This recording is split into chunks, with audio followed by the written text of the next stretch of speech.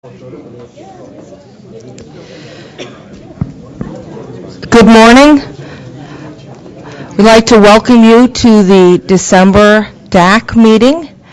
We appreciate your time and effort, so quickly grab your coffee and be alert. And we'll go ahead and start with introductions. My name is Susan Mazrui. I work for AT&T, and I'm going to pass this on to my co-chair. Hi, everyone. Good morning. My name is Claude Stout. I am the co-chair for the DAC. And on to my right. Hi, I'm Elaine Gardner. I'm the FCC facilitator for the DAC. Good morning, all of you. Hi, I'm Karen Peltz-Strauss. I am the Deputy Bureau Chief of the Consumer Governmental Affairs Bureau. Good morning and thanks for coming. Good morning. I'm Elliot Greenwald, Deputy Chief of the Disability Rights Office. Good morning, everyone. I'm Rosaline Crawford, attorney with the Disability Rights Office. Hello, my name is Will Schell. I am a new attorney at the office, the Disability Rights Office. Good morning, Mohammed Yusuf, U.S. Department of Transportation. Good morning, my name is Tim Cregan. I'm with the U.S. Access Board. James Reed with the Telecommunications Industry Association. Tony Stevens with the American Council of the Blind. Mark Reichert, American Foundation for the Blind. Mark Fletcher with Avaya. Diane Burstein, National Cable and Telecommunications Association. Good morning. Hi, good morning. Ian Dillner with Verizon. Good morning. Marcia Brooks, Perkins School for the Blind. Good morning. Zainab Al-Kebsi, National Association with the Deaf. Good morning. This is Christian Vogler, Gallaudet University. Jamie Taylor, Deafblind Citizens in Action. Larry Goldberg, Yahoo. Good morning. Ron Pipler, consumer from Montana.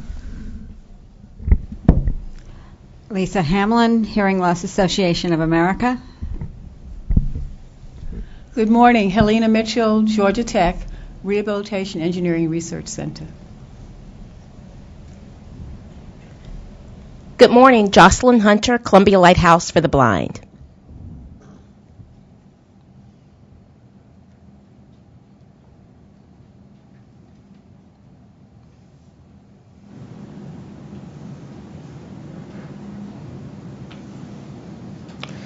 Good morning, everyone. My name is Brian Unesco from the Helen Keller National Center for the Blind. Deafblind.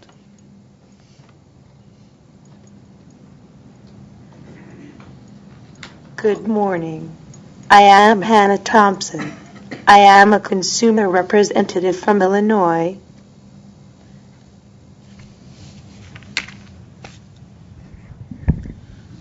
Tafad Tupuola, Association for University Center on Disabilities.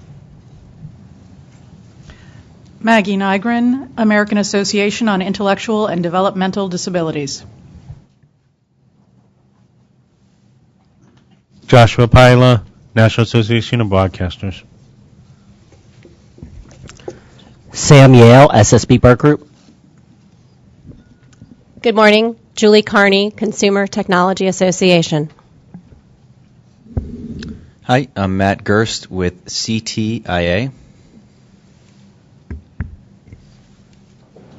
Good morning, Susie Rosen Singleton, Chief of the Disability Rights Office. This is Claude speaking. Before we get started with the presentation by the Disability Rights Office staff, we want to first recognize the Consumer Technology Association and their representative, Julie Carney, who has graciously been willing to provide the refreshments this morning and the lunch that will be provided today. Thank you so much, Julie and CTA.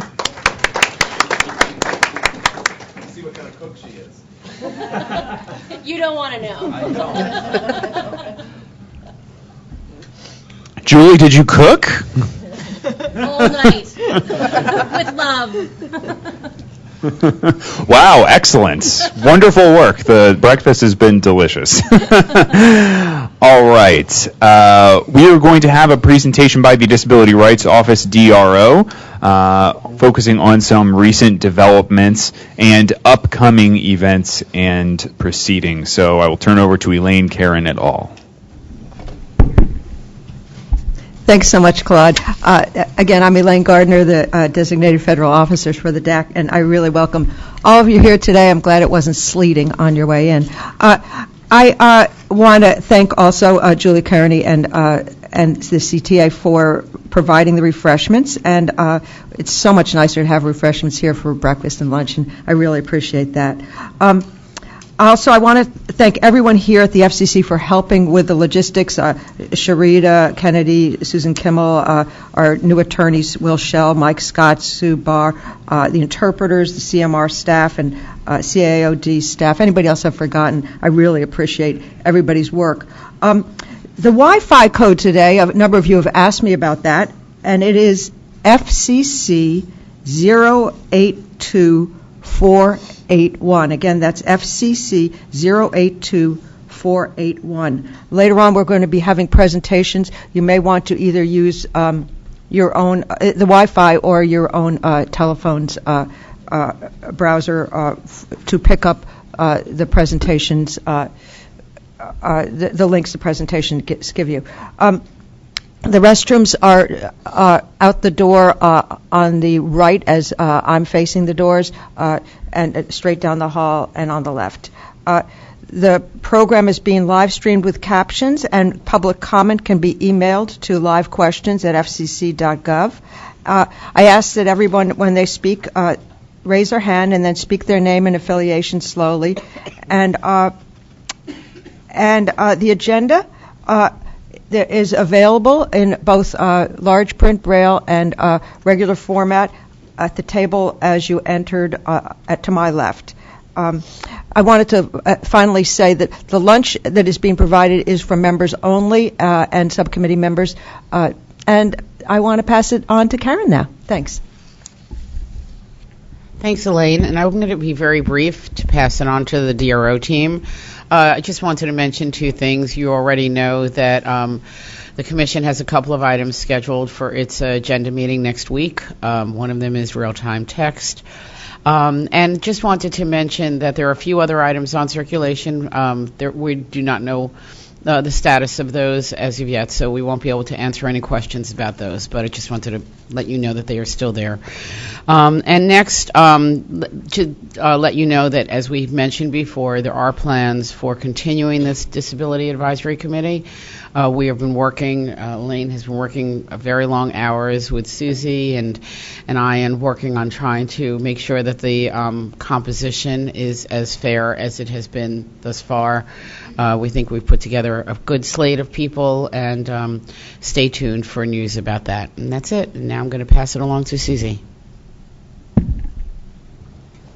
Great. Good morning, everyone. Thank you.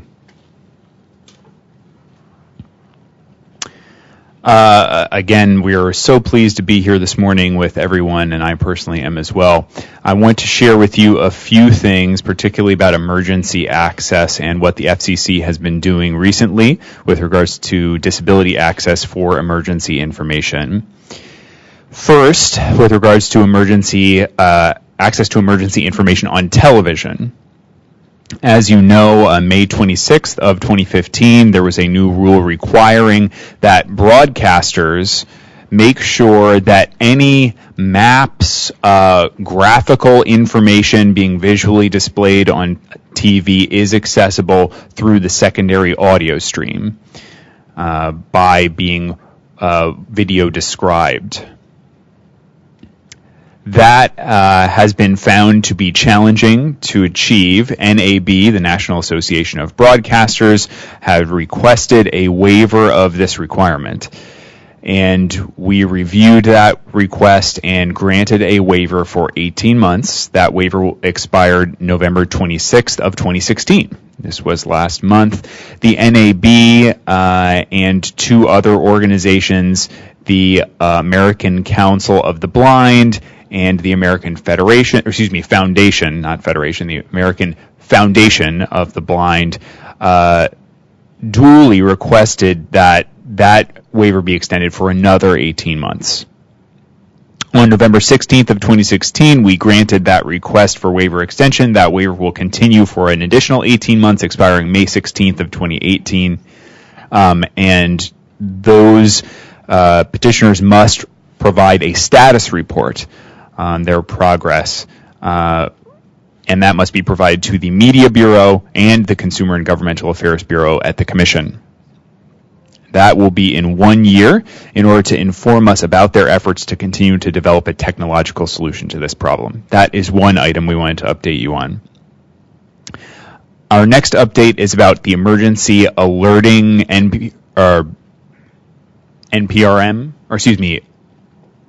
paradigm.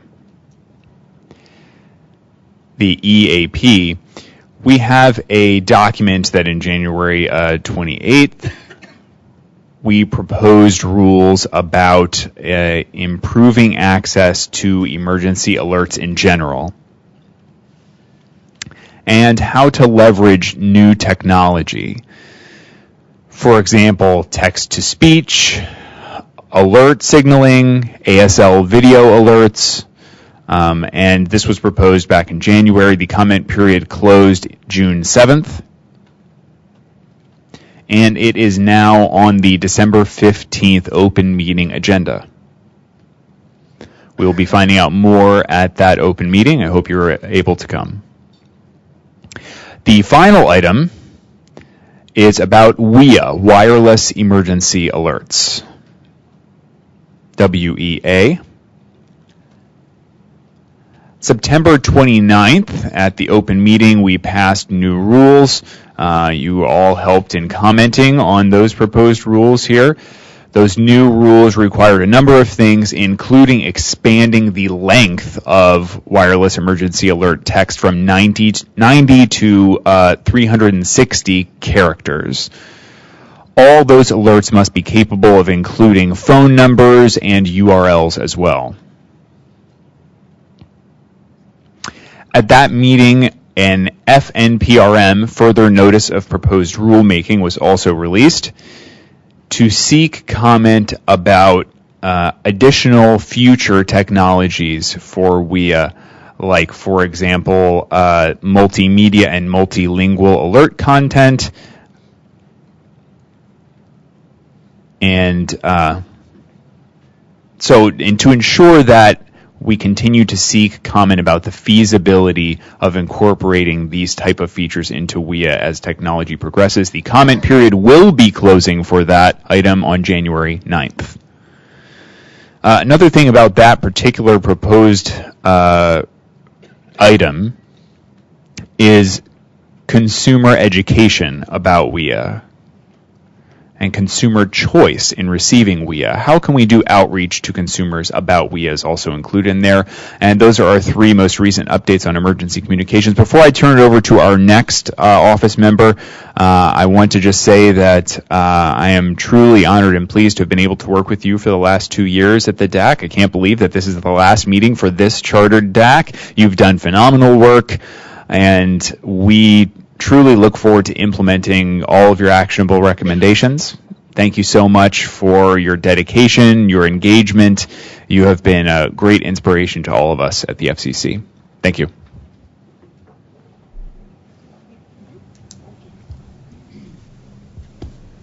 Hi, this is Supervisor Crawford. I just wanted to let you know that the Commission released its 2016 biennial report to Congress that's required by the CVAA. And like the biennial reports in 2012 and 2014, this report presents information and assessments related to the accessibility of telecommunications services and equipment, advanced communication services and equipment, and Internet browsers built into mobile phones. The Commission had previously released a public notice in May seeking comments about accessibility, and in August released a public notice seeking comments on our tentative findings. The comments received collectively supported our tentative findings, which we affirmed and presented as findings in the report. With respect to accessibility and usability, we found that solutions are needed to make equipment used with interconnected VoIP VoIP services accessible to individuals who are blind or visually impaired. We also found that there are still only a few non-smartphones, these are devices with low-end features, functions, and prices, that are accessible to individuals who are blind or visually impaired. We did find that advances have been made in the accessibility of telecommunications and advanced communication features and functions on smartphones for individuals with all kinds of disabilities. The accessibility of Internet browsers built into mobile phones has also improved for individuals who are blind or visually impaired, but continued progress is needed. During the calendar years of 2014 and 2015, consumers filed 45 requests for assistance with accessibility problems related to this area of accessibility, telecommunications, advanced communications, and Internet browsers on mobile phones. Of those 45 requests for assistance, 39 were resolved within the same period, and most within 90 days of filing.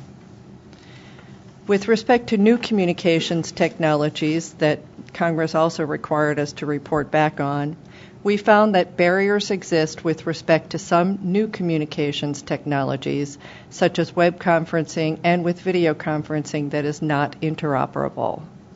We also found that nothing in the record indicates that the record-keeping and enforcement requirements that were mandated by the CVAA have hindered the development and deployment of new communications technologies. You can read the entire full report. It's available online. The document number is DA16-1161. The other item I wanted to brief you about was a petition that was filed by the Entertainment Software Association, ESA. In 2012, the Consumer and Governmental Affairs Bureau granted a waiver of the FCC's accessibility requirements for the advanced communications features and functions in 3 classes of game-related equipment, including video game software. That waiver expired on October 8th of 2015. Prior to its expiration, ESA requested an extension, which the Bureau granted for video game software only until January 1st of 2017. That's coming up in a couple of weeks. In October of this year, ESA filed a petition requesting an extension of that waiver, again for video game software only, for an additional 12 months until January 1st of 2018. On October 31st of 2016, the Bureau released a public notice requesting comment on that petition. The deadline for filing comments was November 30th of 2016, but the deadline for filing reply comments is December 15 of 2016, so there's another week or so left for filing reply comments. The public notice number is DA16-1236. And if you need any more information about either one of these items, feel free to reach out to me. Thank you. Who's next?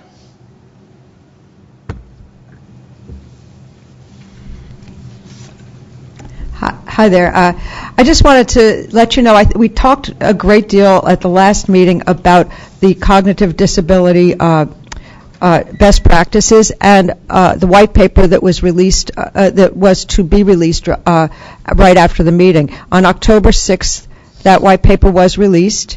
It is a analysis of the issues, the telecommunication issues that are posed, and the challenges that are posed to people with cognitive disabilities. We, in the white paper, we discuss the FCC's jurisdiction over these issues and the limits of its jurisdiction. We talked about what those issues are, the different ways in which people with cognitive disabilities face challenges with new technologies. And we talked about the ways in which people with cognitive disabilities can use the new technologies to their great advantage if they are made accessible. And then we talked about what is available now and how it can be used and the future of accessibility to technology for people with cognitive disabilities and the real opportunities that are there to use the technology that is mainstream technology that everybody uses to act as accessibility technology for people with cognitive disabilities. We worked hard on the white paper. I think it is a real careful analysis of the issues and solutions. It is available online. Nowadays with white papers, it used to be you printed 1 million copies and it was almost like a book, but now it's just all online. And so it's available online. There is a page on cognitive disability now under the Disability Rights Office page. So if you go to the FCC Disability Rights Office page, you will see the cognitive disability section of that page, and you click on that and you can download the white paper. Thank you.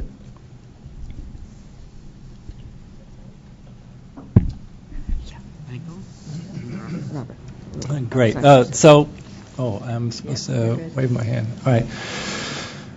I am going to just provide a very quick reminder that on December 20th, 2016, so coming right up, user interfaces on TVs and set-top boxes and similar items should be accessible to people with disabilities, and keep your essentially, I just want to alert everyone to the upcoming deadline, and if you would like more information about the accessible user interfaces, please contact me.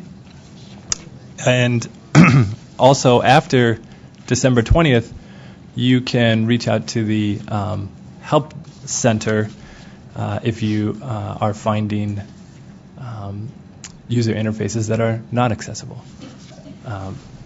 That's all. We'll give your name. Yes. My name is Will Shell. Okay, so Will, I'm going to take the mic back, and I'm going to back up, because I thought that Robert was going next, and I didn't get a chance to introduce you. But Will is the newest member of our Disability Rights Office, and we are thrilled to have him. As you know, we have added 3 new attorneys this year, Sue Barr, Michael Scott, and Will Shell. And cannot be more ecstatic to have you, Will, along with Michael and Sue. We have given them some of the hardest projects that have come before this division of the commission, and each has excelled in ways that far surpass even our own expectations. So it's very exciting to have been able to expand this year, and welcome, Will. Thank you for presenting. And I'm also going to, there's a hand raised over there. Go ahead.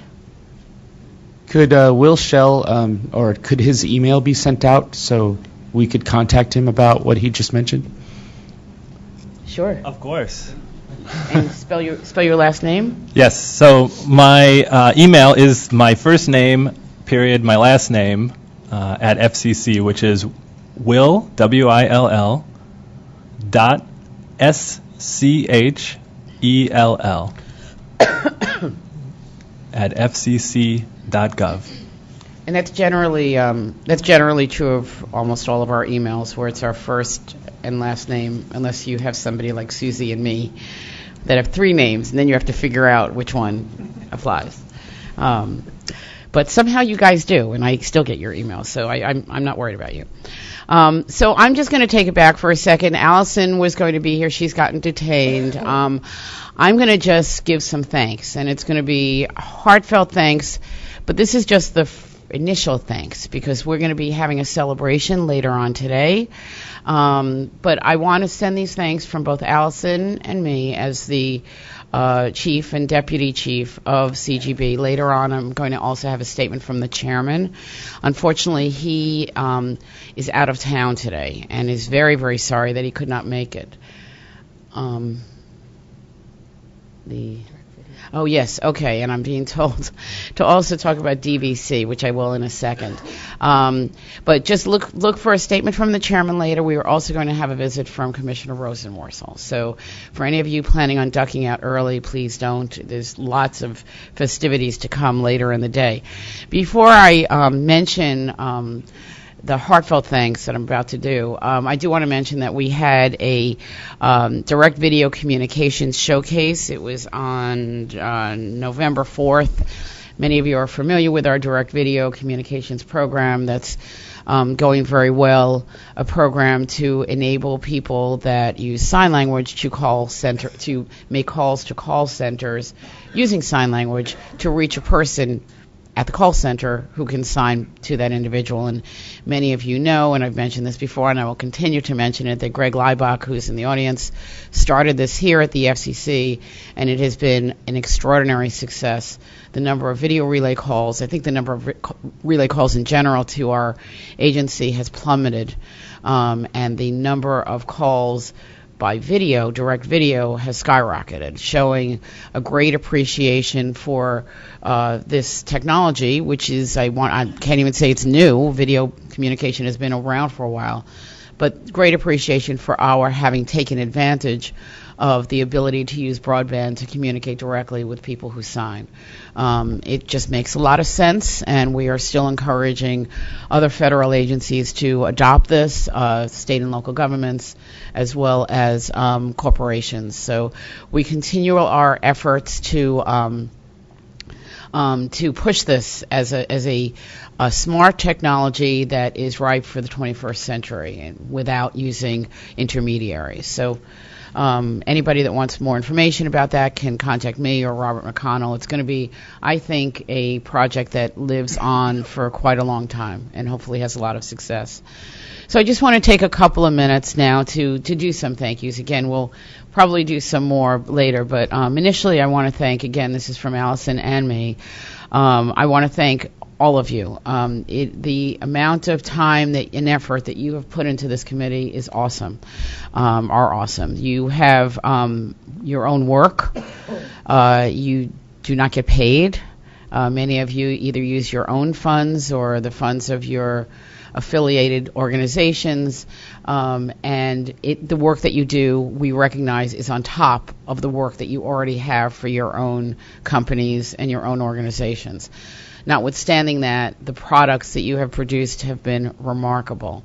I think that this committee is one of the most successful ones that the Commission has ever had. You've produced 17 recommendations. You've had 4 roundtables. The roundtables on PEG, Public Education and Governmental Programming, people that have mobility impairments and are deaf, using relay services, cognitive disabilities, deaf-blind. You've stepped up where there has been a need for ad hoc committees, even outside of your committees. You've done double duty. I also want to thank specifically Susan Mazrui and Claude Stout for your leadership, because this committee would not be the same, and it would not have achieved the success that it has without your leadership. So thank you for that. I want to especially thank, I'm looking for my notes. Oh, here. I want to also thank the chairs, specifically thank the chairs of the subcommittees and the working groups, Richard Ray and Tony Dunn for emergency access, Marcia Brooks and Angie Officer for relay, Zainab I know I'm going to mess it up. Alkevsky, thank you, for tech transitions, Tom Lodowski and Lisa Hamlin for video programming, and Susan Mazrui and Mark Reichert for communications. Was there anybody specifically for cognitive disabilities? Well, Yeah. Maggie Maggie Nygren. Nygren and Abe Raffi did a whole Maggie lot of work Nygren and on Abe that. Raffi on cognitive And disabilities. The whole team was great. So, and then I also want to thank the FCC staff that, again, you know, they have a lot on their plate. We keep them very busy. Cheryl and Susie and Elliot and Rosaline, and of course Elaine. It's you know, there's always something to do, and I want to just point out that Elaine has done amazing work from, you know, every little logistic, every little detail. Again, these meetings seem to run seamlessly. The amount of work that is involved in every single meeting is extraordinary. From running each of the subcommittees, making sure that they're on track, making sure that the recommendations are smoothly discussed and resolved, any conflicts are resolved. I cannot begin to thank you enough for everything that you've done, and hope that each of you can share in our expression of appreciation for what Elaine has done for this committee.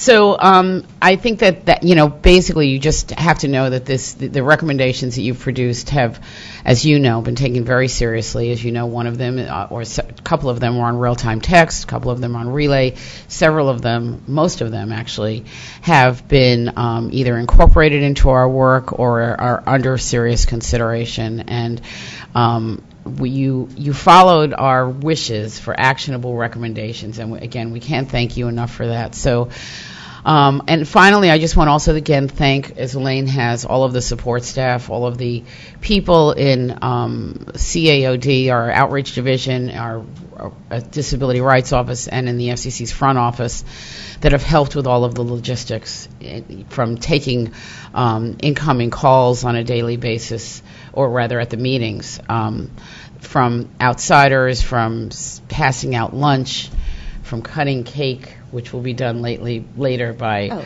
our cake cutters. Rosaline and Elliot are superb cake cutters who have become the cake cutters of the agency. So thank you. I hope that I haven't forgotten anyone, but please know that you're all in our hearts, and we just can't appreciate enough what you've done to make this the enormous success that it has been, and hopefully will continue to be. Thank you.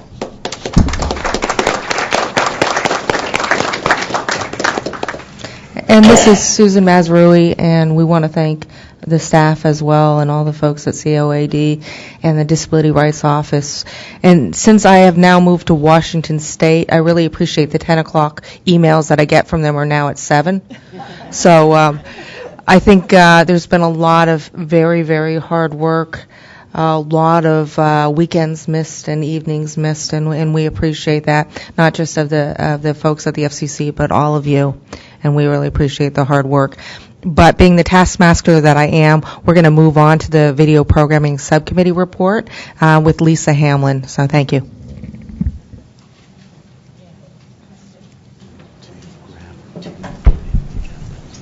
Thank you. I actually am going to ask, Tom had said he wanted to defer this. You still want to defer it until a little later? Right, yes. I can't hear you, Tom. Yes. Yes. So we could ask the chair's forbearance here and switch us around to having our report come out after probably after everybody else. So is that, or after at least the break, whatever works for you. Can we do that? This is Susan, and Zainab, are you ready to go? Can you do that? Zainab speaking. Yes, sure, absolutely. Okay, then absolutely. Thank you, Zainab. This is Zainab speaking, and I'm happy to start. Before I jump in, I would like to express that as this is the last meeting, I would like to thank the FCC for their commitment for approaching all of the issues in this iteration of the DAC. I would also like to thank the members of the Technology Transition Subcommittee for all of their hard work and dedication. We couldn't have done this without all of you. It's been a tremendous benefit working and a privilege working with all of you, so thank you. I'd like to start with a list of suggestions for the next DAC to consider. This is from a list of priorities that our subcommittee developed.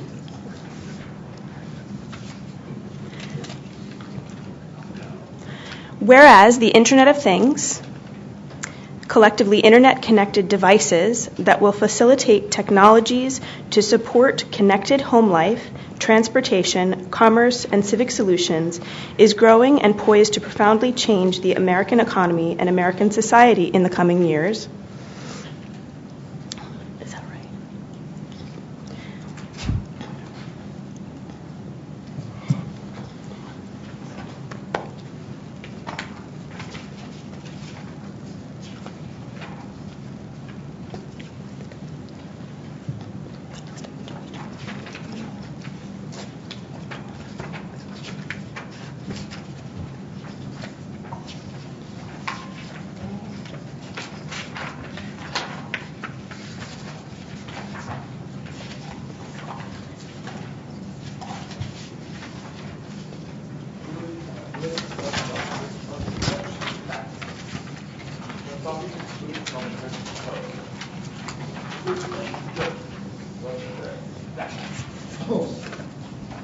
This is Zainab speaking. Fortunately, I do have another copy for the interpreters to read from. So they were reading from a different document, so I apologize for that. This list of suggestions for the next Disability Advisory Committee meeting, starting with the affordability of IP equipment and services, transition for captioners who still rely on copper and the impact on caption quality and availability of captioners, in-house call alerting systems, for example, lights that flash for incoming calls, are not compatible with IP-based equipment, side tone, and a new issue, keeping the IoT, or Internet of Things, accessibility ecosystem open so that accessibility benefits are not limited to specific company and provider solutions. Now we will move on to the recommendations.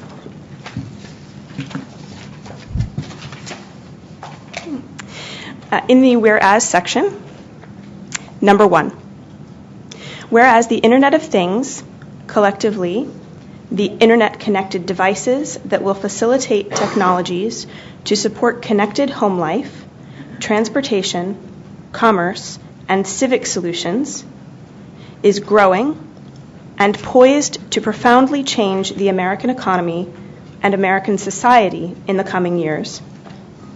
Number 2, whereas the Internet of Things has the potential to overcome numerous barriers to equal access to societal participation facing people with disabilities, including civic participation, communication access, physical access, and educational and occupational opportunities, and enhance their quality of life.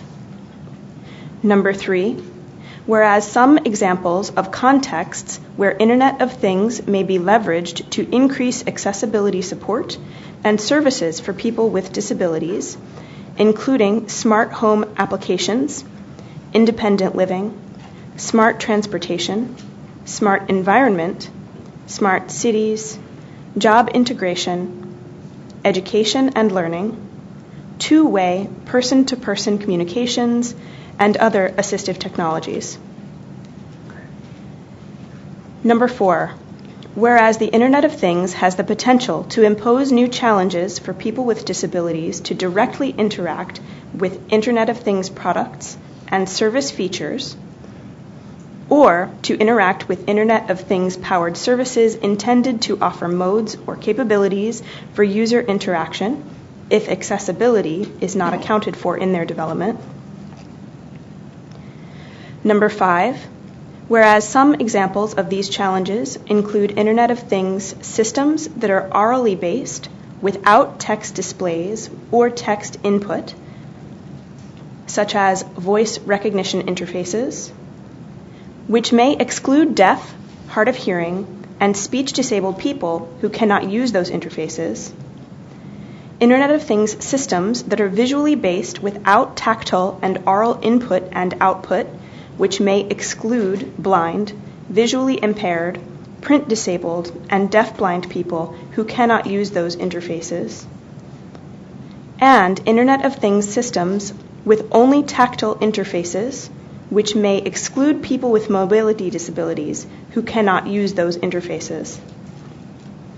Number 6, whereas accessibility for Internet of Things with direct user interaction features or Internet of Things powered services intended to offer modes or capabilities for user interaction requires integrated interfaces that provide data and various communication channels and adaptation to the functional diversity of their users. Number 7, whereas stakeholders across the industry and government are presently engaged in efforts to explore the potential challenges to Internet of Things deployment and form a next-generation policy framework to harness broader societal benefits of Internet of Things and address challenges around privacy, security, and reliability of Internet of Things.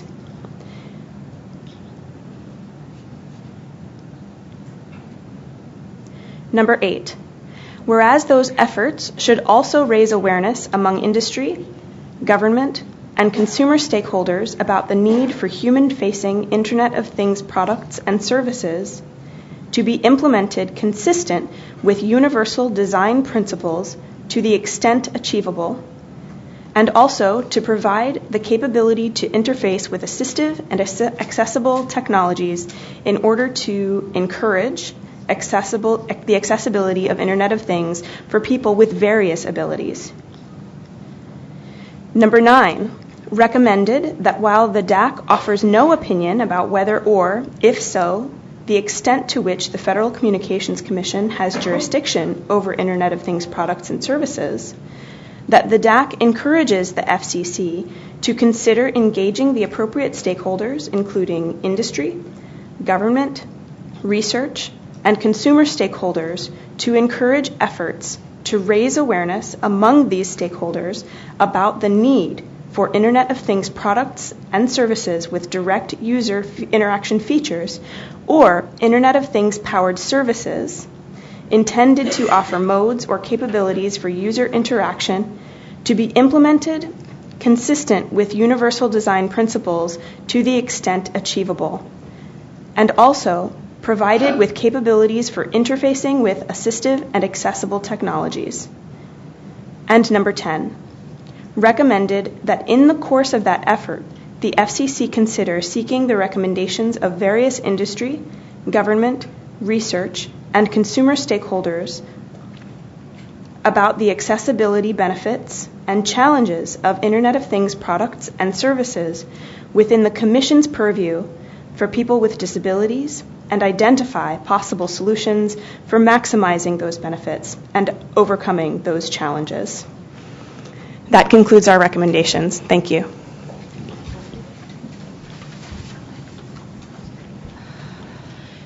Any discussion?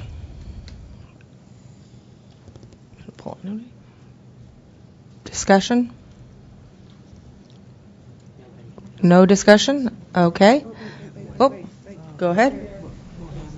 Mohammed? USDOT. I just had a quick question to Zainab.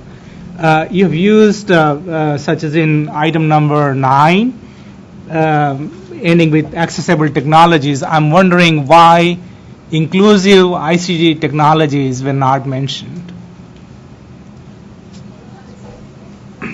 Inclusive ICT technologies, not mentioned. This is Zainab. Would you clarify the type of technology again? Inclusive integrated communication technologies. I'm sorry, information communication technologies. This is Zainab speaking. This discussion of our subcommittee addresses accessibility in general of the Internet of Things. For example, smart technology for the home, for automobiles, and things of that nature. The idea is to have direct user communication using that technology and that is where the disability issue, accessibility issue lies, and that's the purpose of our recommendations. Does that clarify? Okay, thanks. Any further discussion? Christian? This is Christian Vogler speaking. I have a question for clarification for the recent comment. So you're talking about ICT, and so you consider that to be a product that would integrate with IoT products. Is that what you're saying? I'm just trying to make sure I understand your point clearly.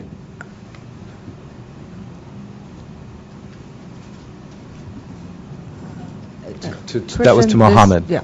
I'm sorry, I was distracted, so can you repeat the question for me? Of course, sure. This is Christian again. So I'll repeat the question. Thank you. So just to ask you for clarification, you mentioned about ICT. So my question to you is, you're talking about ICT to be considered as a product from the IoT perspective that would be compatible with IoT products. So ICT would be compatible with IoT. Is that your question? Yeah, so the way I was going with that discussion is most of the IoT technologies in future will have a machine display or an interface. And if we are not, looking into bringing inclusive ICT technologies that gives you better human-machine interface with the displays we will have in future products.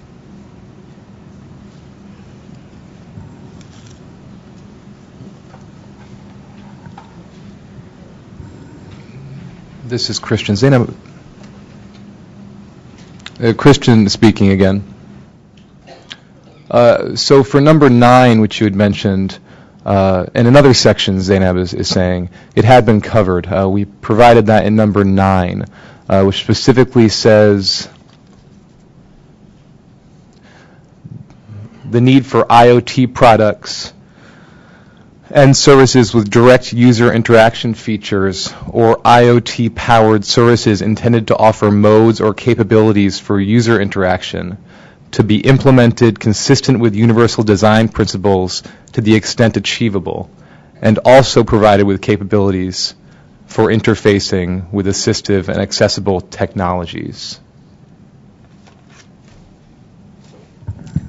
Mohammed, this is Susan. Does that address your concerns?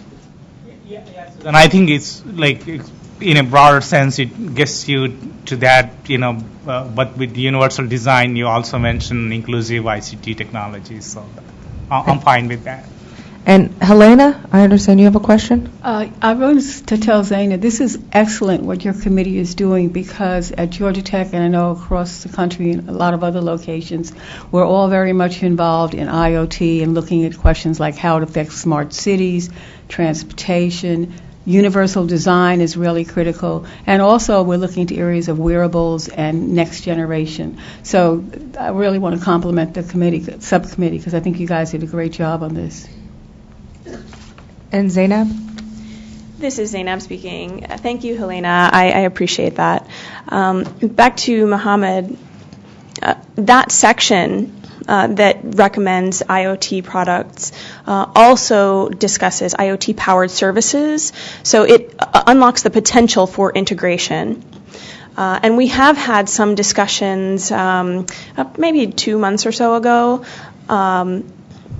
about if a particular product or service is not specifically IoT, however, it does have some aspects of IoT. So I think that may also address your concern. Does it? Yep, thank you. Matt?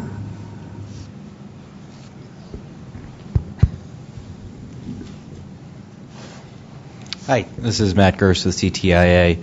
And I just wanted to comment as well, I think that this recommendation got to a really good place for us because it recognizes that we need to look at how IoT products and services can be accessible to people with disabilities as we see those products and services really being innovative and revolutionizing even further how we're communicating. But one of the things that we wanted to make clear was that there's going to be a whole host of IoT products that may not have any direct interaction with the user and may be complete machine-to-machine communications. And so it was important to us to make sure that where we're looking at accessibility, we're looking at it from a user interface perspective, where the user is going to have some interaction with the particular product or service. And so I think there is some overlap into what you're talking about in terms of how an IoT product can support a communication service, because that would be, a product that would be designed to support user interaction. But we wanted to make sure we were focused on, what we think was going to be needed for accessibility. And if I could just make this point, because I have the microphone right now, I just also, because we're doing thank yous, want to thank Zainab for her leadership on this committee over the last year. She's always been very organized. She's been a strong advocate for the community while also being very fair in her administration of the committee. So certainly from CTI's perspective, we greatly appreciate her leadership. Any other This is Zainab speaking. Thank you, Matt. I appreciate your comments. Thank you. Any other questions? Christian, please. This is Christian speaking. First, I would completely agree with what you said, Matt. Zainab has done an awesome job. And I also did want to add the entire committee. We really appreciate all of the work we've done together. And that is how we're getting these advanced views and respect on these issues, the passion we have to work together. We've had some very difficult challenges to solve and to resolve, to come to some consensus, but it is such a passionate group that's really pushing and striving for the best. So I really appreciate all of the work the committee's done. Thank you. Thank you. This is Zainab. I agree. Pardon? Sunny. Oh, I'm sorry. Sunny, please.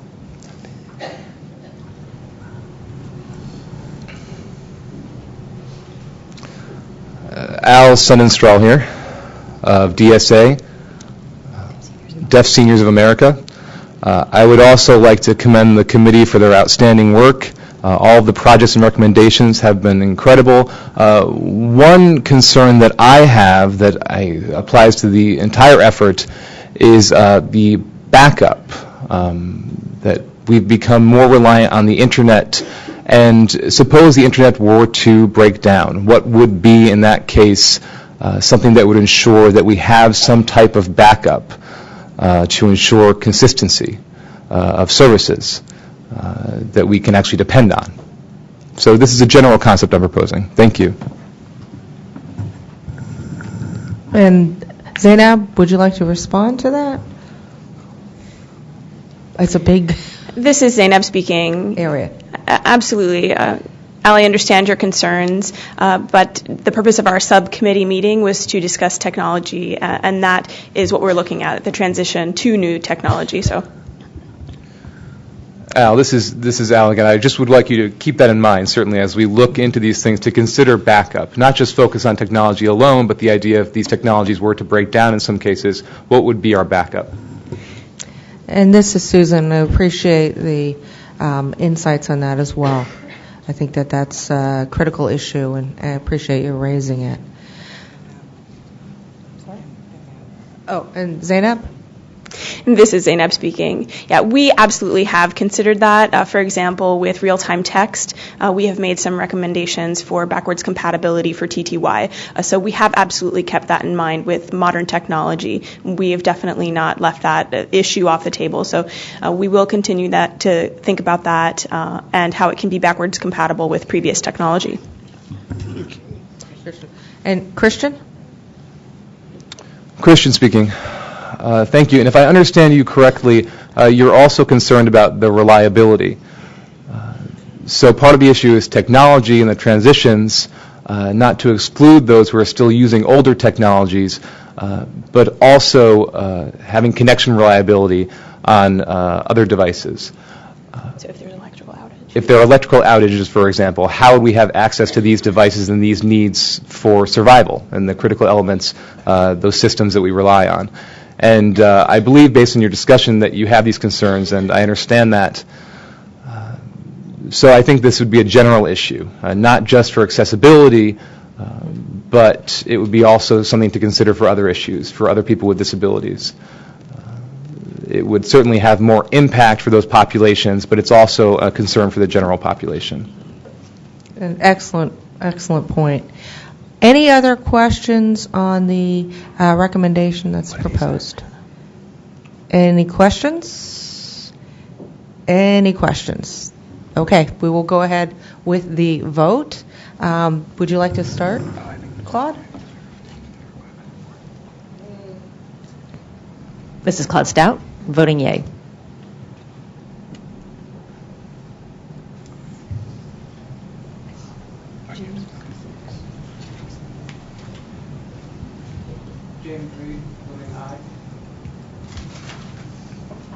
And raise your hand before.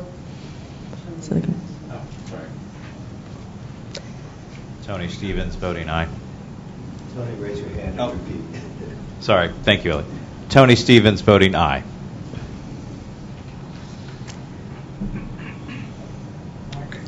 Is this the appropriate gesture? Mark Reichert, American Foundation for the Blind, yes. Mark Fletcher with Avaya, also voting yes. Diane Burstein, NCTA, yes. Ian Dillner with Verizon, voting yes. Marsha Brooks, Perkins School for the Blind, yes. Sabrina Fields, TEDPA, yes. This is Zainab Al-Kebsi, National Association of the Deaf. I am proud to endorse this, yes. Christian Vogler, Gallup University, I vote yes. Al Sonnenstrahl, Deaf Seniors of America, in support of everything, yes. Jamie Taylor, Deaf Blind Citizens in Action, votes yes. Brenda Kelly Fry from the National Association for State Relay Administration votes yes. Larry Goldberg from Yahoo votes yes. One People Consumer, yes. Lisa Hamlin, Hearing Loss Association of America votes yes. Helena Mitchell, Wireless RERC, yes. Jocelyn Hunter, Columbia Lighthouse for the Blind, votes yes. Everett Bacon, National Federation of the Blind, votes yes. Brian Unesco, Helen Keller National Center for the Deafblind. I am very proud and thrilled to say yes.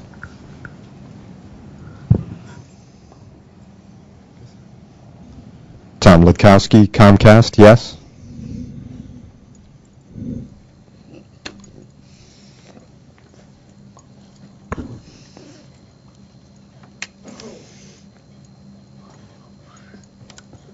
This is Hannah Thompson, consumer, votes yes. Tafad Tupuola, AUCD, yes. Maggie Nygren, AAIDD, yes. Joshua Paila, National Association of Broadcasters, yes. Sam Yale, SSB Bark Group, yes. Julie Carney, Consumer Technology Association, votes yes. Matt Gerst with CTIA, yes. And Susan Masrui, AT&T. Yes. And the motion passes. Thank you very much for all your hard work. I want to make sure we don't forget Blake, who did also a lot of work on this, although he's not here today. Zainab, your leadership absolutely. is phenomenal. You're fair and balanced, a great advocate, and we just appreciate all the time and effort you put into this and every member of this team. It was the best example of consumers and industry working together that I've ever seen. So thank you. Thank you. So I'm wondering if we could next move to the emergency subcommittee, emergency communications subcommittee report. Are we okay with that because we're ahead of time? Okay. Yes, Elaine, Great. we can go ahead with that. Okay. Mrs. So Claus please, speaking. Richard, please go ahead. Oh, sorry. Oh, I'm sorry, Matt. I'm sorry. I think they might have just changed that. This is Matt Gers at CTI. Give me a minute to get set up here because I need to get Richard's reports. Okay, so while you're there, I want to thank everybody here as well for your time and effort. And I think it's wonderful that we've had great insights from a range of different perspectives, both industry and consumers. I mean, it's wonderful to see Sunny and Christian sitting next to each other, really talking about the range of user experiences, because we know that there's not a single deaf approach or blind approach, and I really appreciate the balance that was put into establishing this committee. And while he's still preparing, I'm going to also thank Claude. Unfortunately, I had to miss several meetings because of health issues, and I just really appreciate Claude stepping up and just being there for this committee and being wonderfully supportive. He's a tremendous person to work with, as you all know, and I am eternally grateful.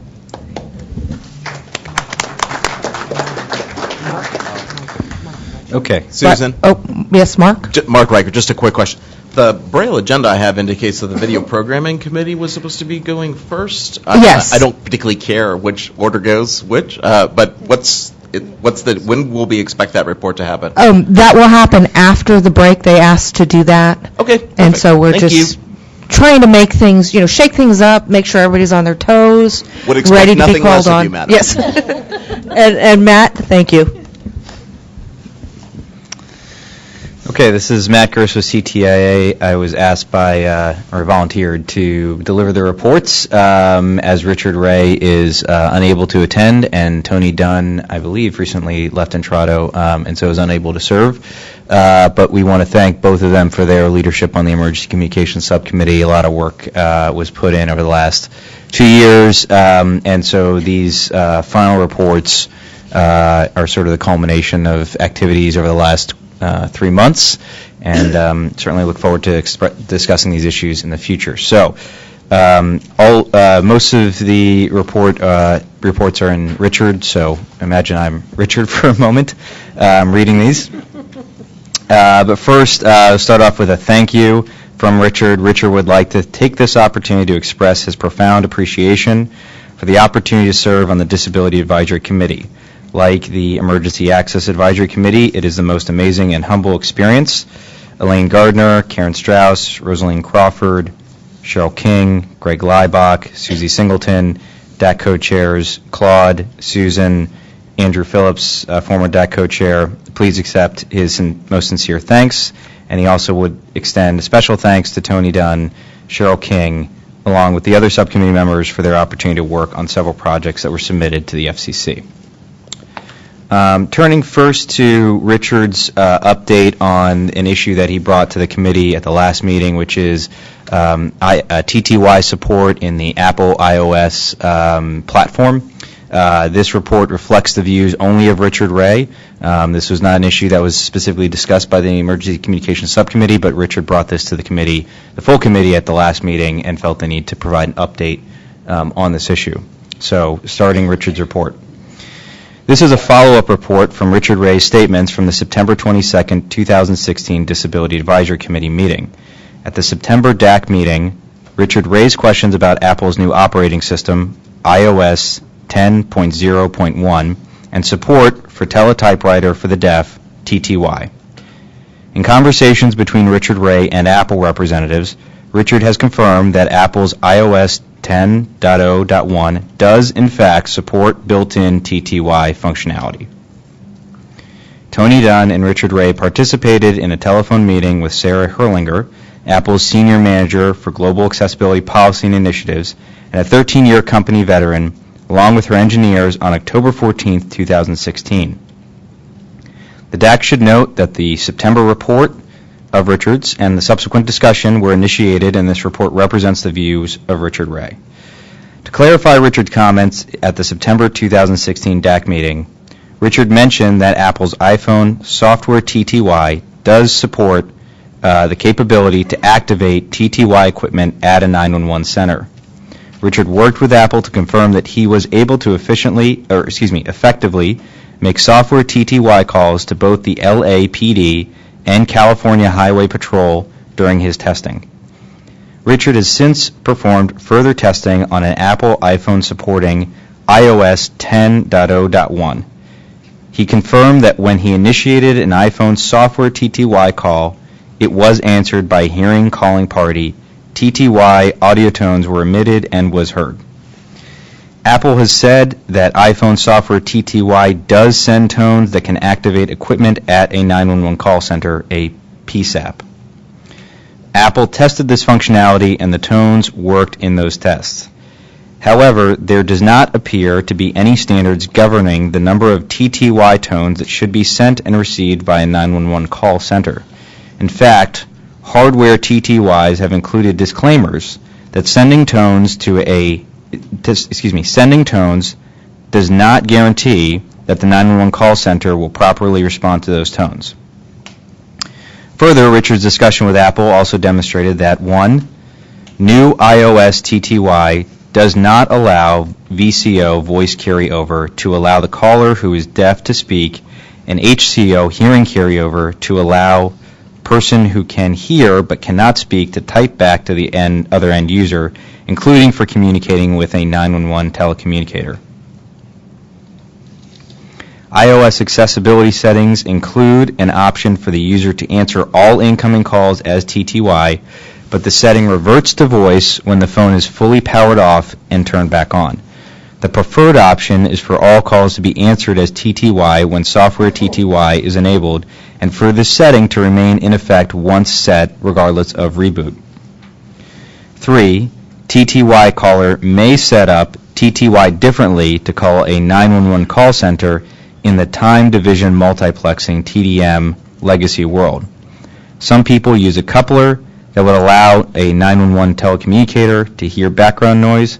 However, if TTY directly connects to a telephone line, then the telecommunicator will not hear the background noise. Richard believes that the current iOS TTY is similar to Direct Connect TTY, and background noise cannot be heard when using TTY. Ms. Herlinger, Apple's representative, and her engineers will bring these points to Apple's corporate headquarters for further consideration. Finally, a general point needs to be made regarding 911 telecommunicator processing of TTY calls from wireless or wireline. The PSAPs, that is the 911 call centers, 911 system in the past has required the transmission of tones emitted by pressing the TDD spacebar. Additional dialing or spacebar requirements are not permitted.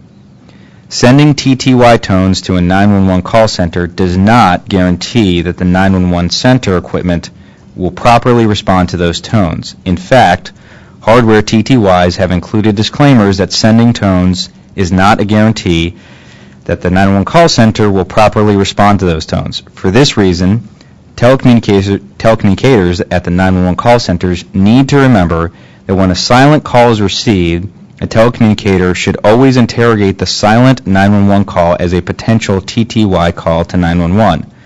Although a TTY caller tapping the spacebar may help expedite the process for handling TTY calls. That concludes Richard's reports on that particular issue. So may pause there for questions if anyone has them. Any questions, any concerns?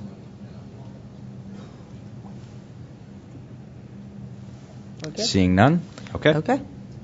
And I personally want to thank Apple because I think many of us called them directly after the last meeting, so I appreciate, and Richard for following up. Okay, this is Matt at CTIA again. All right, this is the final report, and this report does reflect the views of the Emergency Communications Subcommittee. This report is addressed to the Wireless Emergency Alert System. On September 29, 2016, the FCC adopted new rules for the Wireless Emergency Alert WEA system that require voluntarily participating wireless providers to support certain features and capabilities for WEAs sent from local alert originators to wireless handsets. As described in the DAC's prior WEA recommendations, described in the DAC prior WEA recommendations. I want to make sure they get that. close enough.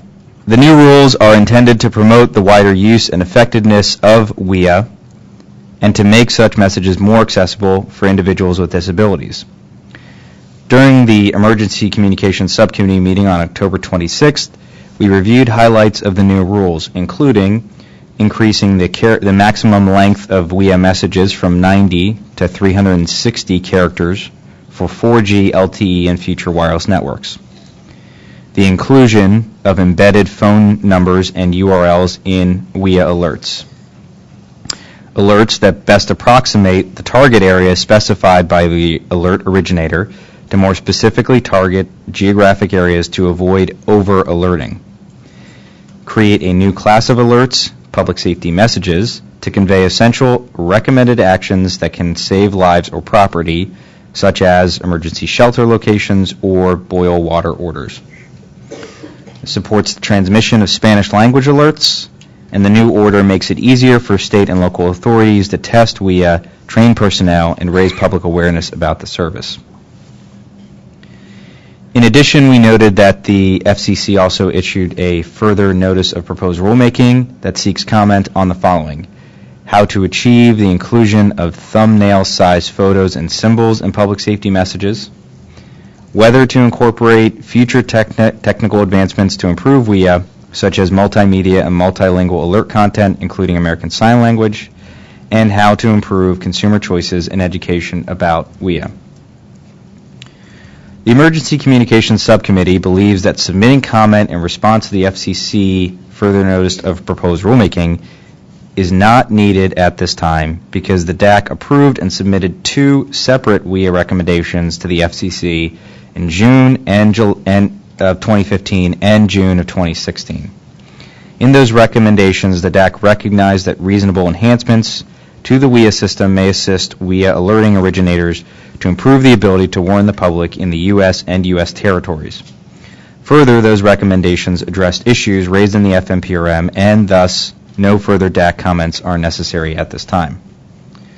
The Emergency Communications Subcommittee also believes that consumers have benefited from the ongoing collective efforts of the wireless industry, as well as the Federal Emergency Management Agency, the Department of Homeland Security's Science and Technology Directorate, the National Center for Missing and Exploited Children, local alert originators, and numerous consumer groups. The Emergency Communications Subcommittee encourages the DAC to support this continued synergy to analyze possible improvements to the WIA system by addressing and resolving issues as ideas arise. The Emergency Communications Subcommittee also believes the DAC should recognize the wireless industry and the FCC's efforts to enhance WIA's ability to meet the needs of people with disabilities. That concludes the WIA report. Thank you very much for that report. Thank you to Richard and Matt and Tony and all the folks who served on that committee. There was a lot of intense work, especially early on, and we appreciate the efforts and the recommendations that came forth. Any questions or comments?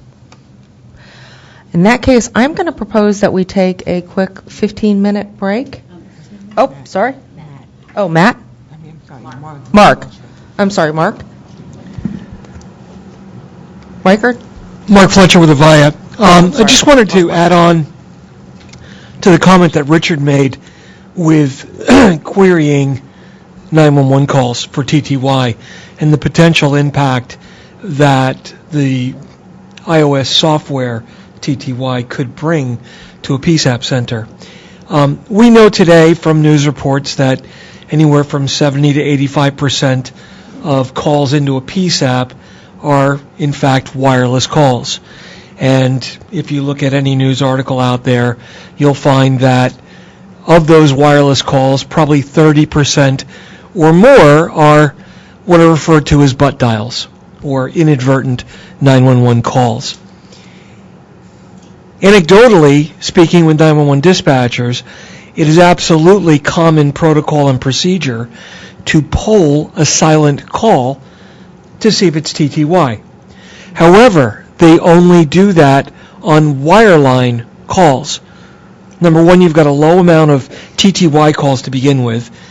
Very rarely are they received over wireless devices. So we need to be careful about technology that could look like a silent butt dial call. And if we're asking PSAP operators to start querying, it's creating a massive workload. Not that that's the wrong thing to do, but it's just a huge operational impact on the PSAPs. So we need to work with Apple and the manufacturers to make sure that these capabilities that they're adding are not creating another problem that's going to degrade the entire 911 system. So I think that's an important point on Richard's comments, and I believe we need to really investigate this further in the future DAC. Thank you. And Matt?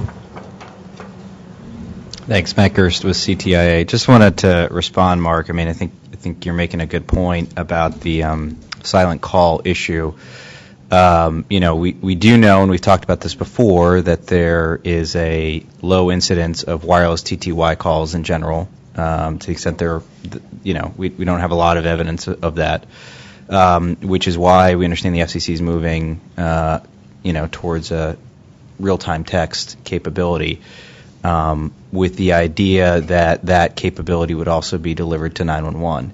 So I think, the concept is there potentially that, PSAPs might start to receive more calls that might be RTT initiated in the future, should that service be, put into place in the near term.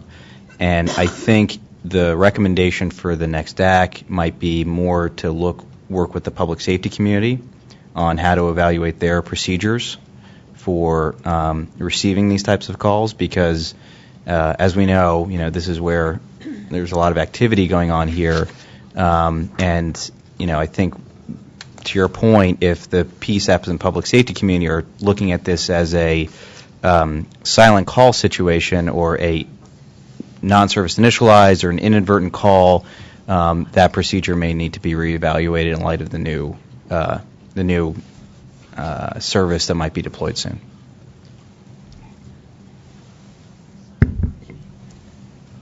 Okay. And Sonny, you have a comment? Hi, this is Sonny from DSA speaking. This is really quite a timely issue for me personally, because I'm in the middle of a change right now. My internet or my systems at home that I'm currently using, I pay about $200 a month for a set TV, internet, and telephone service. And upon investigation, I found that the telephone in my package was actually $50 a month. That's for a landline telephone. That would be used for 911, but $50 a month for this service. Just for 911 services seems particularly expensive for me. Even though, of course, living is much more important than just that, it still seems quite expensive. So a question would be something like a lifeline. Lifeline services, you must be under a certain poverty line to qualify. Is there a way to be eligible for that type of lifeline? Because my concern, as I mentioned earlier about backups, we could be using VRS, but only if the electricity was actually working. So suppose there was some sort of breakdown or shortage in which we had an emergency. And you mentioned the iOS 911 and for mobile cell phones. And I agree with what Mark and what Matt mentioned regarding people and 911 settings on these devices. But is there still training and is there still alert to alert people about TTY calls if the number is down? We do have to initiate some retraining, I think, in this regard. So I believe it's a very important issue that we're discussing today, and that we have to ensure that PSAPs are more and more aware of the possible 911 calls, TTY calls, through the iOS. So I think that's a wonderful backup for us.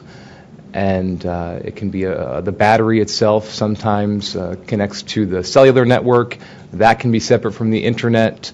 It can be separate from the electrical power, and I think that would be a safety precaution we need to take on and that we could depend on, and we need to investigate and we need to invest in further outreach in these programs to ensure that the outreach programs include that in their training in regards to people and their awareness of the availability of TTY calls through iOS, and also training 911 operators regarding these services. And I believe the number of TTYs will go up once people become aware of this type of system. So thank you very much. And Christian? Christian? Go ahead. Christian speaking. Thank you. I would also like to follow up with Matt and Mark's points previously made. Obviously, RTT could potentially solve this solution with RTT calling and the ability to both make and receive calls. If RTT is inclusive of those calls, it should be able to resolve those issues and solve the issue of silent call procedures. So I wanted to make that a comment. First of all, PSAPs should be required to upgrade to 911 capability, NG capability, and also legacy PSAPs, and receiving RTT calls through the TTY gateway. And that still needs to be considered a silent call procedure. Right. Karen. This is Karen. I just want to remind the group that we do not have jurisdiction over PSAPs. Just to let you know, I think you already know this, but just reminding you that it's the Department of Justice, at least with respect to people with disabilities, that has jurisdiction over PSAPs under Title II of the Americans with Disabilities Act. So our jurisdiction is only over carriers, and that's how far we can go. Okay. Brenda? And Thank you. Brenda, go ahead. Thank you. I need clarification on your quote, but dials or pocket dials, as I call them, aren't they the last number that you have dialed that typically is pocket dialed? Not typically a random number such as 911.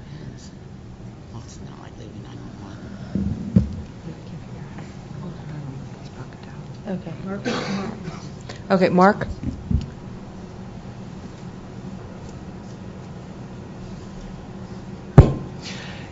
So depending on the device, depending on a lot of things, any number could be dialed. There are probably more pocket dials to the last number, but with the emergency buttons, with different user interfaces, single press access to 911 is possible, and that's when it happens the most. I can tell you just anecdotally from myself, most of my pocket dials are to my wife.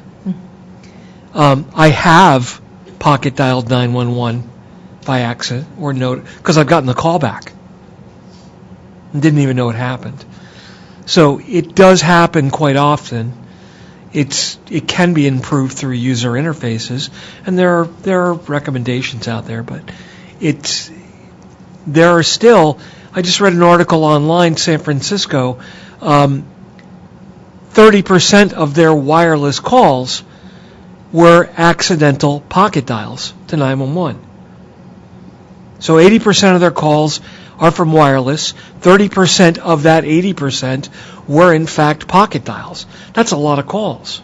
So it does happen quite often. And Ron? This is Ron speaking. As you know, at the last DAC meeting, that was shortly after Apple came out with the TTY support on the iPhone with iOS 10. And it was amazing because nobody asked for it. And we look at our phone and it works in the TTY mode.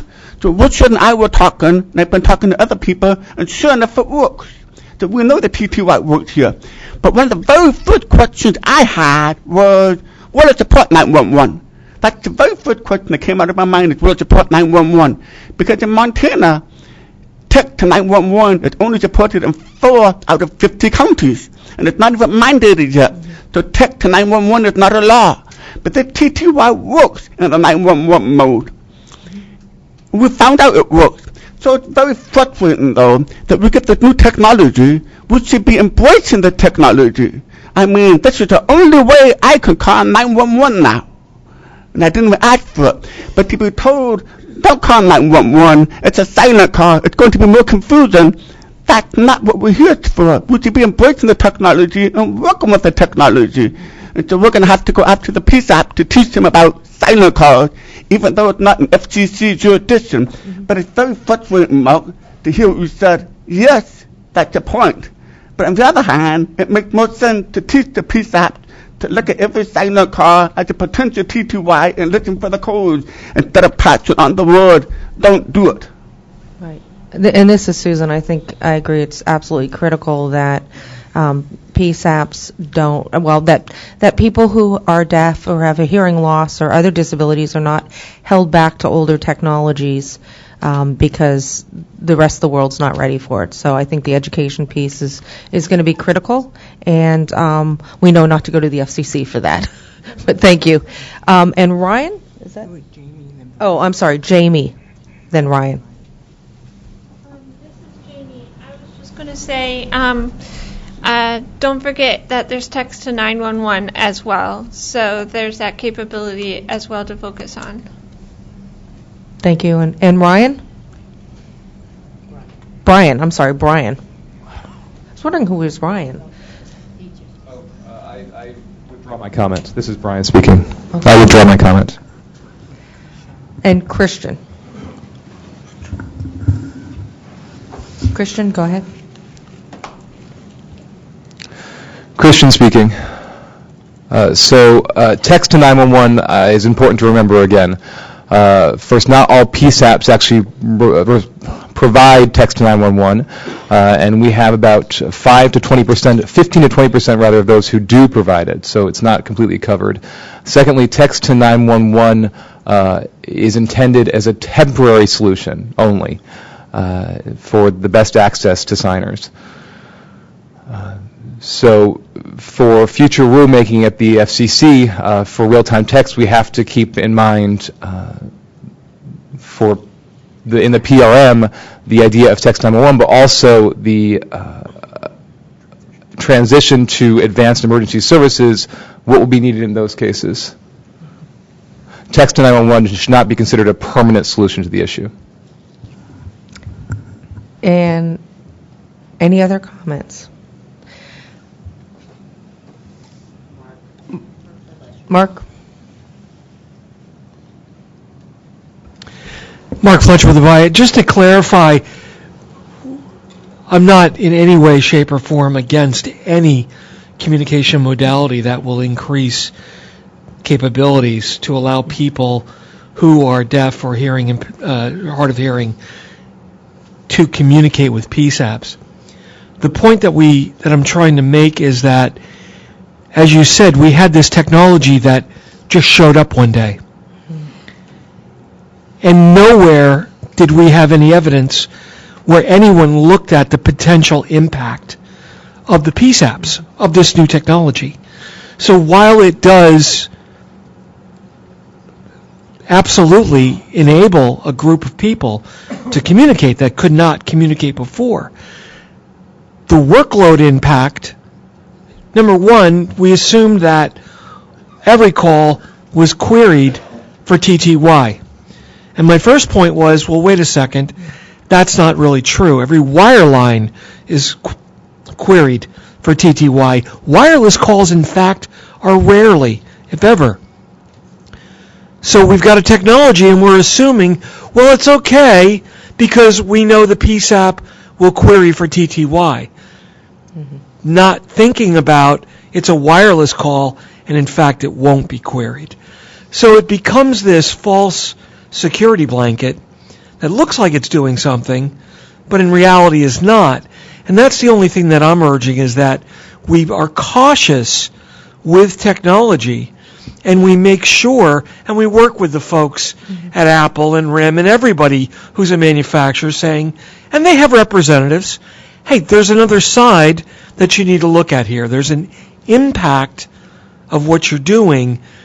You don't want to help 4 people and endanger 40 at the same time.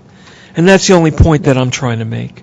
And this is Susan, and it is very clear that communications is a chain, and we need to make sure that each link on the chain is connected. And often in government or industry or with consumers, it's not always obvious where we need to go, but certainly there needs to be communications and a way to work with PSAPs and industry and consumers to make sure that what's being provided is effective and provides the safety that's expected. On that, I am going to say we need to have a health break, and 15 minutes sound good? Does that sound good, Claude?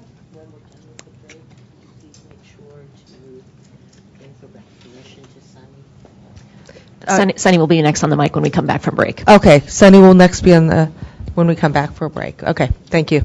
You remind me.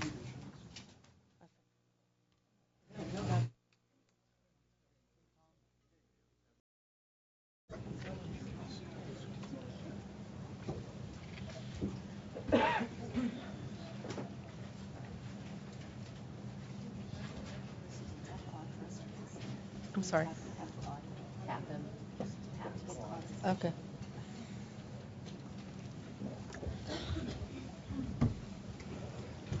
Hello, everybody. This is Claude. I would like to go back to Sunny, if I could get Sunny's attention. Sunny, please come to the table. We need you, Sunny. He wanted to make a comment that connected to our previous emergency communications report. Sunny? Is Mark here? Yes, he is. Al Senenstrahl here for DSA. I wanted to respond to Mark. I appreciate Mark's concern, and I agree with the concern that it's quite valid. I know that when the ADA was passed in 1990, it required that all PSAPs become accessible to all TTY telephones.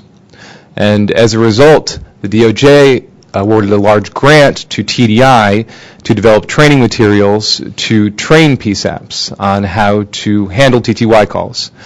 And perhaps we could look into that, not necessarily with the DOJ, but in other regards, to how we could develop similar programs to train these PSAPs, once again, to handle iOS TTY calls.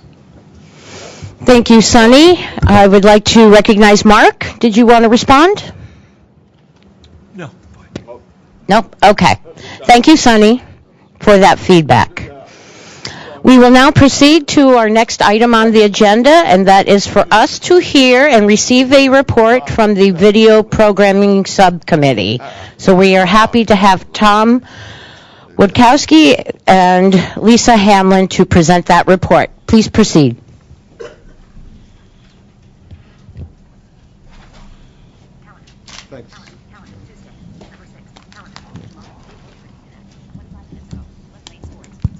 Thank you, Claude.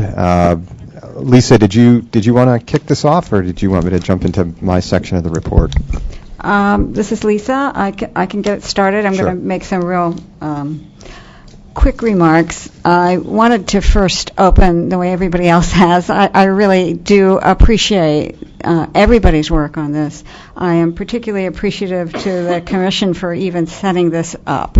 This is the first time we've had a disability advisory committee, and I really appreciate the Commission's doing that. I appreciate, and we all appreciate, the work of Karen and Susie and Elaine, how much they've given support for all of our committees. So I wanted to say that up front. I also want to show appreciation to the work of the committee itself. Everybody did a really good job and stepped up up to the plate, and to David Bahar, who was chairing and is chairing the captioning committee. I want to give credit to as well. But I want to, and I know everybody said that, everybody thanks, and we want to thank everybody. But I also want to say one of the things that came out of this committee, which I really like, is the ability for consumers and industry to sit down together and work through some of the more controversial issues. And this committee allowed us to work on smaller committees, so we really got to know each other a little better.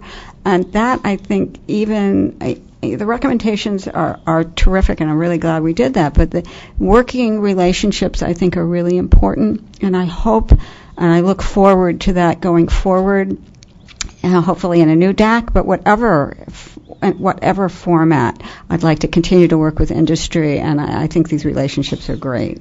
So thank you all. I have only a very brief report. We do not have recommendations coming out of the captioning committee portion of the video programming committee.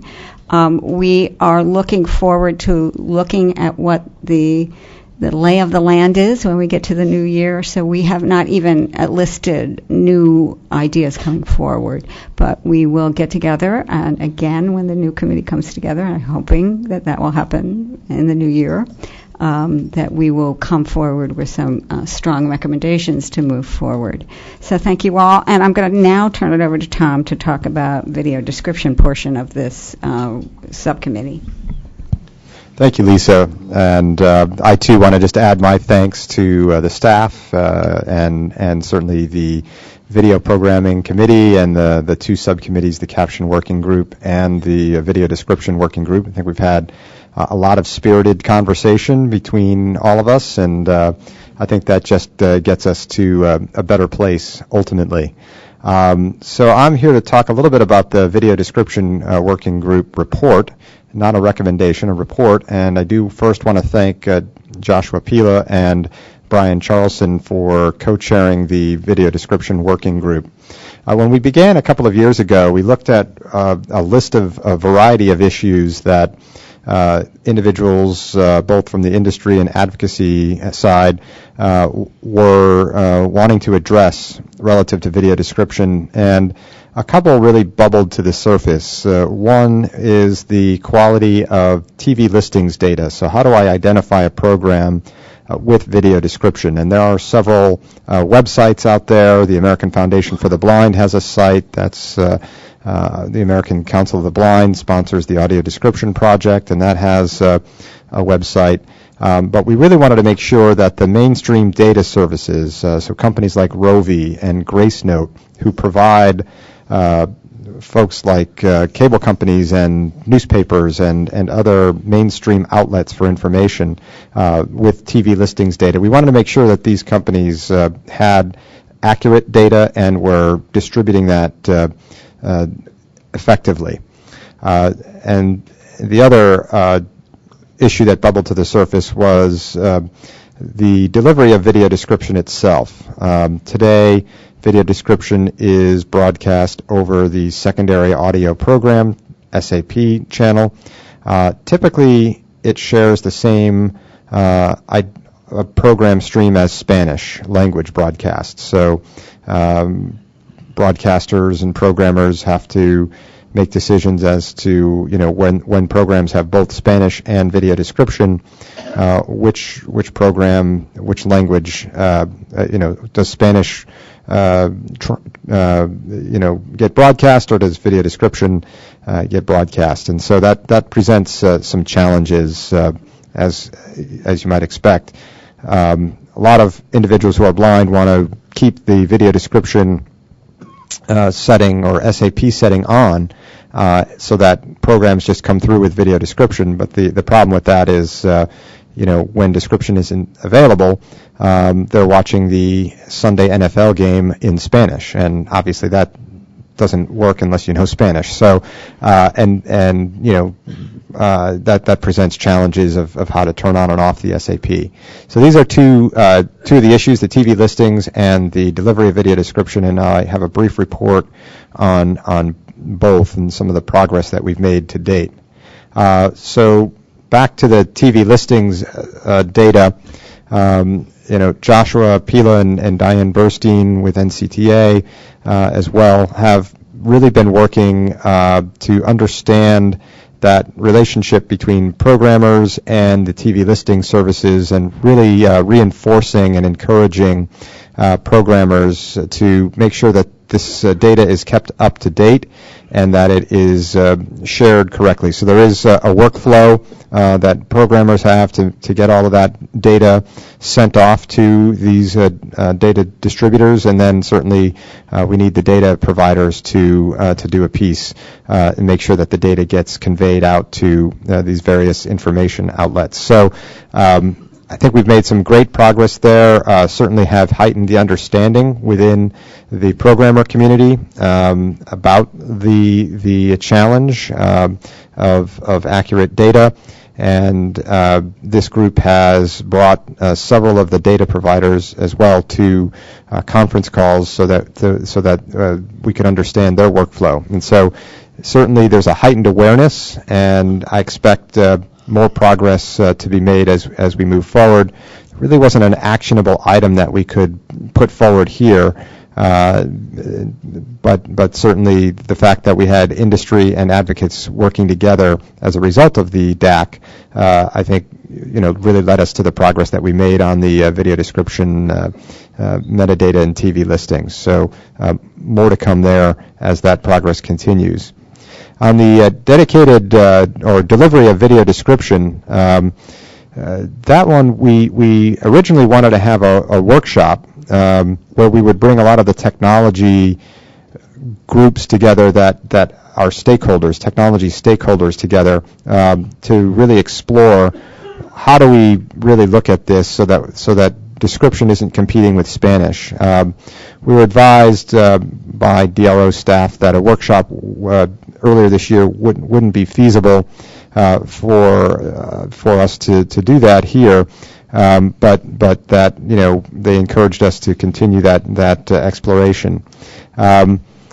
This discussion needs to continue. So I think we are all aware that we want to make it easier for people to access video description. I think how do we do that is the challenge, and so we expect that this conversation will continue, and we really think that stakeholders need to come together and explore new technologies and unique alternatives for how video description could be delivered alongside foreign languages without forcing the trade-off between video description and a foreign language, then therefore making it easier to identify and set a setting to enable video description so that it's just there once you have that enabled. So I think there's more work to do there, and we look forward to that dialogue continuing as we move forward. Does anyone else in the working group, Josh or Diane or anyone, do you have anything you want to add? I take that as a no. Silence, no news is good news, I guess. This is Claude. Are there any questions or comments for Tom or Lisa and Video Programming Subcommittee? I see none. Okay, thank you, Tom and Lisa, for that report. Okay, now, Elaine, we'd like to go back to the Emergency Communications Subcommittee report. She has some information directly from Richard Ray, who's one of the co-chairs. Hi there, and hi, Richard. I know he's watching us out in California because he sent me an email, and he said that he wanted to bring to everybody's attention that there are a number of issues that the Emergency Subcommittee didn't have a chance to finish up in this term of the DAC and would like to recommend for the next term of the DAC. And they are 4 issues. One is operating system and TTY features, what we've just been discussing. Discussion on this topic needs to be continued. The second is real-time text. additional advice and recommendations on real-time text. The third is text message to N11 services, including 311, 511, and 800 hotlines. These have been already discussed in the DAC, but further discussion needs to be fleshed out. And finally, number 4, mass notifications via short message service, SMS, should be made available in addition to the wireless emergency alert. So these are 4 topics that Richard would like to see the emergency subcommittee of the next term of the DAC discuss, and I just wanted to put that on the record. Thank you. Thank you, Elaine. This is Claude. We recognize Matt.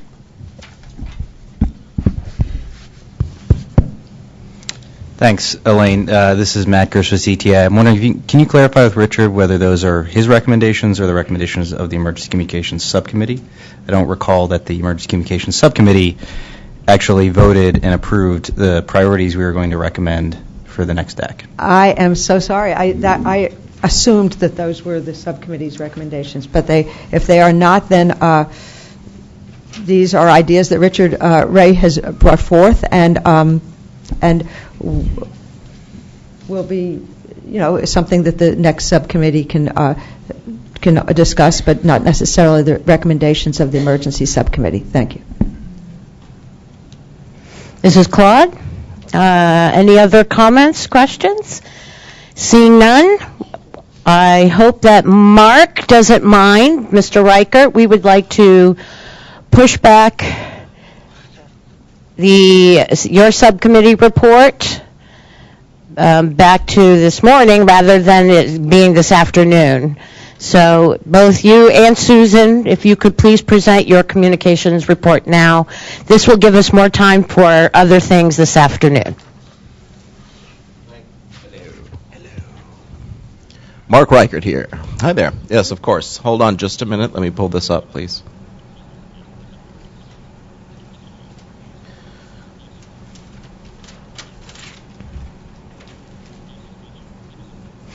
Okay.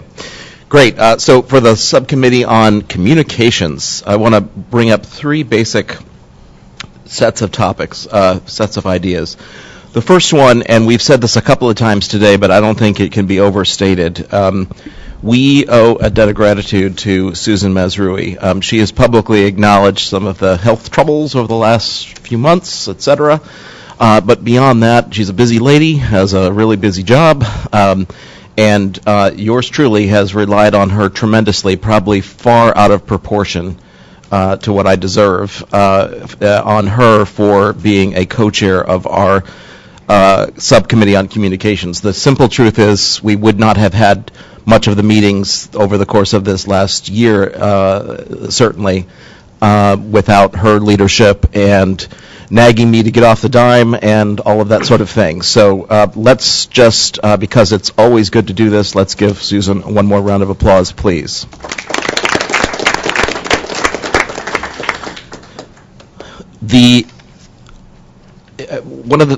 So the second topic I want to get to, and this is somewhat related, is recommendations for the future. Our committee has really kind of struggled, I think, in a way. I think we initially got off to kind of a whiz-bang start. You'll recall that in, what year is it, 2016? In 2015, we did a couple of recommendations. One recommendation on making sure that the FCC hopefully plays a role in bringing appropriate stakeholders together to look at the future of tech, and specifically to try to think very long range, I think even longer range, let's say, than our tech transition colleagues in that task force subcommittee are looking or have looked, to really go farther down the line and say, what sort of technologies are in the pipeline or in someone's imagination that we haven't thought through the accessibility implications thereof, and how can we sort of anticipate that, think through how we can handle it. Not so much that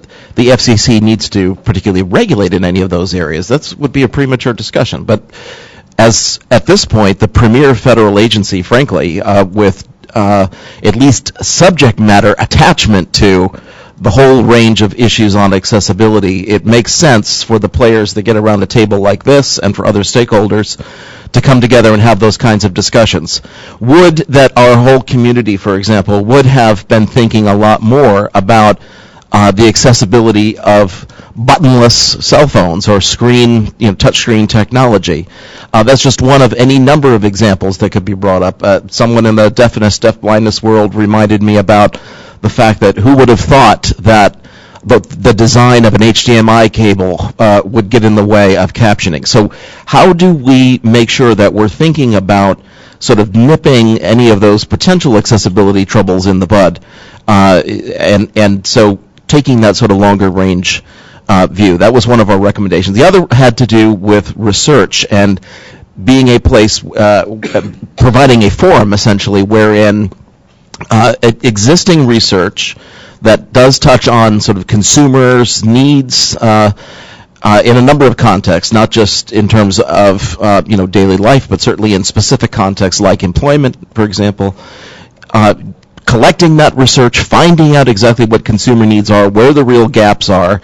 I think our various organizations, and I'll just point the finger at AFB, I mean, we certainly have tried to do that sort of thing over the years, and we've got people around this table who have made it essentially a life's work of collecting that information. I'm not suggesting we don't have that research, but Lord knows we need more of it. And we certainly need to be doing it in a comprehensive way, and I think ultimately what we want to see happen, and our recommendation that you all adopted, thank you, points to this, is ultimately getting those players together and having a cross-agency technology and accessibility/disability agenda formed. I know these recommendations really haven't been addressed. I know that there are opportunities, hopefully, in the future, and that there have been some attempts recently to try to move that forward.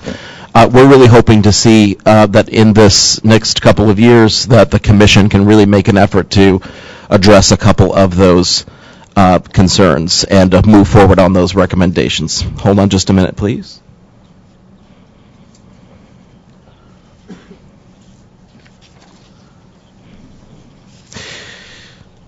Yes. The other point I want to make under this sort of second heading of our roles and sort of the function of this committee, I think there's been some concern about how the Communications Committee can best work within the array of subject matter specific subcommittees that we've had. So in the future, with the future DAC coming online, hopefully we can take a look at what the roles of the various subcommittees that folks might think would be useful. I think initially the Communications Subcommittee in our sort of active first year, I think we had lots of ambitions for wanting to address issues of cognitive disability. It was thought that that would be best served by spinning that topic off in a disability-specific area. I'm pleased to see that that work has resolved in some good work product. I think a number of the issues, including today's recommendation from the Technology Transition Group, certainly is the kind of thing that would make some sense, but again, we wanted to sort of spin that off in a specific direction. I'm not being critical of those things. I'm simply saying that I think if we're going to look at a communications subcommittee in the future, that we need to have pretty well-defined roles. I think that would help in terms of the scope of the work of the various committees, so I'd hope that we would do that. Okay, hold on just another minute.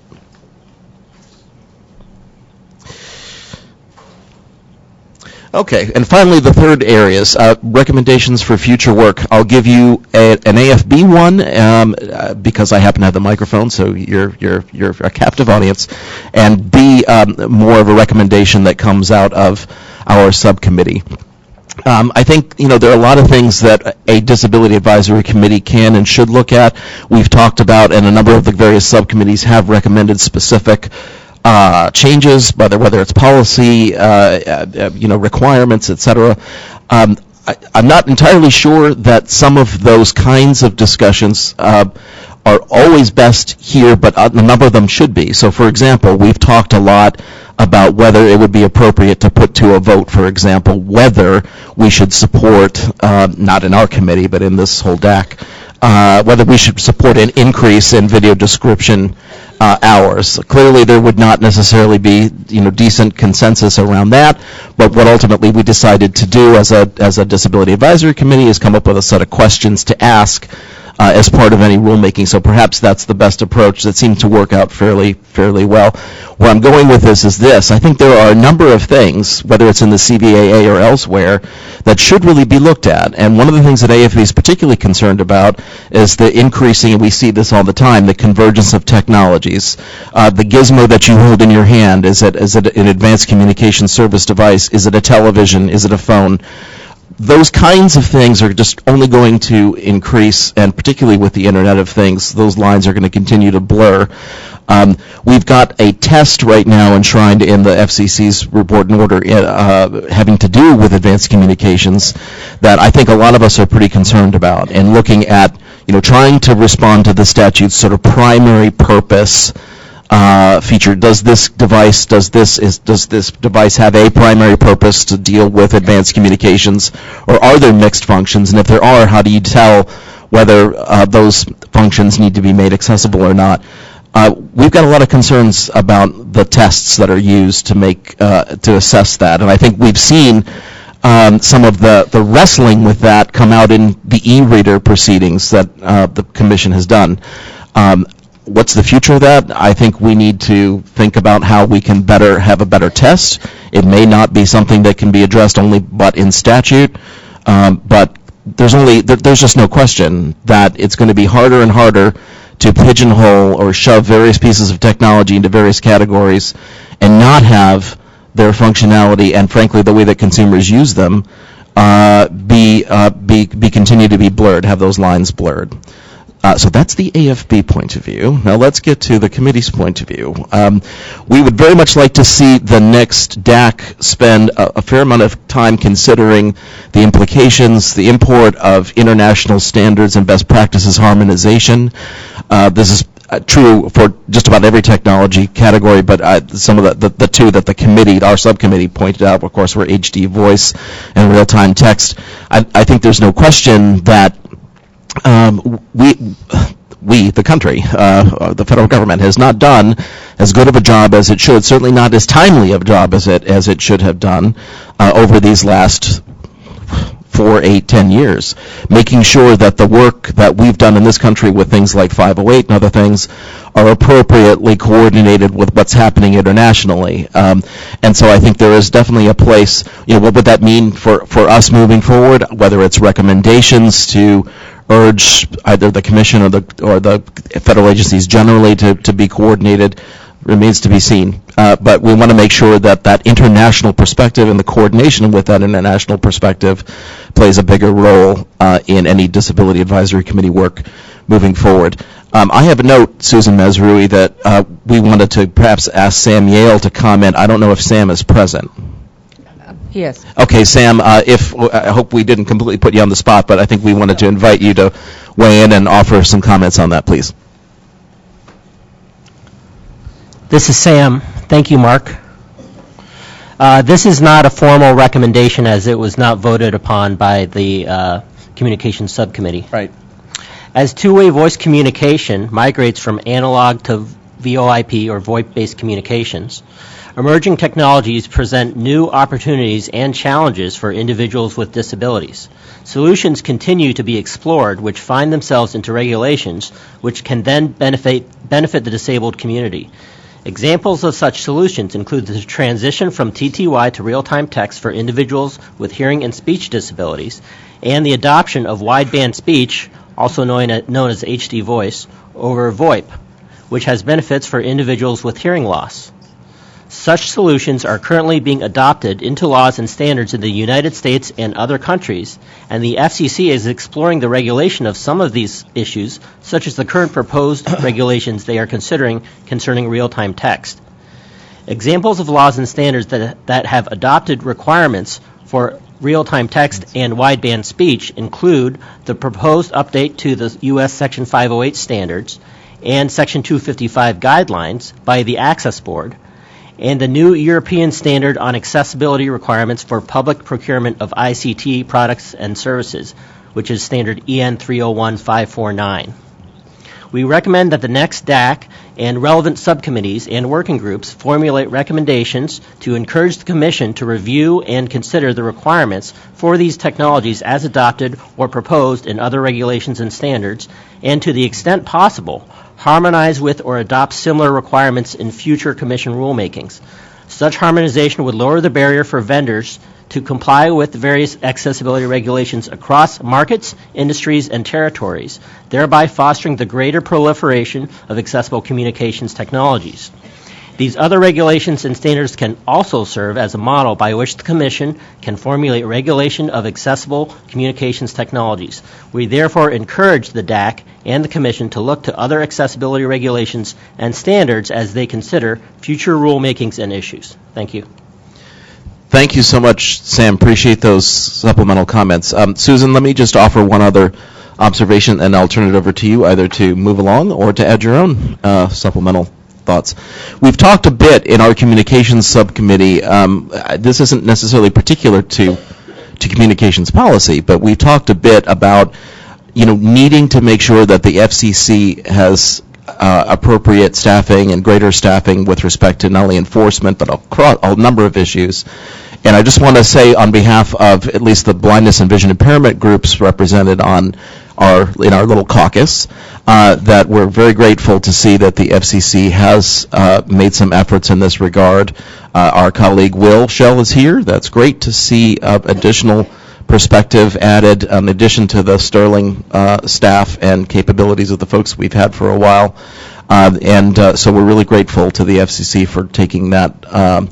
Wasn't a recommendation of our group per se, of course, but it was, I think, very much a heartfelt desire on the part of at least our sort of blindness vision impairment caucus, if you will, to see the FCC respond to that concern. So on behalf of us, thank you very much. Susan, with that, over to you. First of all, I want to thank all the members of the Communications Subcommittee, including Mark, and there was a lot of work that was put into the initial drafting of the recommendations. I want to thank Sam for his background and knowledge on harmonization of standards. For just an additional perspective from industry, having conflicting standards can be a real challenge. And we think that there's expertise within the FCC and within, we're sure, the future DAC members who can help look at the issue overall. It is a real challenge as companies become global, whether they're assistive technology or service providers or equipment manufacturers. We all are facing a global market, so the more we can do to be consistent with getting the access right, the better off we all are.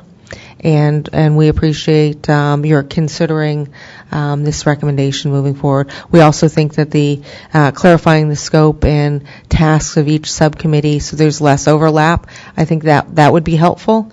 And I appreciate all the subcommittee members who we've had an opportunity to work with, and Zainab in particular, so that we're not duplicating efforts and we're moving forward. And the Communications Subcommittee would also like to thank the staff, particularly Rosaline Crawford, for her help, and all of you who've made these meetings possible, the calls possible. There's a lot of setup, there's a lot of work behind the scenes, and we just want to let you know we really appreciate that. So I think at this time, if folks are okay with it and Claude is okay, we may want to have our lunch break early. I'm sorry? Oh, okay. Only if we have lunch, though, because Elaine's going to check that. It's the new weight loss program. This is Claude. Okay, Claude's here. Susan, why don't you sing a song or two for us while we wait? Oh, my whole goal in life is to disprove that blind people automatically have musical skills. So the only people who would appreciate that are the deaf people in the room. Let me tell you.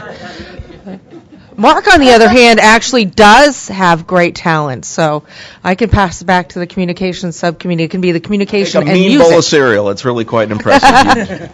He's actually, what I understand, a very good pianist. Is that correct?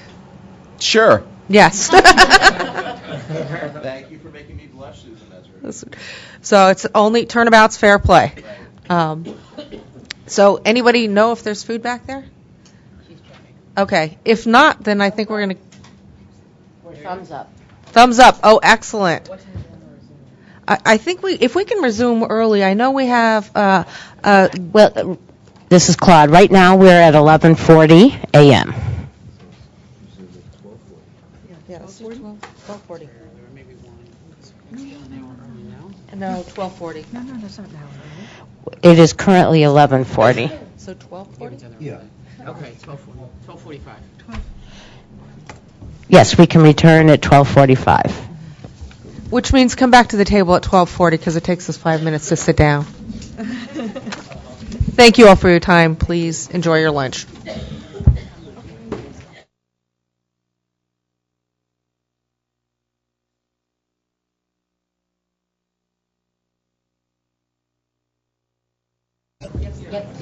Okay, thank you. Welcome back to the afternoon session of the Disability Advisory Committee.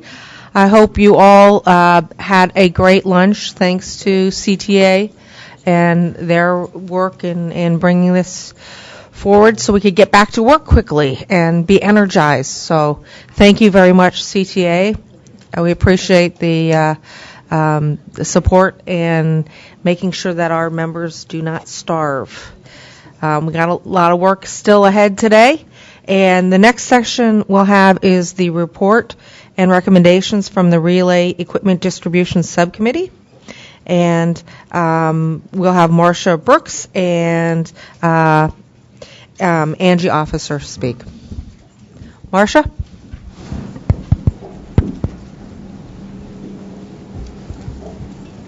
Hi, this is Marcia Brooks from Perkins School for the Blind. My remarks are on behalf of my co-chair, Angie Officer, and all of the members of the Relay Equipment Distribution Subcommittee. I think we've heard a lot of gratitude today. We have some of our own. You may have heard it before, but they're no less sincere. The first thing we'd like to do is express our gratitude to the FCC for the opportunity to have contributed to the DAC these past 2 years. We greatly appreciate the FCC's commitment to the DAC and especially want to thank Karen Peltz-Strauss, Elaine Gardner, Cheryl King, Elliot Greenwald, Greg Leibach, and Robert McConnell for their many efforts, support, and guidance. We would also like to thank all the members of the DAC with whom it was truly a privilege to work. Finally, in our thank you portion, Angie and I would like to acknowledge the members of the Relay Equipment Distribution Subcommittee for their exemplary contributions, subject matter expertise, and thought leadership. They put in countless hours to advance meaningful recommendations to present to the FCC and the DAC. So the first thing I would like to do is read for the record the Relay Equipment Distribution Subcommittee's suggestions for the next term of the DAC. Rather than expand upon all of them in detail, there are a number of them, so it's really just a punch list that I will share with you. And these are just recommended subject areas for consideration for the next term of the DAC. Number 1, further review of video mail, including assessment of financial impact to the TRS fund. Number 2, assistive and augmentative communications, best practices for people with speech disabilities. Number 3, continued focus on all TRS services quality improvements, ease of use, ease of accessibility, and 911 improvements. Number 4, review of the MITRE COE issues to determine whether there are outstanding issues. Number 5, review the status of the platform approach the FCC was researching and give guidance on how this impacts consumers positively or negatively. Number 6, review digital captioning implementation and enforcement and make recommendations in the area of enforcement, TV broadcaster obligation education on what is required, and consumer education. Number 7, review set-top box proposal the FCC is considering to determine impact on digital captioning. Number 8, further discussion and implementation variables on real-time text transition. Number 9, review CVAA implementation and determine if any recommendations need to be made based on what has emerged thus far. Number 10, quality standards / metrics for VRS, including interpreter qualifications, video quality, skill-based routing, and interpreters for the deaf. Number 11, 911 rule changes for web and mobile IP CTS calling. Number 12, 911 training for all forms of relay to PSAPs. Number 13, 911 call routing. And our final item on the punch list, number 14, speech-to-speech quality recommendations. Those are the suggestions we would like on the public record for the next term of the DAC.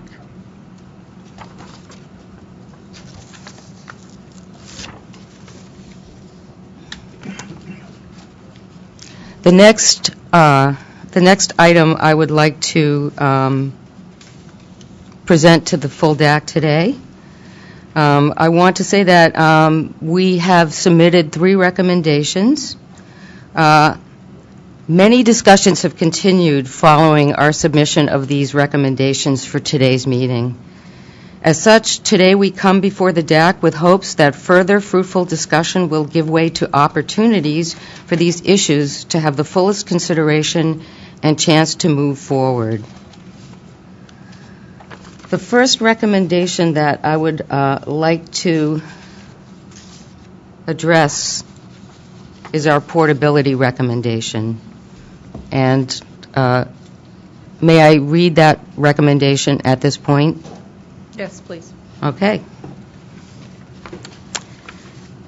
Number 1, whereas hearing individuals are free to choose to use either wireline and wireless systems and equipment or both. Number 2, whereas ports between wireless numbers are often completed the same day. Number 3, whereas users of IP-enabled telecommunications relay services have fewer options for telecommunications access and never experience a port in the same day. Number 4, whereas the Disability Advisory Committee recognizes that functional equivalency must be provided to users of IP-enabled relay services. Number 5, whereas functional equivalency in the porting context is only achieved when the amount of time it takes for a user of IP-enabled relay service to port their number to another provider does not exceed what is encountered for hearing individuals. Number 6, whereas manual processes are inherent to delays. Number 7, whereas the vast majority of the delay encountered in porting is experienced after the letter of authorization, parentheses, LOA, is supplied by the winning provider to the third party numbering provider. Now, therefore, it is, number 8, recommended that the Disability Rights Office and the Consumer and Governmental Affairs Bureau share information regarding the porting experience for users of IP-enabled relay services with the Wireline Competition Bureau and the North American Numbering Council, so that the WCB and NANCI, the acronyms WCB and NANC, can identify solutions to shorten the process of porting a telephone number from one IP-enabled relay provider to another to that which is experienced by hearing individuals. Number 9, recommended further that standardized and automated methods be used to verify the information on a LOA, including whether the numbers being ported are owned by the party initiating the port through the LOA, letter of authorization. Number 10, recommended further that the FCC initiate a rulemaking requiring third-party numbering providers process all ports within 24 hours of LOA verification. Number 11, recommended further that the FCC conduct, as part of the National Outreach campaign, a campaign to educate relay users about the porting process, including, but not limited to, information regarding the average length of the porting process, the common causes for delays in the porting processes, and expectations for porting features and/or equipment from one provider to another, and how to reach 911 while a port is pending. Number 12, recommended further that the FCC require providers of IP-enabled relay services who are winning providers in a porting process to furnish to acquired customers information regarding the features they provide to users in accordance with a format developed by the FCC that includes features and functions known to exist among IP-enabled relay providers, including but not limited to the ability to receive video mail, the ability to set a video greeting, the ability to set a text-based greeting, the ability to support low-vision customers with high-contrast display modes and/or Braille displays, how to access 911 services, including the need to provide location information to the winning provider, and the ability to support systems to provide visual notification of incoming calls. So that is the first of our recommendations for today. Any questions or comments? And I'm going to ask Elaine just to call on people. That's okay? Yes, that's fine. Thank you. Matt Gerst?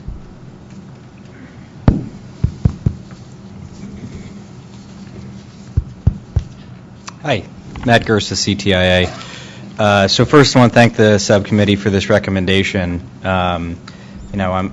My comments here come from a place of wearing two hats. I am a member of the DAC and representative of CTIA, but I'm also a member of the North American Numbering Council.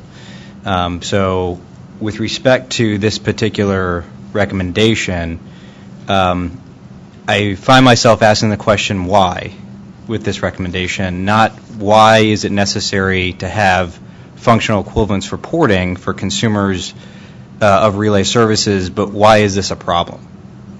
And that's not really addressed in this current draft. It's hard to understand what the problem is. Wireless carriers, for example, have been doing same-day porting for well over a decade, and so it's unclear what the issues are here because they're not teed up. And therefore, I find myself, thinking that the first recommendation to refer this to the Wireline Competition Bureau and the North American Council for further consideration makes sense because, certainly if there's an issue here that we don't know about, maybe we need to think about it. But the other recommendations are really specific as to what needs to happen to address the issue without much support for why that needs to happen. So as a friendly amendment, I might recommend the removal of recommendations 9 through 12 and limit this to just a referral to the Wireline Competition Bureau and the North American Numbering Council.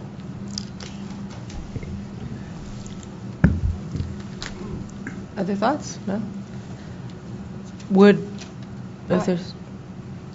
I'm just looking. Christian has his hand raised. Okay, Christian, please.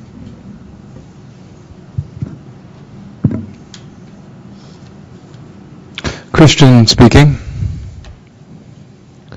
In seeing your comment, it's a little bit of a surprise to me that we would be expecting more fundamental communication issues here. You're right in that wireless providers do port things same day. That is not an issue. The issue at hand is related to the service. The service using its own 10-digit registration number and its own system for VRS and IP relay. which is separate from the mainstream numbering system. So users have to apply for an account for their relay service provider for VRS or IP relay.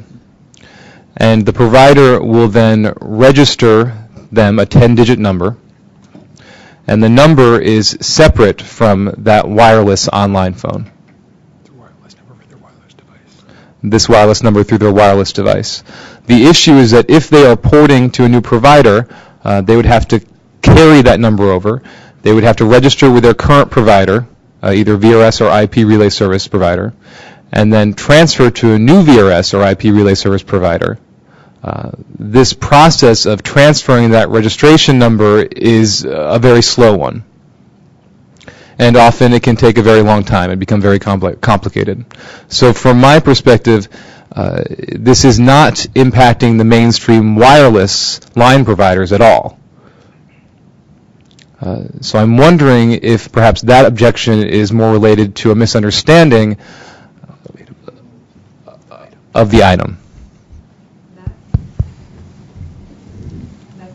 Sure, Matt Gerst with CTIA.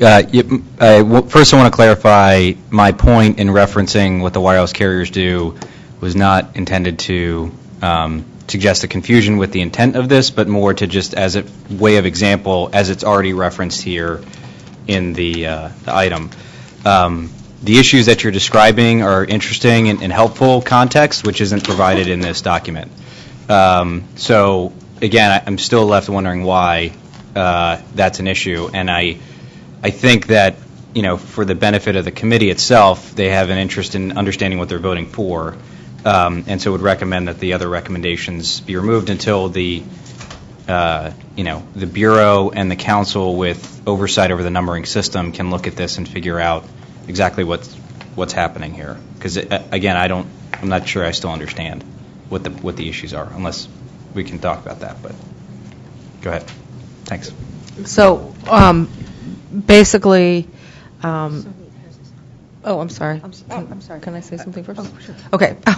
Basically, what you're saying is you think these two organizations could resolve the issue and examine it and resolve it because they have authority over this area?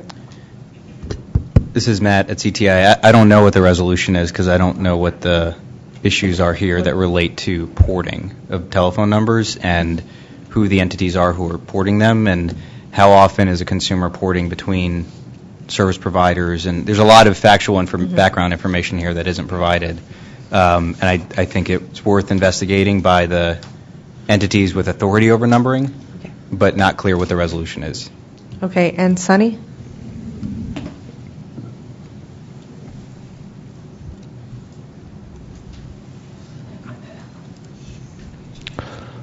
Sonny of DSA here, Deaf Seniors of America. Okay. So before I continue to my request for clarification, I want to first request some clarification. Do you mean that if we were to discard those three tenants' recommendations, then that would cause a delay on the porting? This is Matt at CTI. I don't know. Not quite sure, and maybe somebody on the subcommittee who wrote this could answer that question. I don't know what the delays are, and it's not really spelled out in the recommendation. And Christian. I think it's the intention of all of us to speed up the porting process, and you're asking that we remove those final three. So that would mean that we continue to delay the porting in that regard. Is that correct? Again, I don't know what's happening. If there is a delay, it's not really explained here. It's just stated, but there's not really any information as to what's happening. It would be helpful to understand. So, as I currently understand it, there is currently delay in porting. Is that correct? And we're asking for that to be sped up. So it seems as though it's already delayed, which is my understanding. Mm-hmm. And what's happening currently is that porting is under relay service is being delayed as it is. So we're asking for that to be a more expedited, speeded up process to result in faster porting. Well, that's not. And we're asking that to continue to delay that porting process as it was before, or are we still asking to speed it up? So as the Vice President of DSA, I'm quite concerned. I mean, we need to have access to 911. If we have a delay in that porting process, then we wouldn't have access to those 911 services. Do you know that deaf people have a right to, if they have a heart attack at any time, just as hearing people do, they have a right to have a response to that? Would we continue to have delay porting in this case? So I think we should make a motion to speed up the process. Yeah. And this is Susan, and I think the intent still is to speed up the process. I think from what I'm understanding from what Matt is proposing as a friendly amendment, is to just put it under the authority of these two organizations that deal with this issue and have them resolve it in a way that makes sense as quickly as possible.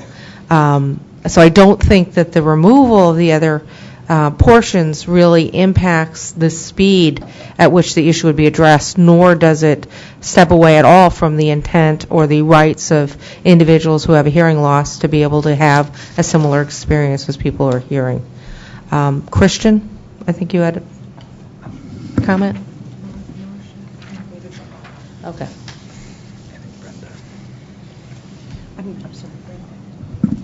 Okay.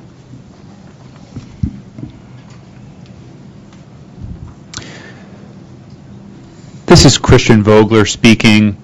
I'm going to follow up again here and emphasize once more, there are a host of issues that we're talking about now that are related to missing information about the porting process.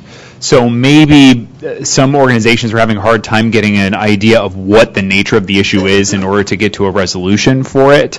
But I'd like to submit that the people who have worked on this recommendation and people who have been involved in registration processes in the past, have worked for relay service providers, have worked on these issues in the MITRE Center of Expertise, the COE. It was stood up as well. So there are a lot of VRS providers that were members of that also, and my understanding is this recommendation is based on information from service providers contributing to the subcommittee's wealth of knowledge. So I guess I'm having a bit of a hard time understanding how this recommendation impacts CTIA interests. My understanding is that this is more of an issue with regards to FCC oversight of relay services and relay service providers in terms of how they can resolve this specific problem to ensure that all their consumers are getting access to services in an appropriate fashion and without undue delay. Yeah. Matt, would you like to respond? Sure. This is Matt at CTIA. So as I said, I'm coming at this as a member of the DAC, and I'm trying to understand as a member of the DAC what it is that I'm voting for. And this recommendation, I still don't, I respect the expertise of this. Let me start again. This is Matt at CTIA. I just wanted to emphasize that this is as a matter of how this recommendation is currently drafted, right? What you're saying is that there's a lot of underlying issues here, and that the subcommittee has worked on this and understands what these words mean. The rest of the DAC, at least from my perspective, doesn't, and we haven't, I still haven't heard what the delays are, what is causing the delays here, right? What the actual issues are. What you're asking for is that the FCC, that the North American Numbering Council, shorten that process, and I don't know what I'm voting for that would ultimately impact the numbering process itself, which CTI's members do have an interest in, for one. So I think that's the issue here, is that there's a lot of background that I think the committee should understand what it is that they're asking the FCC and the North American Numbering Council to do, and my request to edit this is not to say that the FCC and the North American Numbering Council should not look at this. They absolutely should look at this to see what can be done to speed up the process if there are any delays that are happening. It's the other more specific recommendations, which I'm not quite sure what the impact is to the numbering system on these specific requests. And I think Elliot and Brenda and Marcia. Oh, I'm sorry, and David Bahar, sorry. So, Elliot, do you want to respond, and then Brenda and David? Yeah, this is Elliot Greenwald, Disability Rights Office. The issue here is not, I believe Matt's concerns are not one of substance, but more of procedure, that the full DAC hasn't been educated to what all the issues are that the relay consumers are facing and the relay providers are facing in terms of being able to do the ports on a timely basis. So I think the problem is that a lot of the members of the DAC just aren't comfortable yet with being able to vote on recommendations 9 through 12 without further information. Although the first recommendation, number 8, is certainly ready for a vote, because that is asking for study of the problem to figure out what the solutions are. And so rather than make specific, so I think the issue here is more that is that there are enough members of the DAC who aren't ready to make the specific recommendations today, that therefore, in order to have a vote today, the only recommendation that everybody can feel comfortable about in terms of a consensus, and it's important the DAC reach a consensus, is recommendation 8. There are a lot of different causes for the delay. I'd like to speak to one of those causes, because I think a lot of people here may not understand what one of the causes is, which is why there has to be a manual part of the process at the moment, which is we had been receiving a number of complaints in the Disability Rights Office where people were signing LOAs asking to port numbers that were not their phone numbers. And this was causing a lot of problems where all of a sudden the number would get ported, somebody else would take over that number, the person who had the number therefore couldn't make calls or receive calls using that number, and it was causing a lot of problems. So the providers got together to resolve this, and the way they resolved it was that when the porting in provider would get the LOA, the porting in provider would go through a manual process of confirming that the number belonged to the person who signed the LOA. And that's very important, that we retain a process to, and this resolution recognizes that we retain a process to confirm that the person signing the LOA actually has the phone number that's being requested to be ported.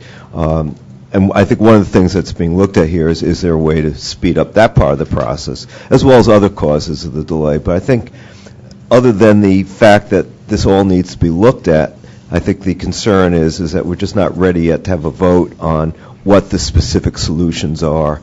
And I think that's what the problem is. And I think that's why Matt and others are expressing concerns with numbers 9 through 12. Thank you, Elliot. Brenda?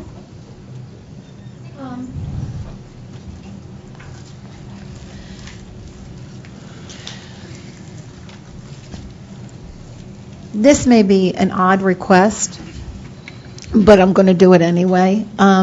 Is it possible for this working group, this subcommittee, to get together during the next break and come back with an explanation that is understandable to the rest of the DAC? Because we understand the issue. We are concerned, and I'm speaking for myself and I believe for the rest of the group, but I'm not going to claim that. We are concerned that suppose there is no DAC, suppose it is not reconstituted, that this issue is possibly a life and death situation where people are porting, and in between the port, the length of time that it takes to actually be ported to the next provider that they're going to be using, an emergency happens. And nobody knows where they are, who they are, or anything. That's where the delay is coming in. So rather than delay the vote on this issue, can we table it until after break when we can come back and give a better explanation that might be understandable and convince you all that what we're saying is right and the right thing to do and vote in favor of it? Is that a possibility or not? I don't know. I don't think I've ever heard it happen before at any of the DAC meetings, but I'm going to ask. Okay, and I'm going to ask David to respond and to make his comment, and then we'll come back to your question after. Thank you. David Bahar?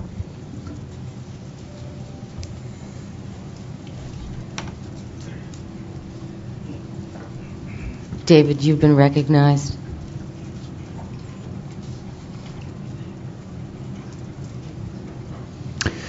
I guess I don't need a microphone, so I can just stand wherever I want. So this is David. Should I move? Am I right where I am? So this is David Bahar. I have been the facilitator for the Relay Technology Working Group. I wanted to take a few minutes to explain this recommendation in further detail because it seems like there's some misconception or some confusion about what specifically is being recommended and what's involved.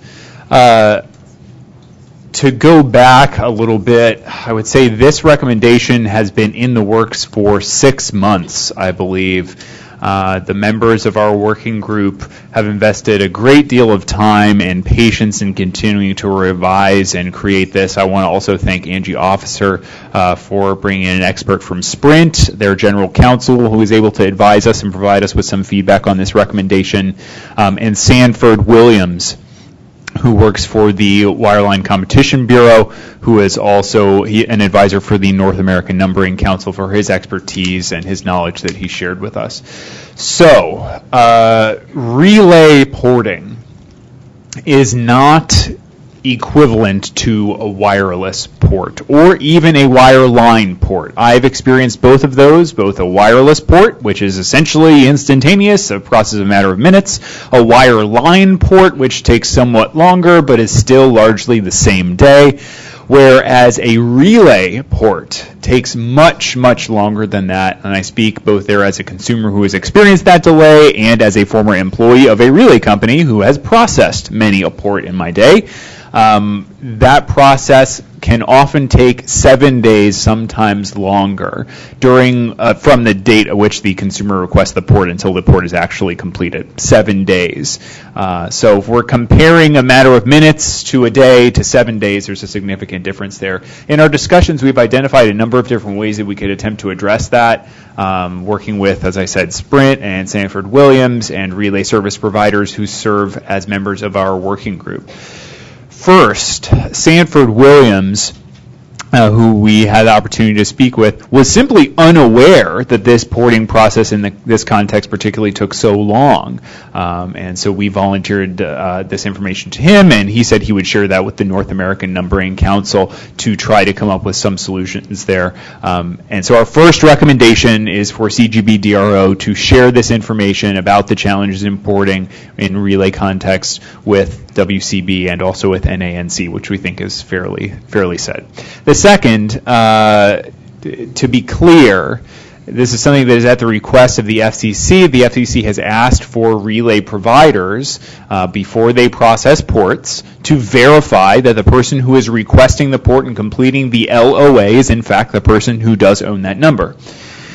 That, in and of itself, causes some delays in the process, and we recommended that that process be automated in order to reduce the amount of time that it takes in order to complete that identity verification and ownership verification, which we think is a reasonable suggestion, and still in accordance with the FCC's preference to have that verification of identity to prevent unauthorized ports.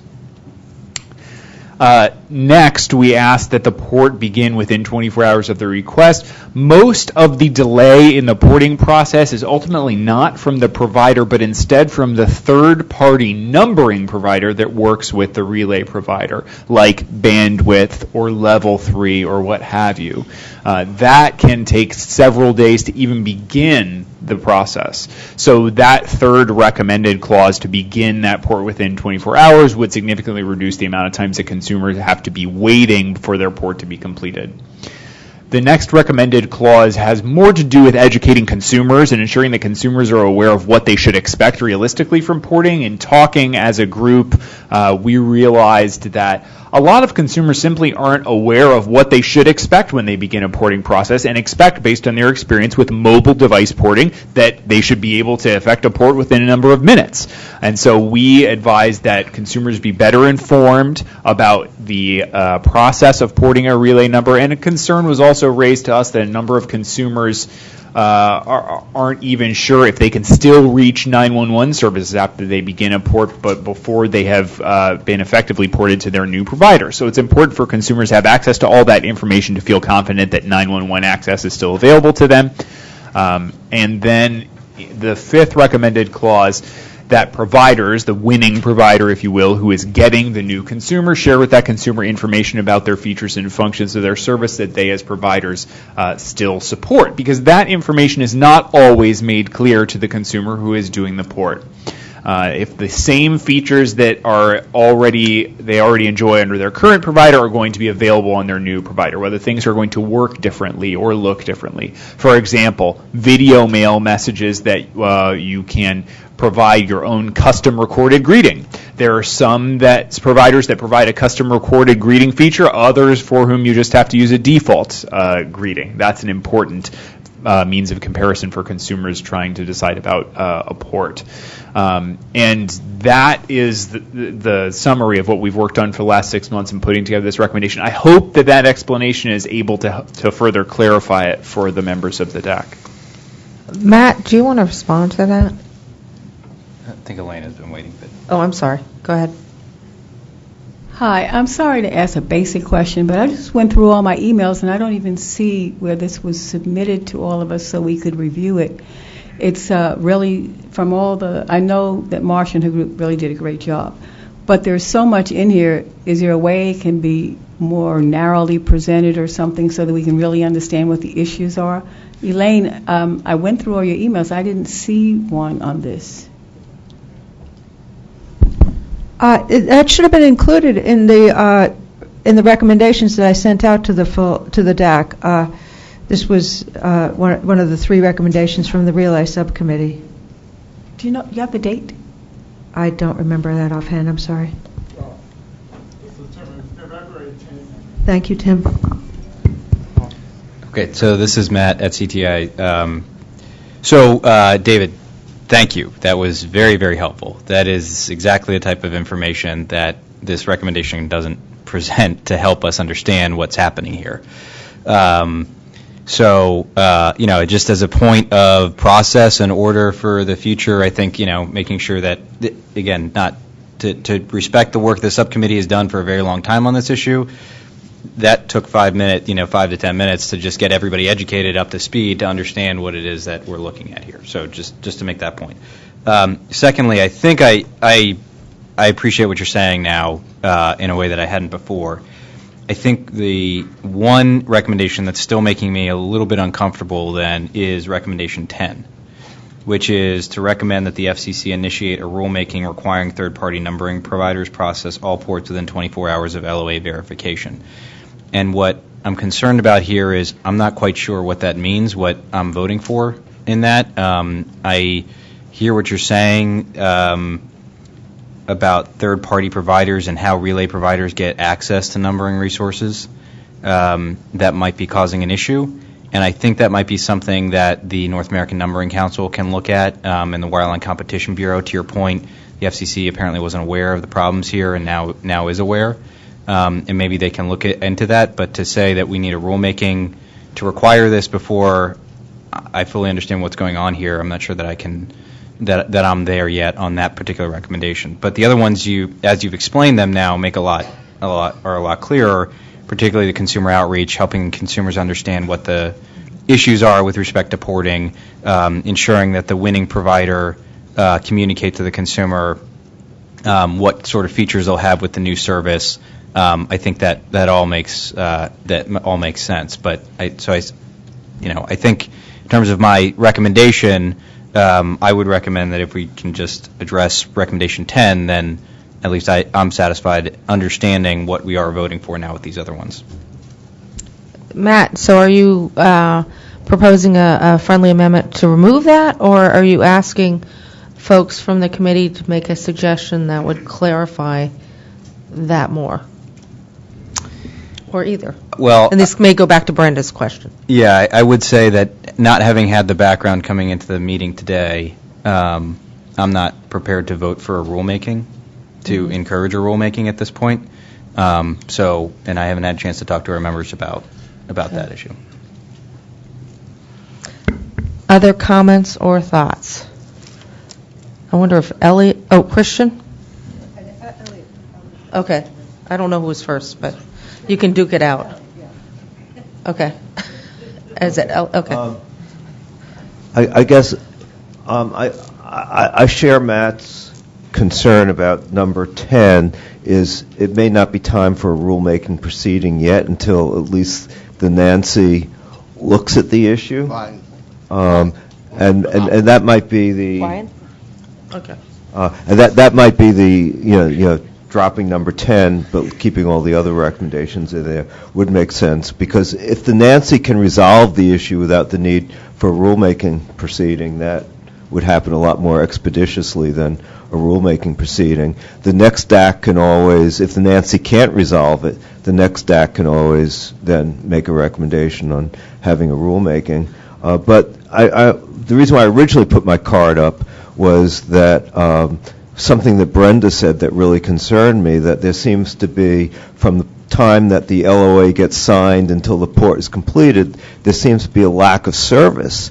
And that surprises me, because under porting processes, the porting out provider is supposed to provide service until the port is completed. And that concerns me right now, why there is this gap in service and why the porting out provider isn't providing service until the porting process is completed. So I'm wondering if David or somebody else can address that issue. David, do you want to go ahead and respond to that? Oh, I'm sorry. I don't think he was watching. Oh, okay. So call on David. Yeah, David, do you want to respond to that? This is David. I'm sorry. Could you repeat the specific question? Sure. Okay. Yeah, David, my concern is a point that Brenda raised, which is Brenda mentioned in her discussion that after the port is the LOA is signed and the port is requested, that there seems to be a cessation of service until the port is completed. But under porting procedures, the porting out provider is supposed to provide service until the porting process is completed, at which point then the porting in provider provides service. So why, I'd like you to address is, why is there this gap in service which is not supposed to be?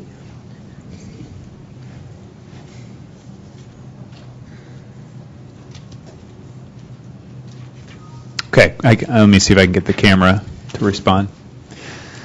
So, to answer your question, service does continue with the losing provider. It is just that the gap between the time the consumer has requested the port and the time that the port is done is so long, where the consumer themselves is in limbo, unsure whether they are still getting service, whether they can call 911 or what have you. And they simply lack that confidence because they lack information about what's going on. So I think that's more of an issue of education, which is under number 11, educating consumers about the porting process. With wireless ports or wireline ports, the process is so fast that it minimizes any concern about the reliability and availability of service.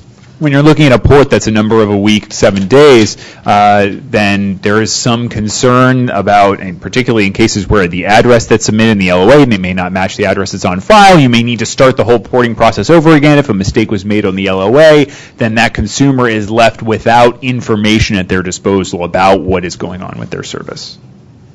And we'll say Christian's last question, and then we'll go back to the committee to see if they are willing to accept the friendly amendment of the removal at one point. Christian?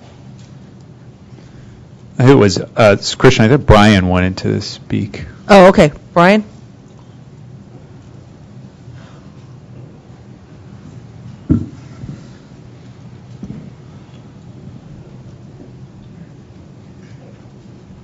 No, Brian has no comment. Okay. So I will refer this back then to the subcommittee? Oh, Sabrina. Okay, sorry, Sabrina. So go ahead.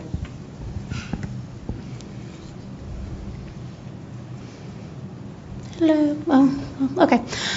So I think one of the important things to remember when thinking about the delay in the porting is that in these instances, this is often requiring using different equipment or a different app. So it's not like if I have my cell phone and I am porting providers, I can still make a call from that same phone and know whether I'm going to have service or not. It's either going to be from one provider or another. I have to try they'd have to try different pieces of equipment, and that's not exactly ideal when you're trying to reach 911 or some type of emergency call. I appreciate that, and I think we're in violent agreement that this process needs to take place more quickly. My question procedurally, because we do have some other recommendations we need to go over, is whether the subcommittee would accept the friendly amendment of removing that one piece.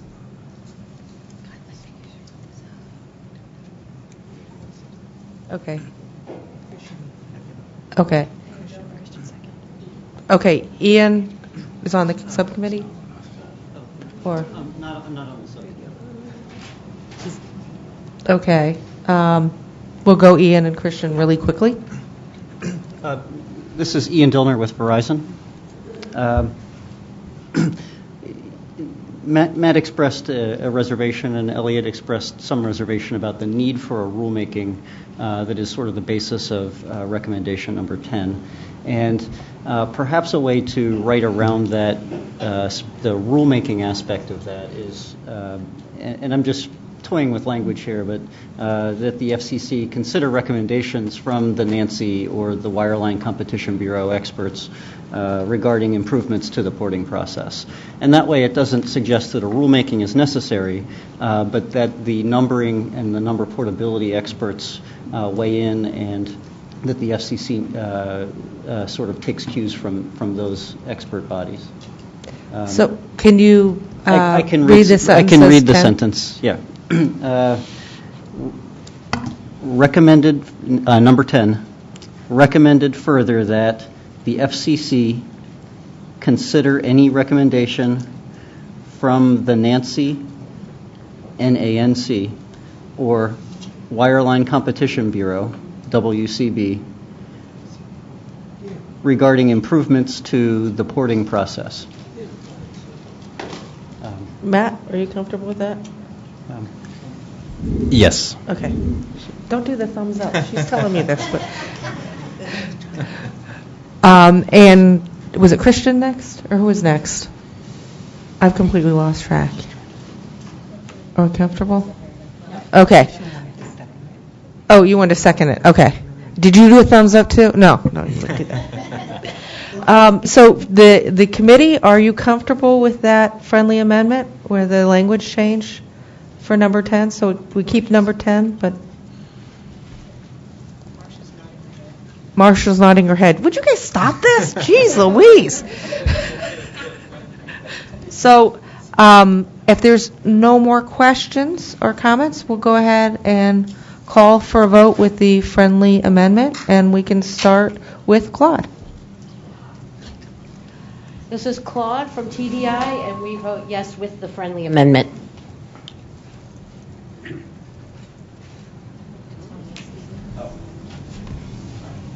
Tony Stevens with the American Council of the Blind, voting yes with friendly amendment. Mark Fletcher with Avaya, voting yes on the friendly amendment.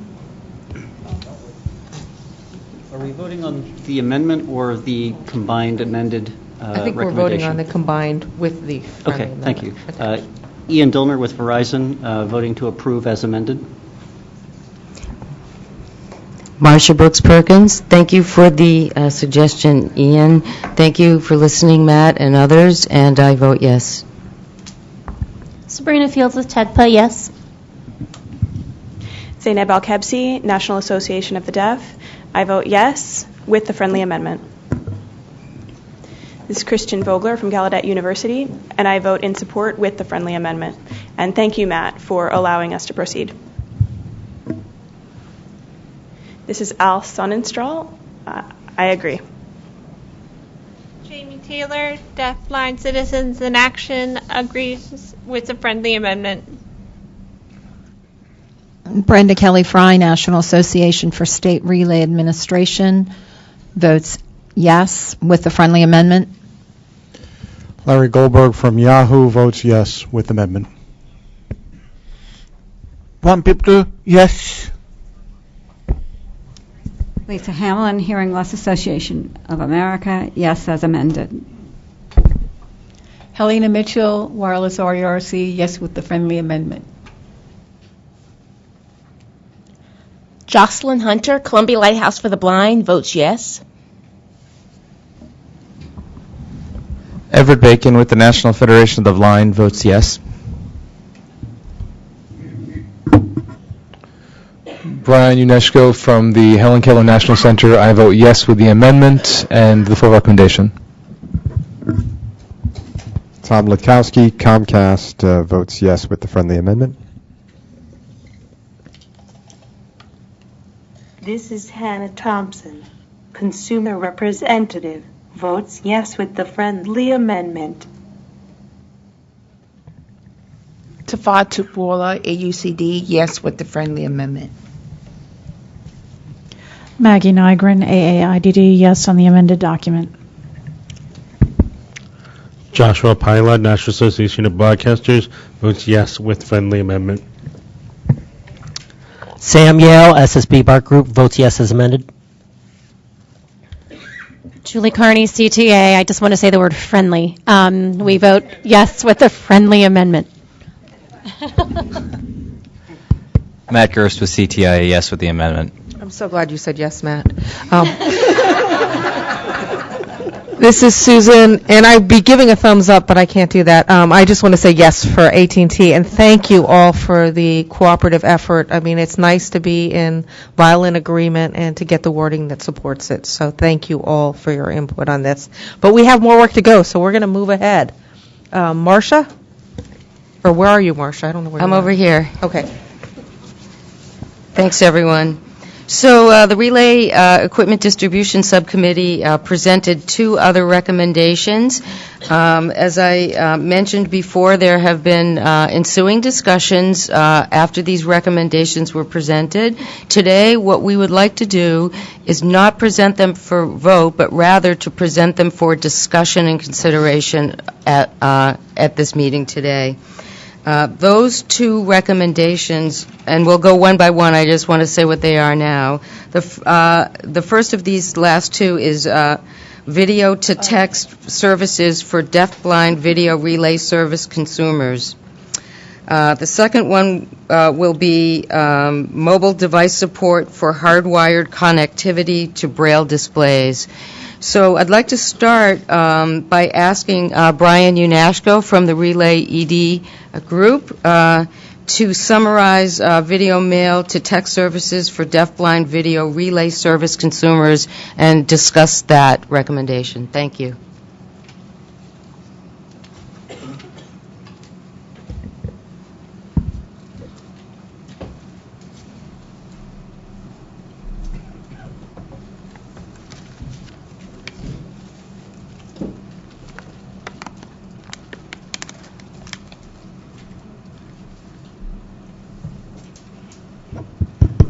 Okay, just making sure everyone can see me. Thank you very much, Marcia, from summarizing this. Thank you very much to the DAC, to all the members, to the FCC for allowing us to have this discussion today. It is a very important topic. I'd just like to provide a brief history about the issue. For the last several years, deaf-blind individuals have had a lot of bad luck in regards to relay services. IP Relay is one accessible company, and then their provider left, and we were left with another IP Relay, and there's only one relay provider that is actually fully accessible. last spring, Star VRS went under, and they left and went out of business. And so here we are today, continuing to see many businesses closing, the loss of opportunities. And currently, if you were to walk into my home, you would see a red light that would be flashing. The light has been flashing for a very, very long time. And the reason for that is because I can't actually review my Sprint mail, my sign mail rather, my video mail. I would have to wait until someone actually physically came that I trusted, who was skilled in sign language, to interpret that message for me. And that requires a lot of time that I don't have.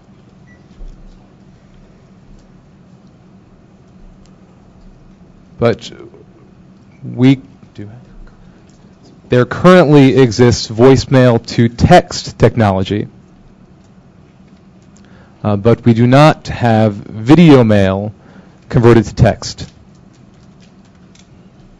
If we could convert that to text, then I would know that I had an important message that I would have to respond to. And then I would be able to then figure out what the next steps would be.